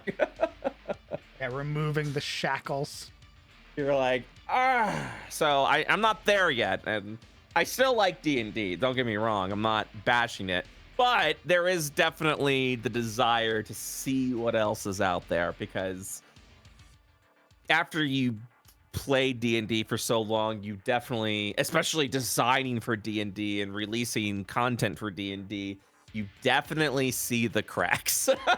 You definitely go, and some of those cracks can't be fixed, unfortunately. It's just, in itself, D&D is not a balanced system, and I think the one, I guess, beneficial yet lazy thing about TTRPG production, right, is you going you don't like it, okay, fix it then, you do it, yeah, but that's why you play more than one system. I Cinder, I don't have that kind of time, and people can play more than one system. Yeah, go for it, whatever you guys want to do. The issue with that is not just play another system. You learn that system, proficient enough to run it, and then teach 5 other people to do the same thing. Yes, I have and I'm not saying this to like puff my chest. I have a mastery with D&D that I do not have with other systems, and because of that mastery, I can take that and build shit with it, build custom shit, make new content, new books, new things, because I have run so many goddamn D&D games at this point in the last 3-4 years that I kind of know what works, what doesn't work, and can build something off of that. With other systems, man, it's time. It's not just pick up a new system and once you reach like a professional level, yeah, like casually and through a hobby way, you can absolutely be like, let's go and check it out. But when it comes to that, then yeah, putting shackles on the players isn't the way to go. What? I don't think anyone said that. Did anyone say that? Hello? I think they might have heard the shackle comment and Oh yeah. assumed we were talking about the player. So we're talking about people being free from D&D Yeah. to go Being able do other things, pursue other just goals. to work on something else. Exactly. I'd have someone go like we were doing Kickstarters at the same time, and mine was doing well, and they went, "Oh my god, you're doing so much better than I'm doing right now." And they even said like I should have just made a D&D thing, like I should have made a custom thing. I probably would be doing better. And first of all, you don't know that. Second of all, I feel like there's more to it than the system that you're doing as well, but yeah, it's definitely in the cards. I would love to just, like I said, make a whole custom system, and if enough people are interested and support it, then I can be like, all right, dude. And honestly, I've been working on the idea of a D6 system for a very long time now, back and forth. So, and this one I think would work well with Wise Slay Dragons, because it would be a combination of like an Animal Crossing meets like a 2D Zelda game. You know what I mean? Or like you do your attacks, if you succeed, weapons deal a flat amount of damage instead of a variable amount of damage. Like we could be like, oh yeah, you have 3 hearts, and And yeah, so it was where like if you successfully hit up, you do 1 point of damage to the enemy instead of just being like, all right, I do, let's see here, 10 or 80 points of damage, somewhere in between those two values. Well, I mean, if something does 10d8 damage, right? Mm-hmm. That means it deals anywhere between 10 and 80 damage. That's a big fucking stretch. Let's be real. Let's be real about that. Fireball in and of itself is 8d6, which means that fireball is going to do anywhere between 8 and 48 points of damage. That is a huge variable of damage, you know? Absolutely. It's insane. WotC tried to shackle players. I don't know about that, but okay. Okay. I also think people like, don't get me wrong, WotC is not a saint. You know, obviously, put it on your bingo. He's talking about WotC again. Well, WotC is a business, and I've rolled my eyes at their business practices for the past couple of years. But I do think, not directed to anyone in chat, from a personal standpoint, I am getting tired of the witch hunt. And what I mean by that is when anything pops up on WotC's front, people go, all right, how did they fuck this up? They have to have fucked this up some way. Let's look for the fuck up. And right now, 9 times out of 10, people aren't finding a fuck up. People think they're finding a fuck up and then immediately spreading misinformation and lies online about, and a lot of it has to do with AI art nowadays, where if something pops up and it looks like it's AI, people go, that's AI. Wizards hasn't stopped using AI. Now I get that they used AI in one of their books. I get that one of their marketing thing used AI on the ads, and both times they said, yeah, we ain't doing that. We're not doing AI. We're sorry about this, you know. But you can't cry wolf every time you think WotC has done something. If you are going to take WotC down, you better make that shot count, because every misfire people do really makes the argument look weak. Makes it look super fucking weak. And so I get people are upset at WotC, but if you're looking to win, man, you better be pointing your finger at something that they are actually doing and not hypothesizing. You know what I mean?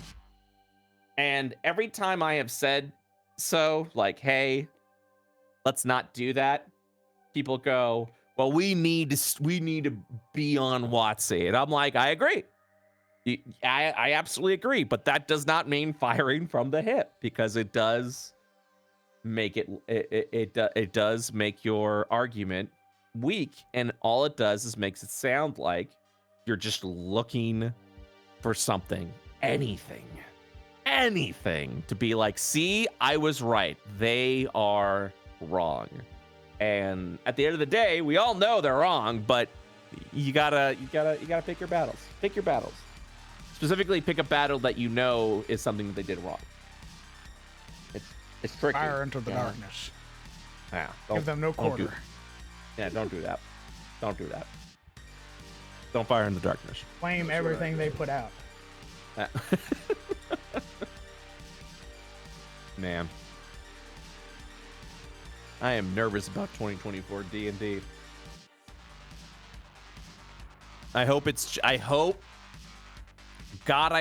just a cheap attempt at a money grab and not something that will fundamentally change the system forever.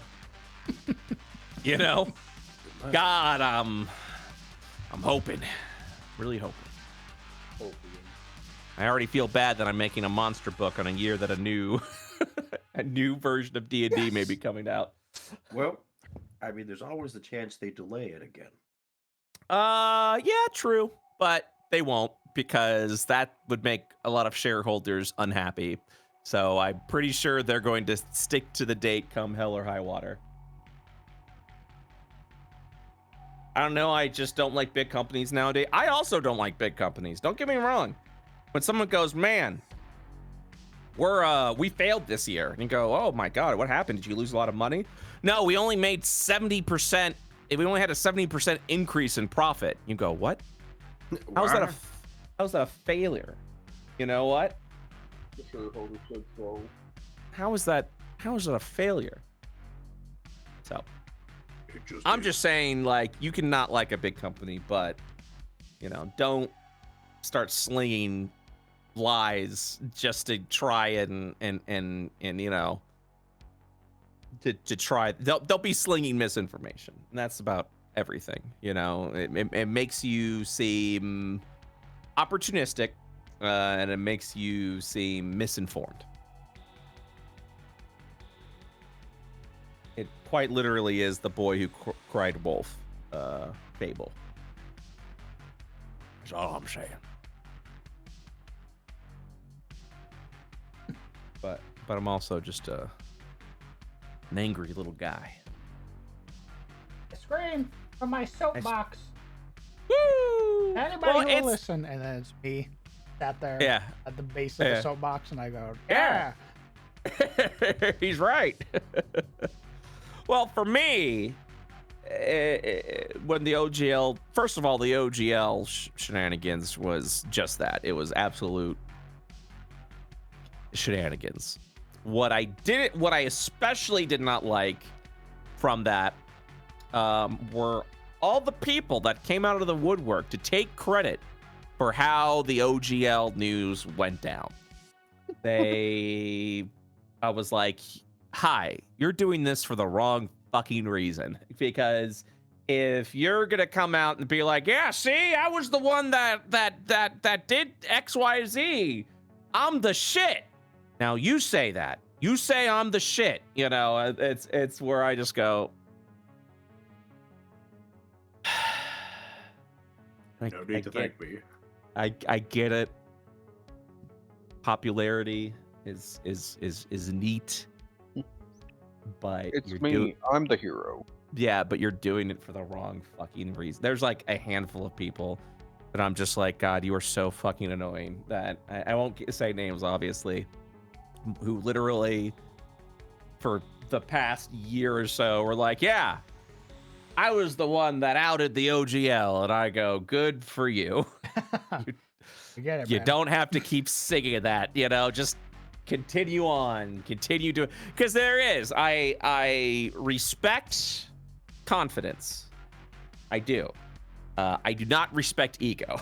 I think ego, I know we all have it, but that is your ego getting away from you, and it's annoying. That's like if I came in here and went, hey guys, I made the best fishing system ever in D&D 5e. It's the best. That's right. This brave guy did it. You'd be like, shut the fuck up. Because I would also be like, shut the fuck up. You know what I mean? Let your work speak for yourself. If you have to be the one speaking for your work, then you're probably not, then it's probably not that good to begin with. Or you have so little confidence in it that you have to immediately boost it up, with accolades. I am the shit. Yeah, exactly.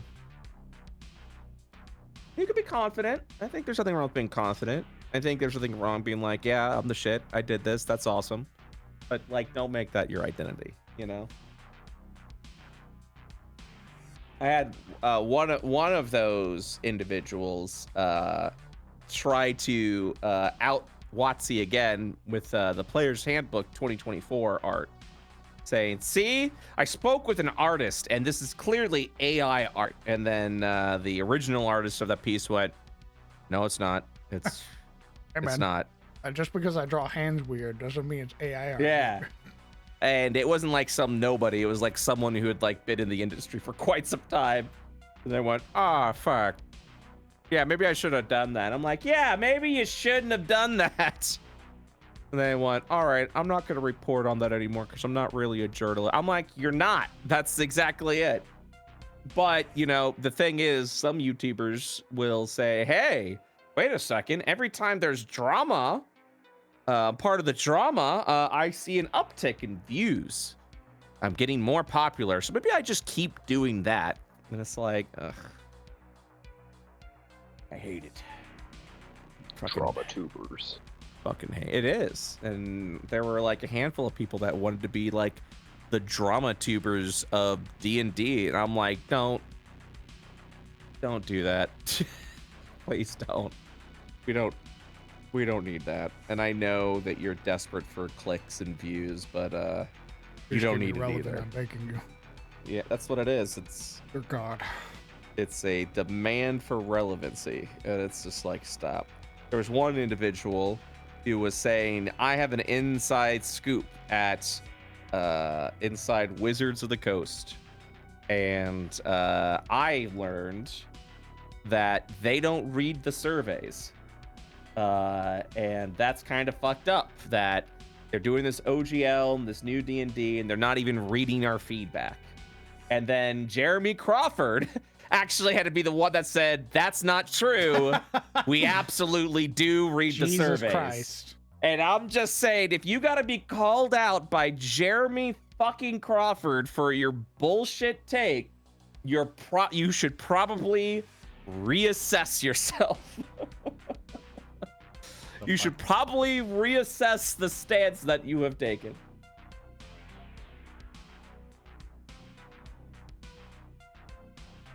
And it annoys the ever-living shit out of me.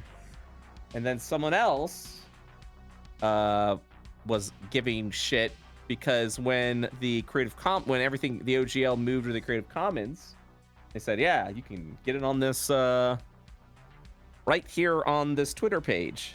This individual, I don't want to drop any names, but there was like 3 things they did, and they were outed as incorrect each time, and they went, whoops, my bad, and then that was it. That was the end of the conversation. And I'm just like, your words have consequences, you big dummy. Because for me personally, it's like, yeah, I get it. You're trying to get your clicks. The problem is you have now influenced an audience that is actively looking for a reason to hate this company, who some of them are, what's the polite way to say it? Have behavioral issues, have you know, these issues where they are posing death threats to Wizards of the Coast staff, who are nothing but lovely and passionate individuals who are there not to make the corporation a shit ton of money, but because they love D&D and they wanted to work at a job. They wanted to work where D&D lives, you know? That's their crime. And they are now getting death threats because of something Hasbro and the WotC Corporation has made. And so when you are going online to take swings at this company, I get it, but make sure you're swinging correctly, because if you're spreading misinformation, that's a chance of another death threat to another staff member that has nothing to do with this fucking fight. It's catching all the wrong people in the crossfire. And even then, yes, don't fucking send death threats, you psychopath. What the fuck is wrong with you? A, don't send death threats. But B, recognize that your words are forcing the hands of individuals who, you're stoking outrage. And stop that. Stop doing that. I'm really, and that's why I can't stand these drama tubers. I can't stand them in the D&D space. I can't stand them in the YouTube space. And it's people think that by, reporting on drama, whether it's incorrect, and getting popular from it, and I know what people tell themselves. They tell themselves, I'm the hero of the story. I'm stopping the bad guy. So what if I'm getting popular off of that? I'm doing something good. And it's like, it's very easy to fall into that trap of, yeah, I'm doing the right thing. Oh, and I'm getting popular, I'm getting popularity and I'm getting money from it. That seems like a win-win to me. And it's just like, no, you're stoking outrage. You're having people get harassed over it because of it. And you're not even hitting the right fucking mark. Yeah. So anyways, yeah, another thing was when the OGL went to the Creative Commons, they said, yeah, we've updated it on our, on this page that hosts the OGL. They started taking swings again by saying it's really disingenuous that they are advertising the DM's Guild on this page, which takes a 50% cut. It's classic WotC at it again, trying to get people over instead of using the OGL. They're trying to trick you. To the point where I had to be like, yeah, that's always been there. Like, they just add it with the Creative Commons. That page, all they did with that page is added a link that said, here's a link to the OGL and the Creative Commons. They added one line. They didn't change anything else about that page. And then here we are, once again, looking for outrage. And people had to be like, hey, just so you're aware, that's always been that way. And they went, oops, my bad, but still, it just seemed weird and I didn't realize oops. And it's like, stop it. Stop it. Fucking stop it. Just stop it. I just wanted to be mad. Yeah, I just want to make people angry because, I was just getting so much attention when people were upset at WotC. So I'm still trying to find reasons for people to be at WotC so I can get that precious engagement. Ooh, I love it. Ooh, and it's like, there was also another person that was upset because, we received a message from the influencer team, kind of talking about like, hey, just FYI, we are aware of the OGL stuff. Just note that you are totally cool to talk about. This is from the influencer team of WotC. They said you're totally cool to talk about the OGL in the timeline. You can have a disfavorable opinion of it. This will not stop you from receiving free products from us. We won't be taking swings at, it won't prevent you in the future from still getting the shit. You know what I mean? It won't stop you from getting all that. Just all we ask is don't direct your audience to WotC staff members who are currently getting doxxed, which I thought was a very fair thing to take. I thought that was a very fair stance to take. Like, hey, yeah, we get it. You're free to don't feel like you're gonna be punished for talking about. You can absolutely just please do not send people after us. And then they were taught. I think it was also conversation. I think at that point about the Creative Summit. And I think an email at that time was going out about. I'm looking at my stuff because I do get free shit from WotC. I don't talk about it because I don't want to advertise for them, but I will happily accept a free book set. And I don't have to say, and I don't have to do.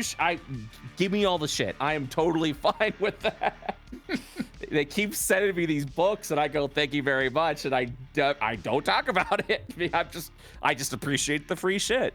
But they were like, so they're sending.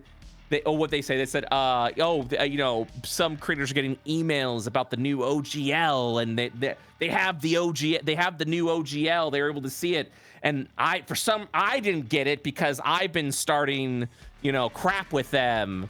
I didn't get it. Maybe it's because I've been very vocal about this, and I had to be like, I too have also been vocal about this, but I also got the email, and I can tell you right now. I got the shit for free, baby. Yeah. I can tell you right now that that's not what the email was about. It was specifically, hey, we understand the OGL controversy. You're free to talk about it. Don't send death threat. Don't send your audience after WotC staff. It's just how can you miss the mark so many fucking times? How Like can you miss this. the mark? Yeah, how can you miss the mark so many fucking times? Sorry, mind's eye. It's me, Brett Ultimus, the raccoon that likes to, that gets heated and then goes, yeah, time to complain.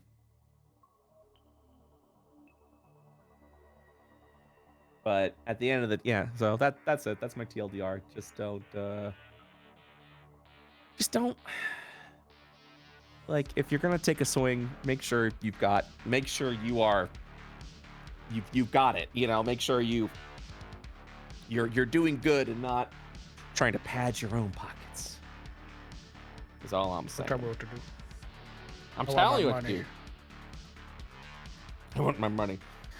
I'm gonna tell you right now, controversy is the best way to get growth on this on these platforms. It sucks. I don't do it because I feel like I'm giving up a little piece of my soul for doing that. So I don't. I do have opinions. I do enjoy sharing them and talking about them. I do, but I also try to keep it very open-ended and with the understanding that this is my opinion. It may not be yours, and that's okay. That is fine. But shit, you know? God damn. Some of these individuals just, ugh. Ugh. Get you out of there. Not supposed to be in there. Get out of there. Woo! Time to swing. Gargarok the Blood Baron is eager for combat. I was wondering. I was like, oh man, Oh. is he in here? That's crazy. Gargarok would The CR8 Doggerok. would decimate anybody who went into this place at level 1. Yeah, so no. I imagine he would. The CR8 Probably, yeah. Blood Baron.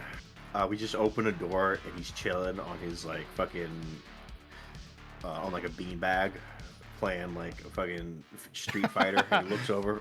Oh, Oh, you weren't supposed to be here yet. hey. Hey, How'd you what's get up? in here? That reminds me of that short I posted in our hardcore chat about Agatha. He was like, all right, let me help you. You heard goblin about is the all- Cragmaw Goblin? Yeah. Yeah, dead. we did that. Oh, really? Oh, wow, that's pretty cool. They're, there's they're a looking dragon. for the... Yeah, that's what it was. There's a... No, they went, though they're looking for a mine. It's called the Wave Echo Cave. Yeah, we know where that is. Oh, We have a alright, map. Oh. Have you heard of a banshee named Agatha? Feel like we were supposed to be here 2 chapters ago.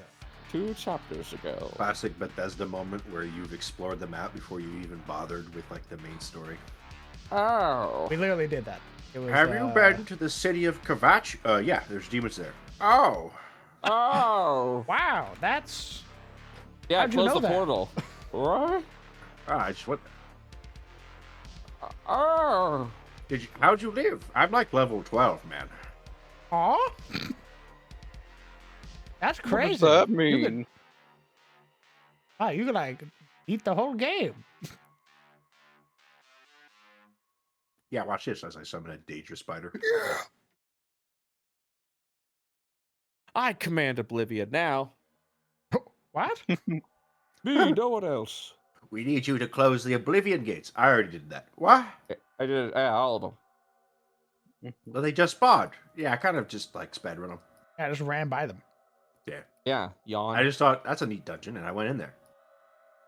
I went in there. I killed everyone. It was Look Pog. at this neat weapon I brought back with me. We need you to get the artifact that powers the gates. You mean this? Why did you take that? It said it was worth like 500 gold, so I took it. I was gonna sell it. Yeah. You You're literally just gonna stopped me sell from that? talking to the vendor. Yeah. To the market. Yeah, I'm not doesn't- gonna use it. Doesn't It grow. didn't have a weight. It didn't have a weight to it, so I just kind of figured, you know, like Hey, that's free 500. 500 Yeah. smackaroonies. What do you mean it weighs 42 20 pounds. pounds? Wait, what? Huh? Melee or range? After God, I've only eaten 320 calories a day, but I'm afraid to eat anything. all right. I don't want to gain weight.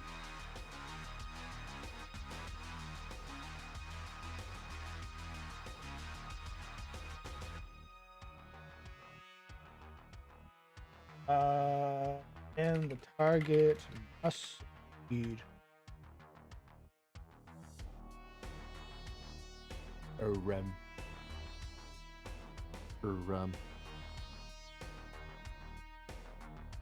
Poisoned. Fuck, I have to put in the poison. Fuck! Status effects. Roll down. Poison.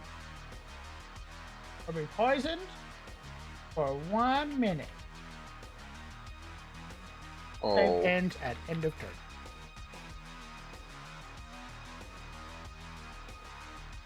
Okay, this should do all of the shit for me. 4, reach 5, 36, 12, poisoned. Ability checks. I'll go roll it. Ew. Why does it do that? Oh, because it's set as an action, not an attack roll. That's cringe as fuck.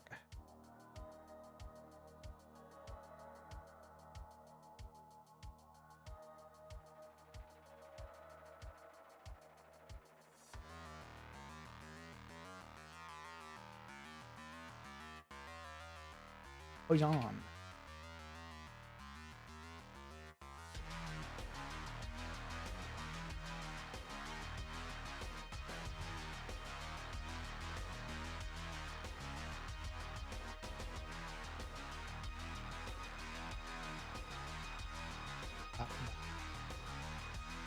Top of the ability over is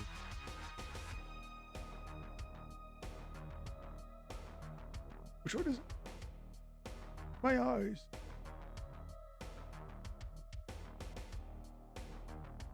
Boom, bop, bow. One action. Activation cost. All fucked up. I have to update so many of these just for them to be useful.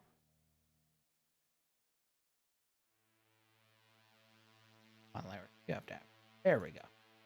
Android action. Target. Range. 30 feet. Patient.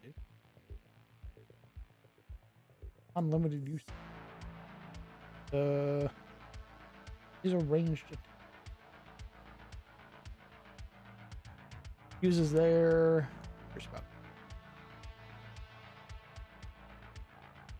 charisma. Does D6 poison.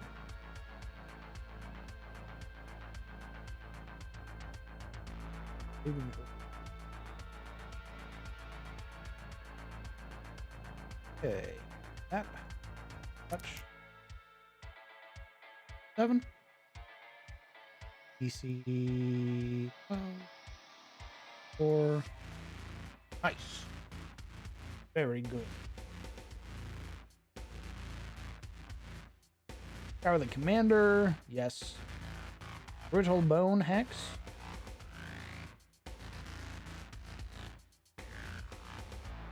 Gareth's.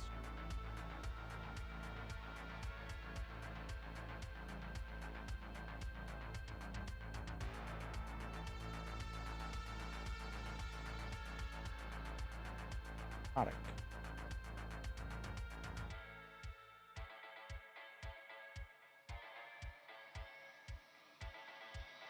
Eight. Constantly improving. We just have to go back, make everything nice and neat. Oh. I was like, that's some weird ass humble brag. God, I hate how I'm always awesome. Why is my brain always so rapidly growing and expanding? Fucking neurons. I hate it because I have to go back and be like, none of this matches anymore. It's all gross. Look how lazy I used to be.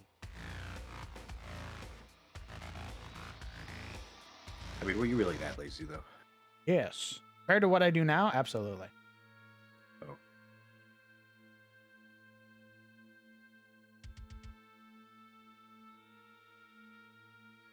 Not a AoE.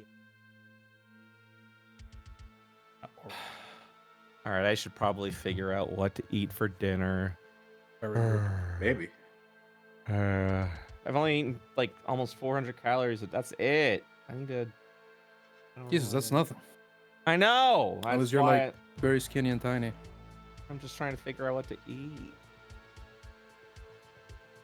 I'll like watch my calories, and my body will be like, "Yeah, we're gonna store this for winter," and I'm like, "Can you stop?" Hey. I don't think you should eat Hunter-gatherer bread. mode. Turn on. Yeah, I think you should just carry the torch of going without Go without what? Food? food. Yeah, yeah. Go on, Uh, brother. Make an example. Chat. Our ancestors follow. before us. Yeah. Don't listen to this. All right, I gotta go. I'll see you later. Bye bye. Goodbye. Goodbye. Dizzying Hex. Me. Moving creatures within 30 feet. I guess that's technically considered an AoE, so. Also, hi, friends. Hello. It appears I traded places with Brett. Yeah. What were we talking about? Maybe I can pick up his side of the conversation. That's a pretty big commitment. It is? Shit, let me see his cards. Oh, fuck. How much can you complain about Watson? Yeah. Ooh. How much do you know about the WotC like scandals and sort of the general outrage of WotC? Well, I'll say this. A spookier bunch of greedy bastards you never did see. Does that summarize it? Good.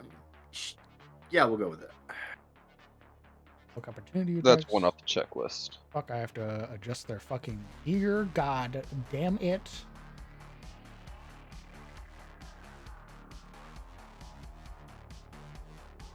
Go see Round Shield. Armor.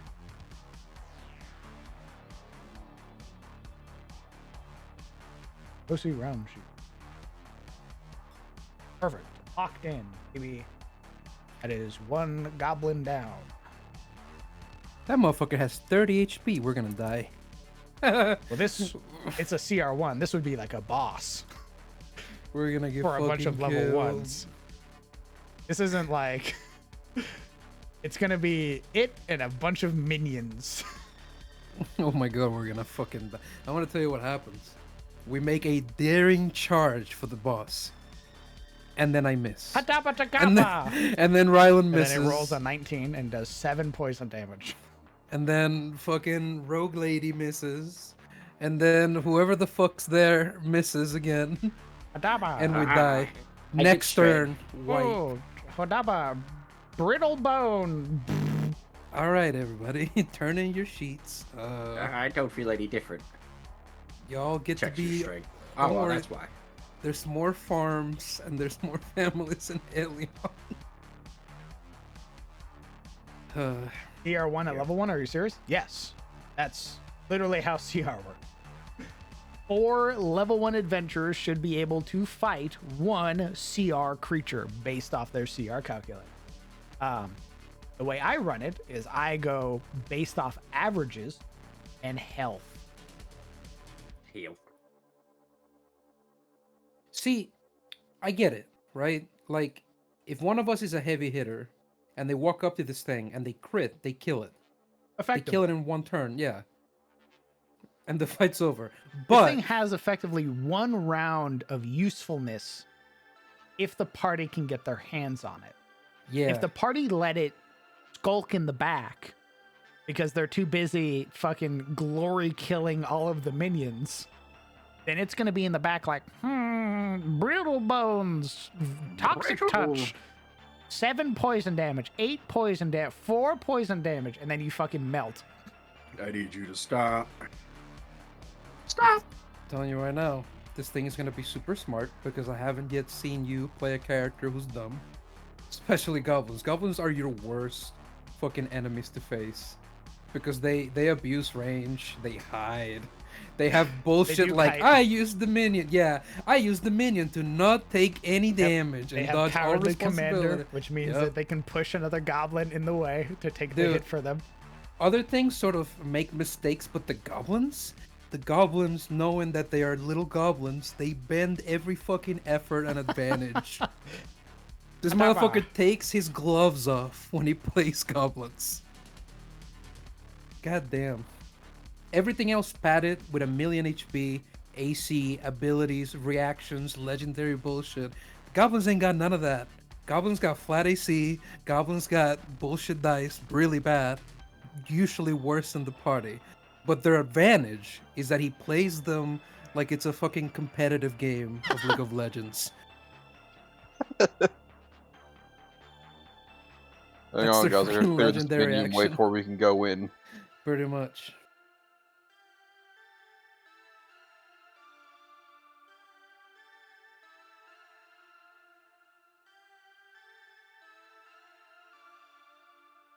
Like, please, make us fight the terror instead.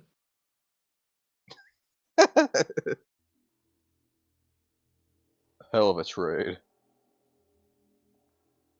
We might have a chance then.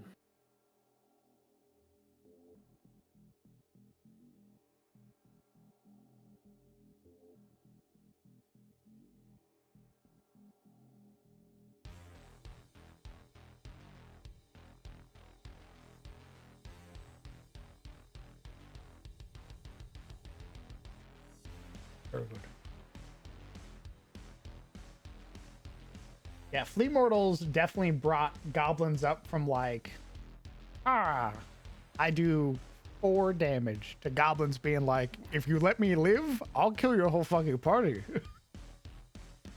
Want to see me do it again?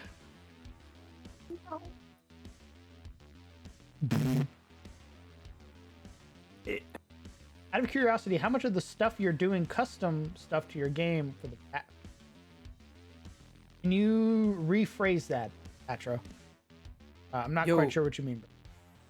DM, my man, did Brett ever send you that Arcane Paladin thing? Yes, he did. May you forward it to myself? So I may read it and grow excited over it, so then you can refuse me and we can feud over it for 3 weeks.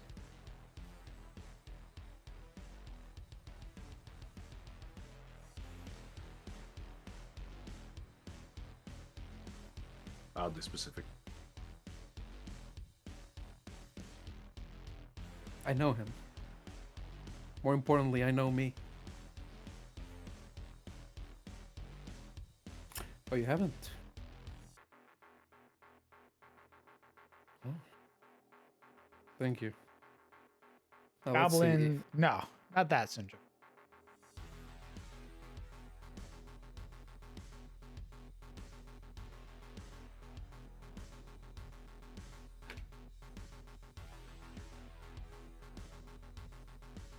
Sure as shit didn't pay taxes. No, my friend, these are Vigar. 100% Vigar. Bastards.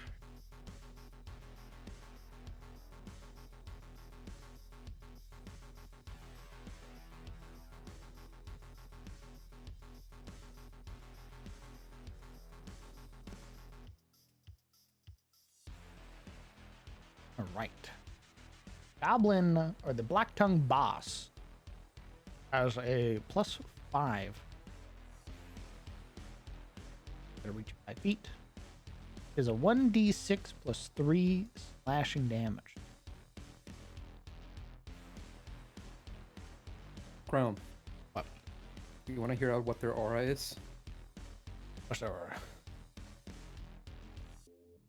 Sorry, my internet is being weird. I didn't hear you. What's their aura?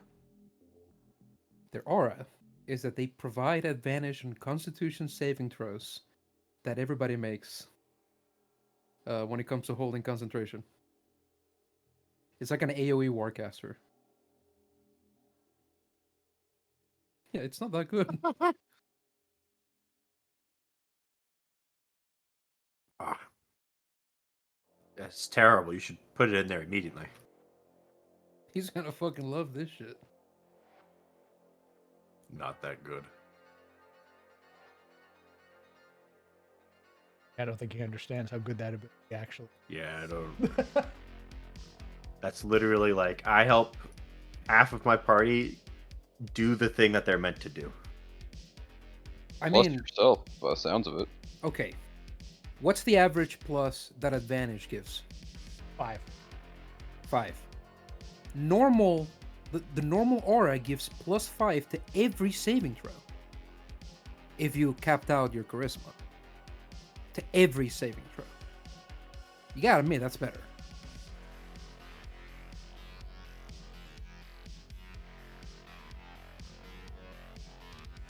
I don't gotta do nothing. The normal aura? You would also get the normal aura, wouldn't you? Oh yeah, that's paladin. That's not. Oh yes. Never mind. This is really good. This is really good. You fucking idiot. No. I was like, normal or what are you talking about? None of you. No, you don't get to say shit, Sizzle. You're coasting off of what Crown said. You didn't know shit. I didn't know what you meant. You don't know nothing, bro. Sit down. I'm not reading talking it, to so Crown. yeah, probably not. Yeah, that's pretty good. That's like I- an AoE Warcaster. You don't even need to get the feat, which is usually something you want as a paladin anyway. Damn. Red hooking me up.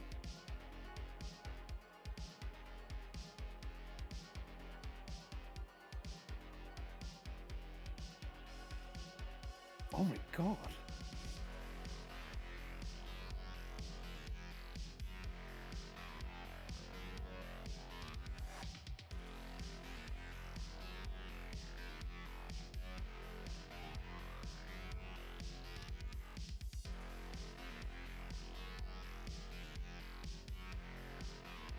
If you wanted a basic token, does Foundry have that, or is it all custom done? Oh, a lot of my stuff is custom. Yeah, Foundry has some things, but a lot of the shit that I do is me. Like going out of my way. Like these little icons and shit like that is me scouring the internet for old 4th edition icons and then bringing them to the forefront again.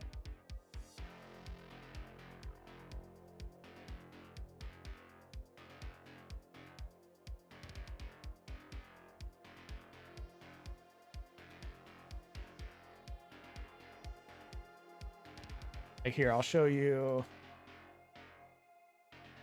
like this, for example. This is status effects. All of these uploaded and manually inputted by me. That's all of the status effects that I use in my.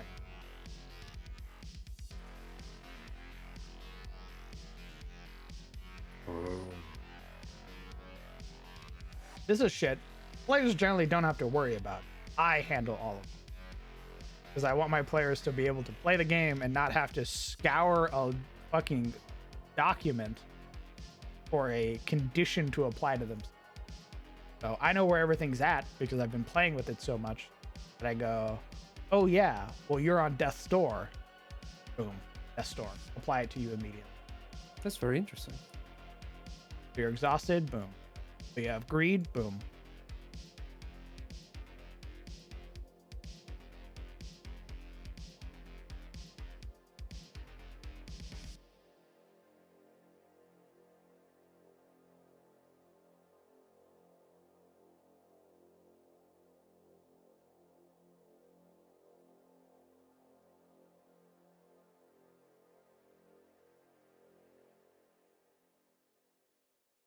It's multi.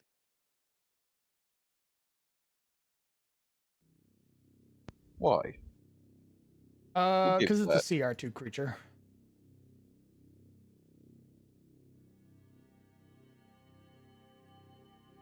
God bosses are they're the ones who basically control all the minions.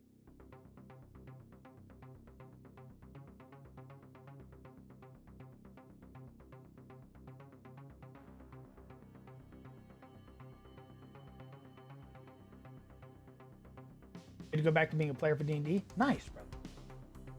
Oh yeah.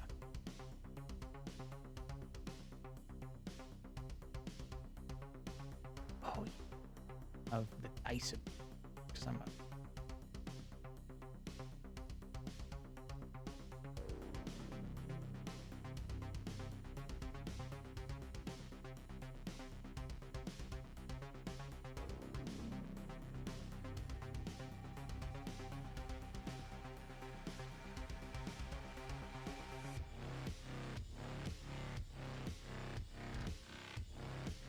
Moves everything.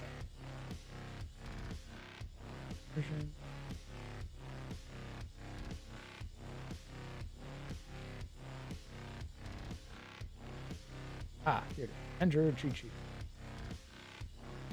All of my quirky little bit.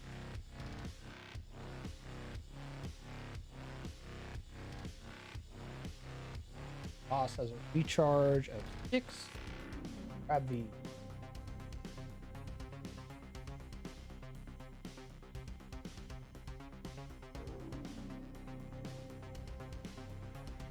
of the new bear PNG you got? Thanks, brother. Legion, who's one of the community fan artists, drew it. Drew a bunch of emojis out.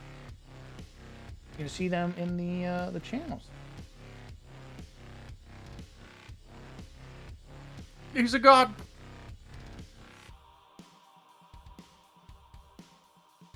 Auto. On a whim, mind you. Yeah, just out of nowhere. Because I Yeah. thought it was teehee funny.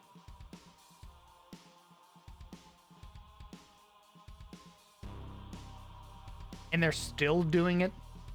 Yeah.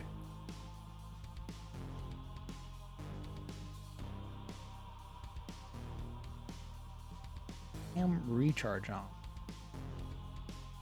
See how I did it. Ooh, was it Rathalim?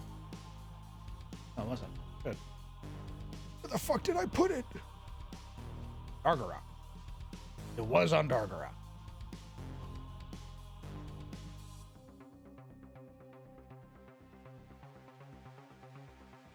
Advantage.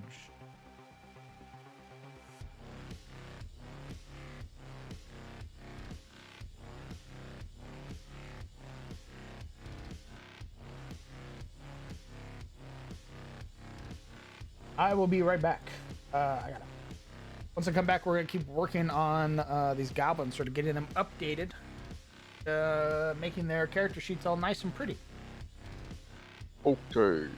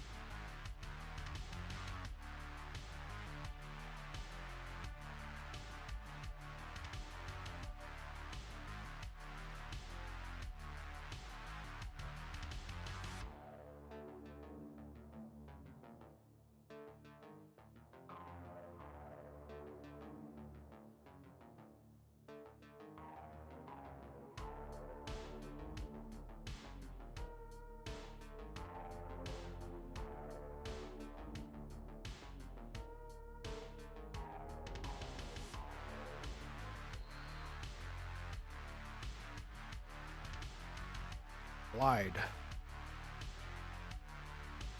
What? Lied.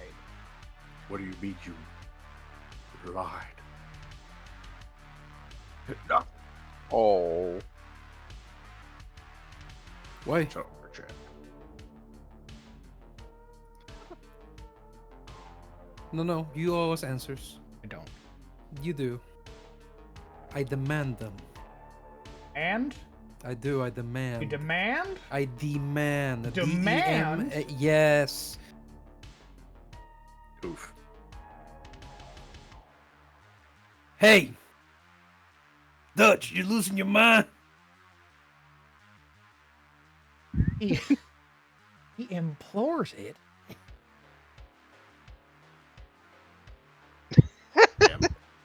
I really must insist. Time to die. Yes. Yoshi, that's incredibly fucking cute.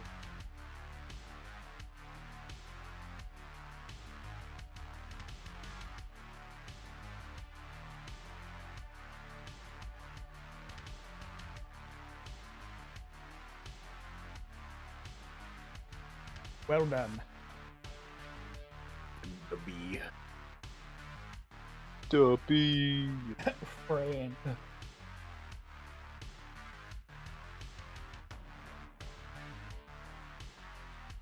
Can't kiss beat.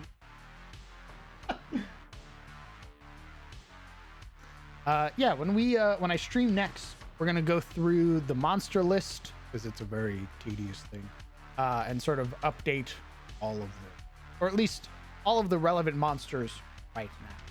So probably the Morlings and the Goblin, and then sort of get those done. So that'll be our next task. Will be next time we stream, we're gonna work on the Blacktongue Goblins and then work on the Morling to make sure that they are nice and prepared for when we finally play some motherfucking D. Hell yeah. I do like D&D.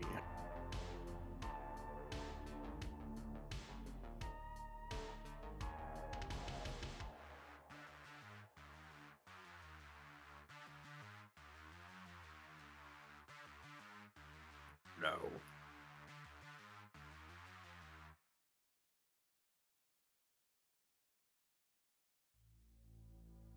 That's gross. Definitely not.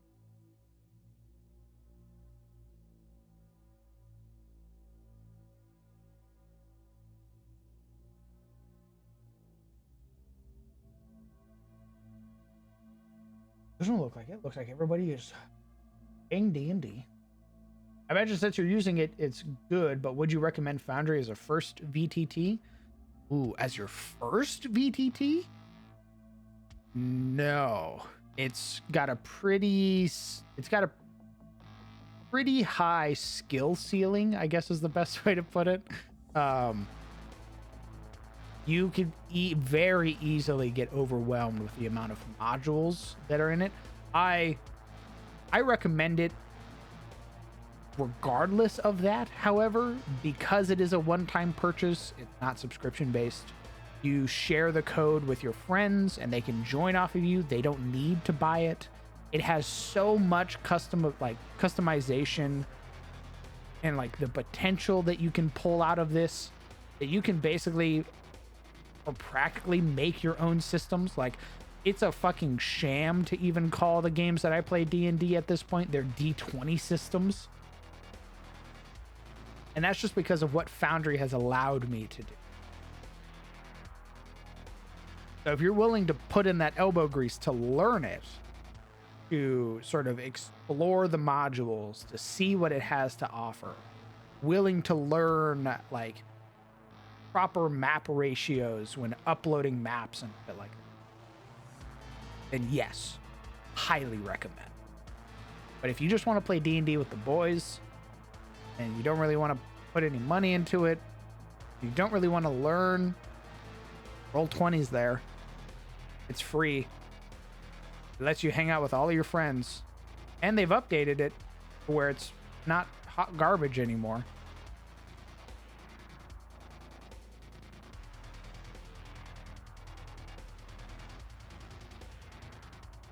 When is the sci-fi pack available?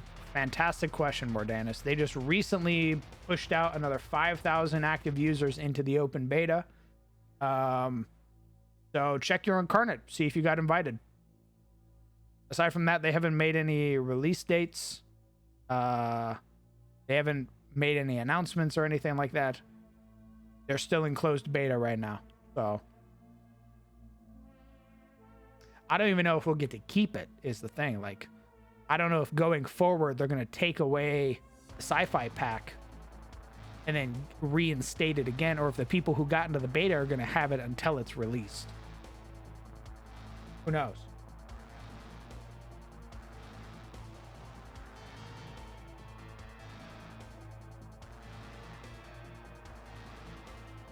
If you do trick somebody, yeah, I mean, yeah, right? Like there are light effects and weather effects and just the level of quality and polish that you can bring to a map is insane. Just little tiny things that really just add so much flavor to everything.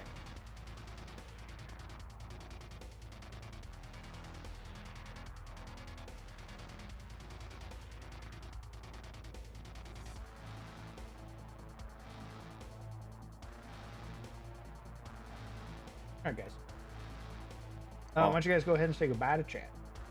Oh, goodbye, chat. Farewell, Yes. chat room. Goodbye, chat. Or All right. Jingles shiny keys and face, takes keys and run. All right, friends. Thank you guys so much for coming out and supporting the stream. As always, I appreciate all of you guys being here. And we got a lot done today. We got about 80% of the fishing village done in terms of like NPCs and little quirks. We got some quests made. We even made, well, we mostly talked, but we talked about the games and sort of just chatted and hung out, which is usually the stuff that I really enjoy with you. Even if we didn't like make any progress on stuff, I know that ultimately I just end up talking to you guys, which is probably the most fun because I get a bunch of ideas and get to just sort of vibe with the community instead of being stressed to make shit. So I very much enjoy that. But that is it for me tonight.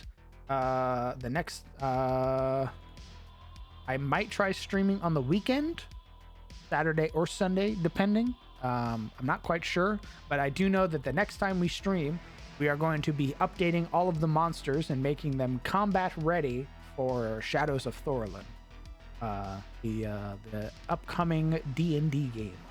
We're making sure that our players have a nice, smooth experience when fighting these monsters, and everything's sort of telegraphed and explained just by looking at the ability. So as always, I hope you guys have a fantastic night. I want to thank all of the people who've resubscribed. I appreciate you. You allow me to continue to do thing on Twitch, play D&D. And of course, my patrons. Your continued support every month is life-saving, literally. This month we'll be releasing Durant's Spear and the nearby Precursor facility on Patreon. If you want to get your hands on a sci-fi map before the beta or anything starts opening up, folks, you can look to our $10 Patreon tier. Get your hands at lovely map pack, both the lit version and the emergency light version. And that's it. Come hang out in the Discord, see all the cute ass emotes and art of kissing bees. I hope you guys have a fantastic night. I hope you take care of yourself. Hug your loved ones. Tell them that you love them. And I will see you guys later. Goodbye, chat.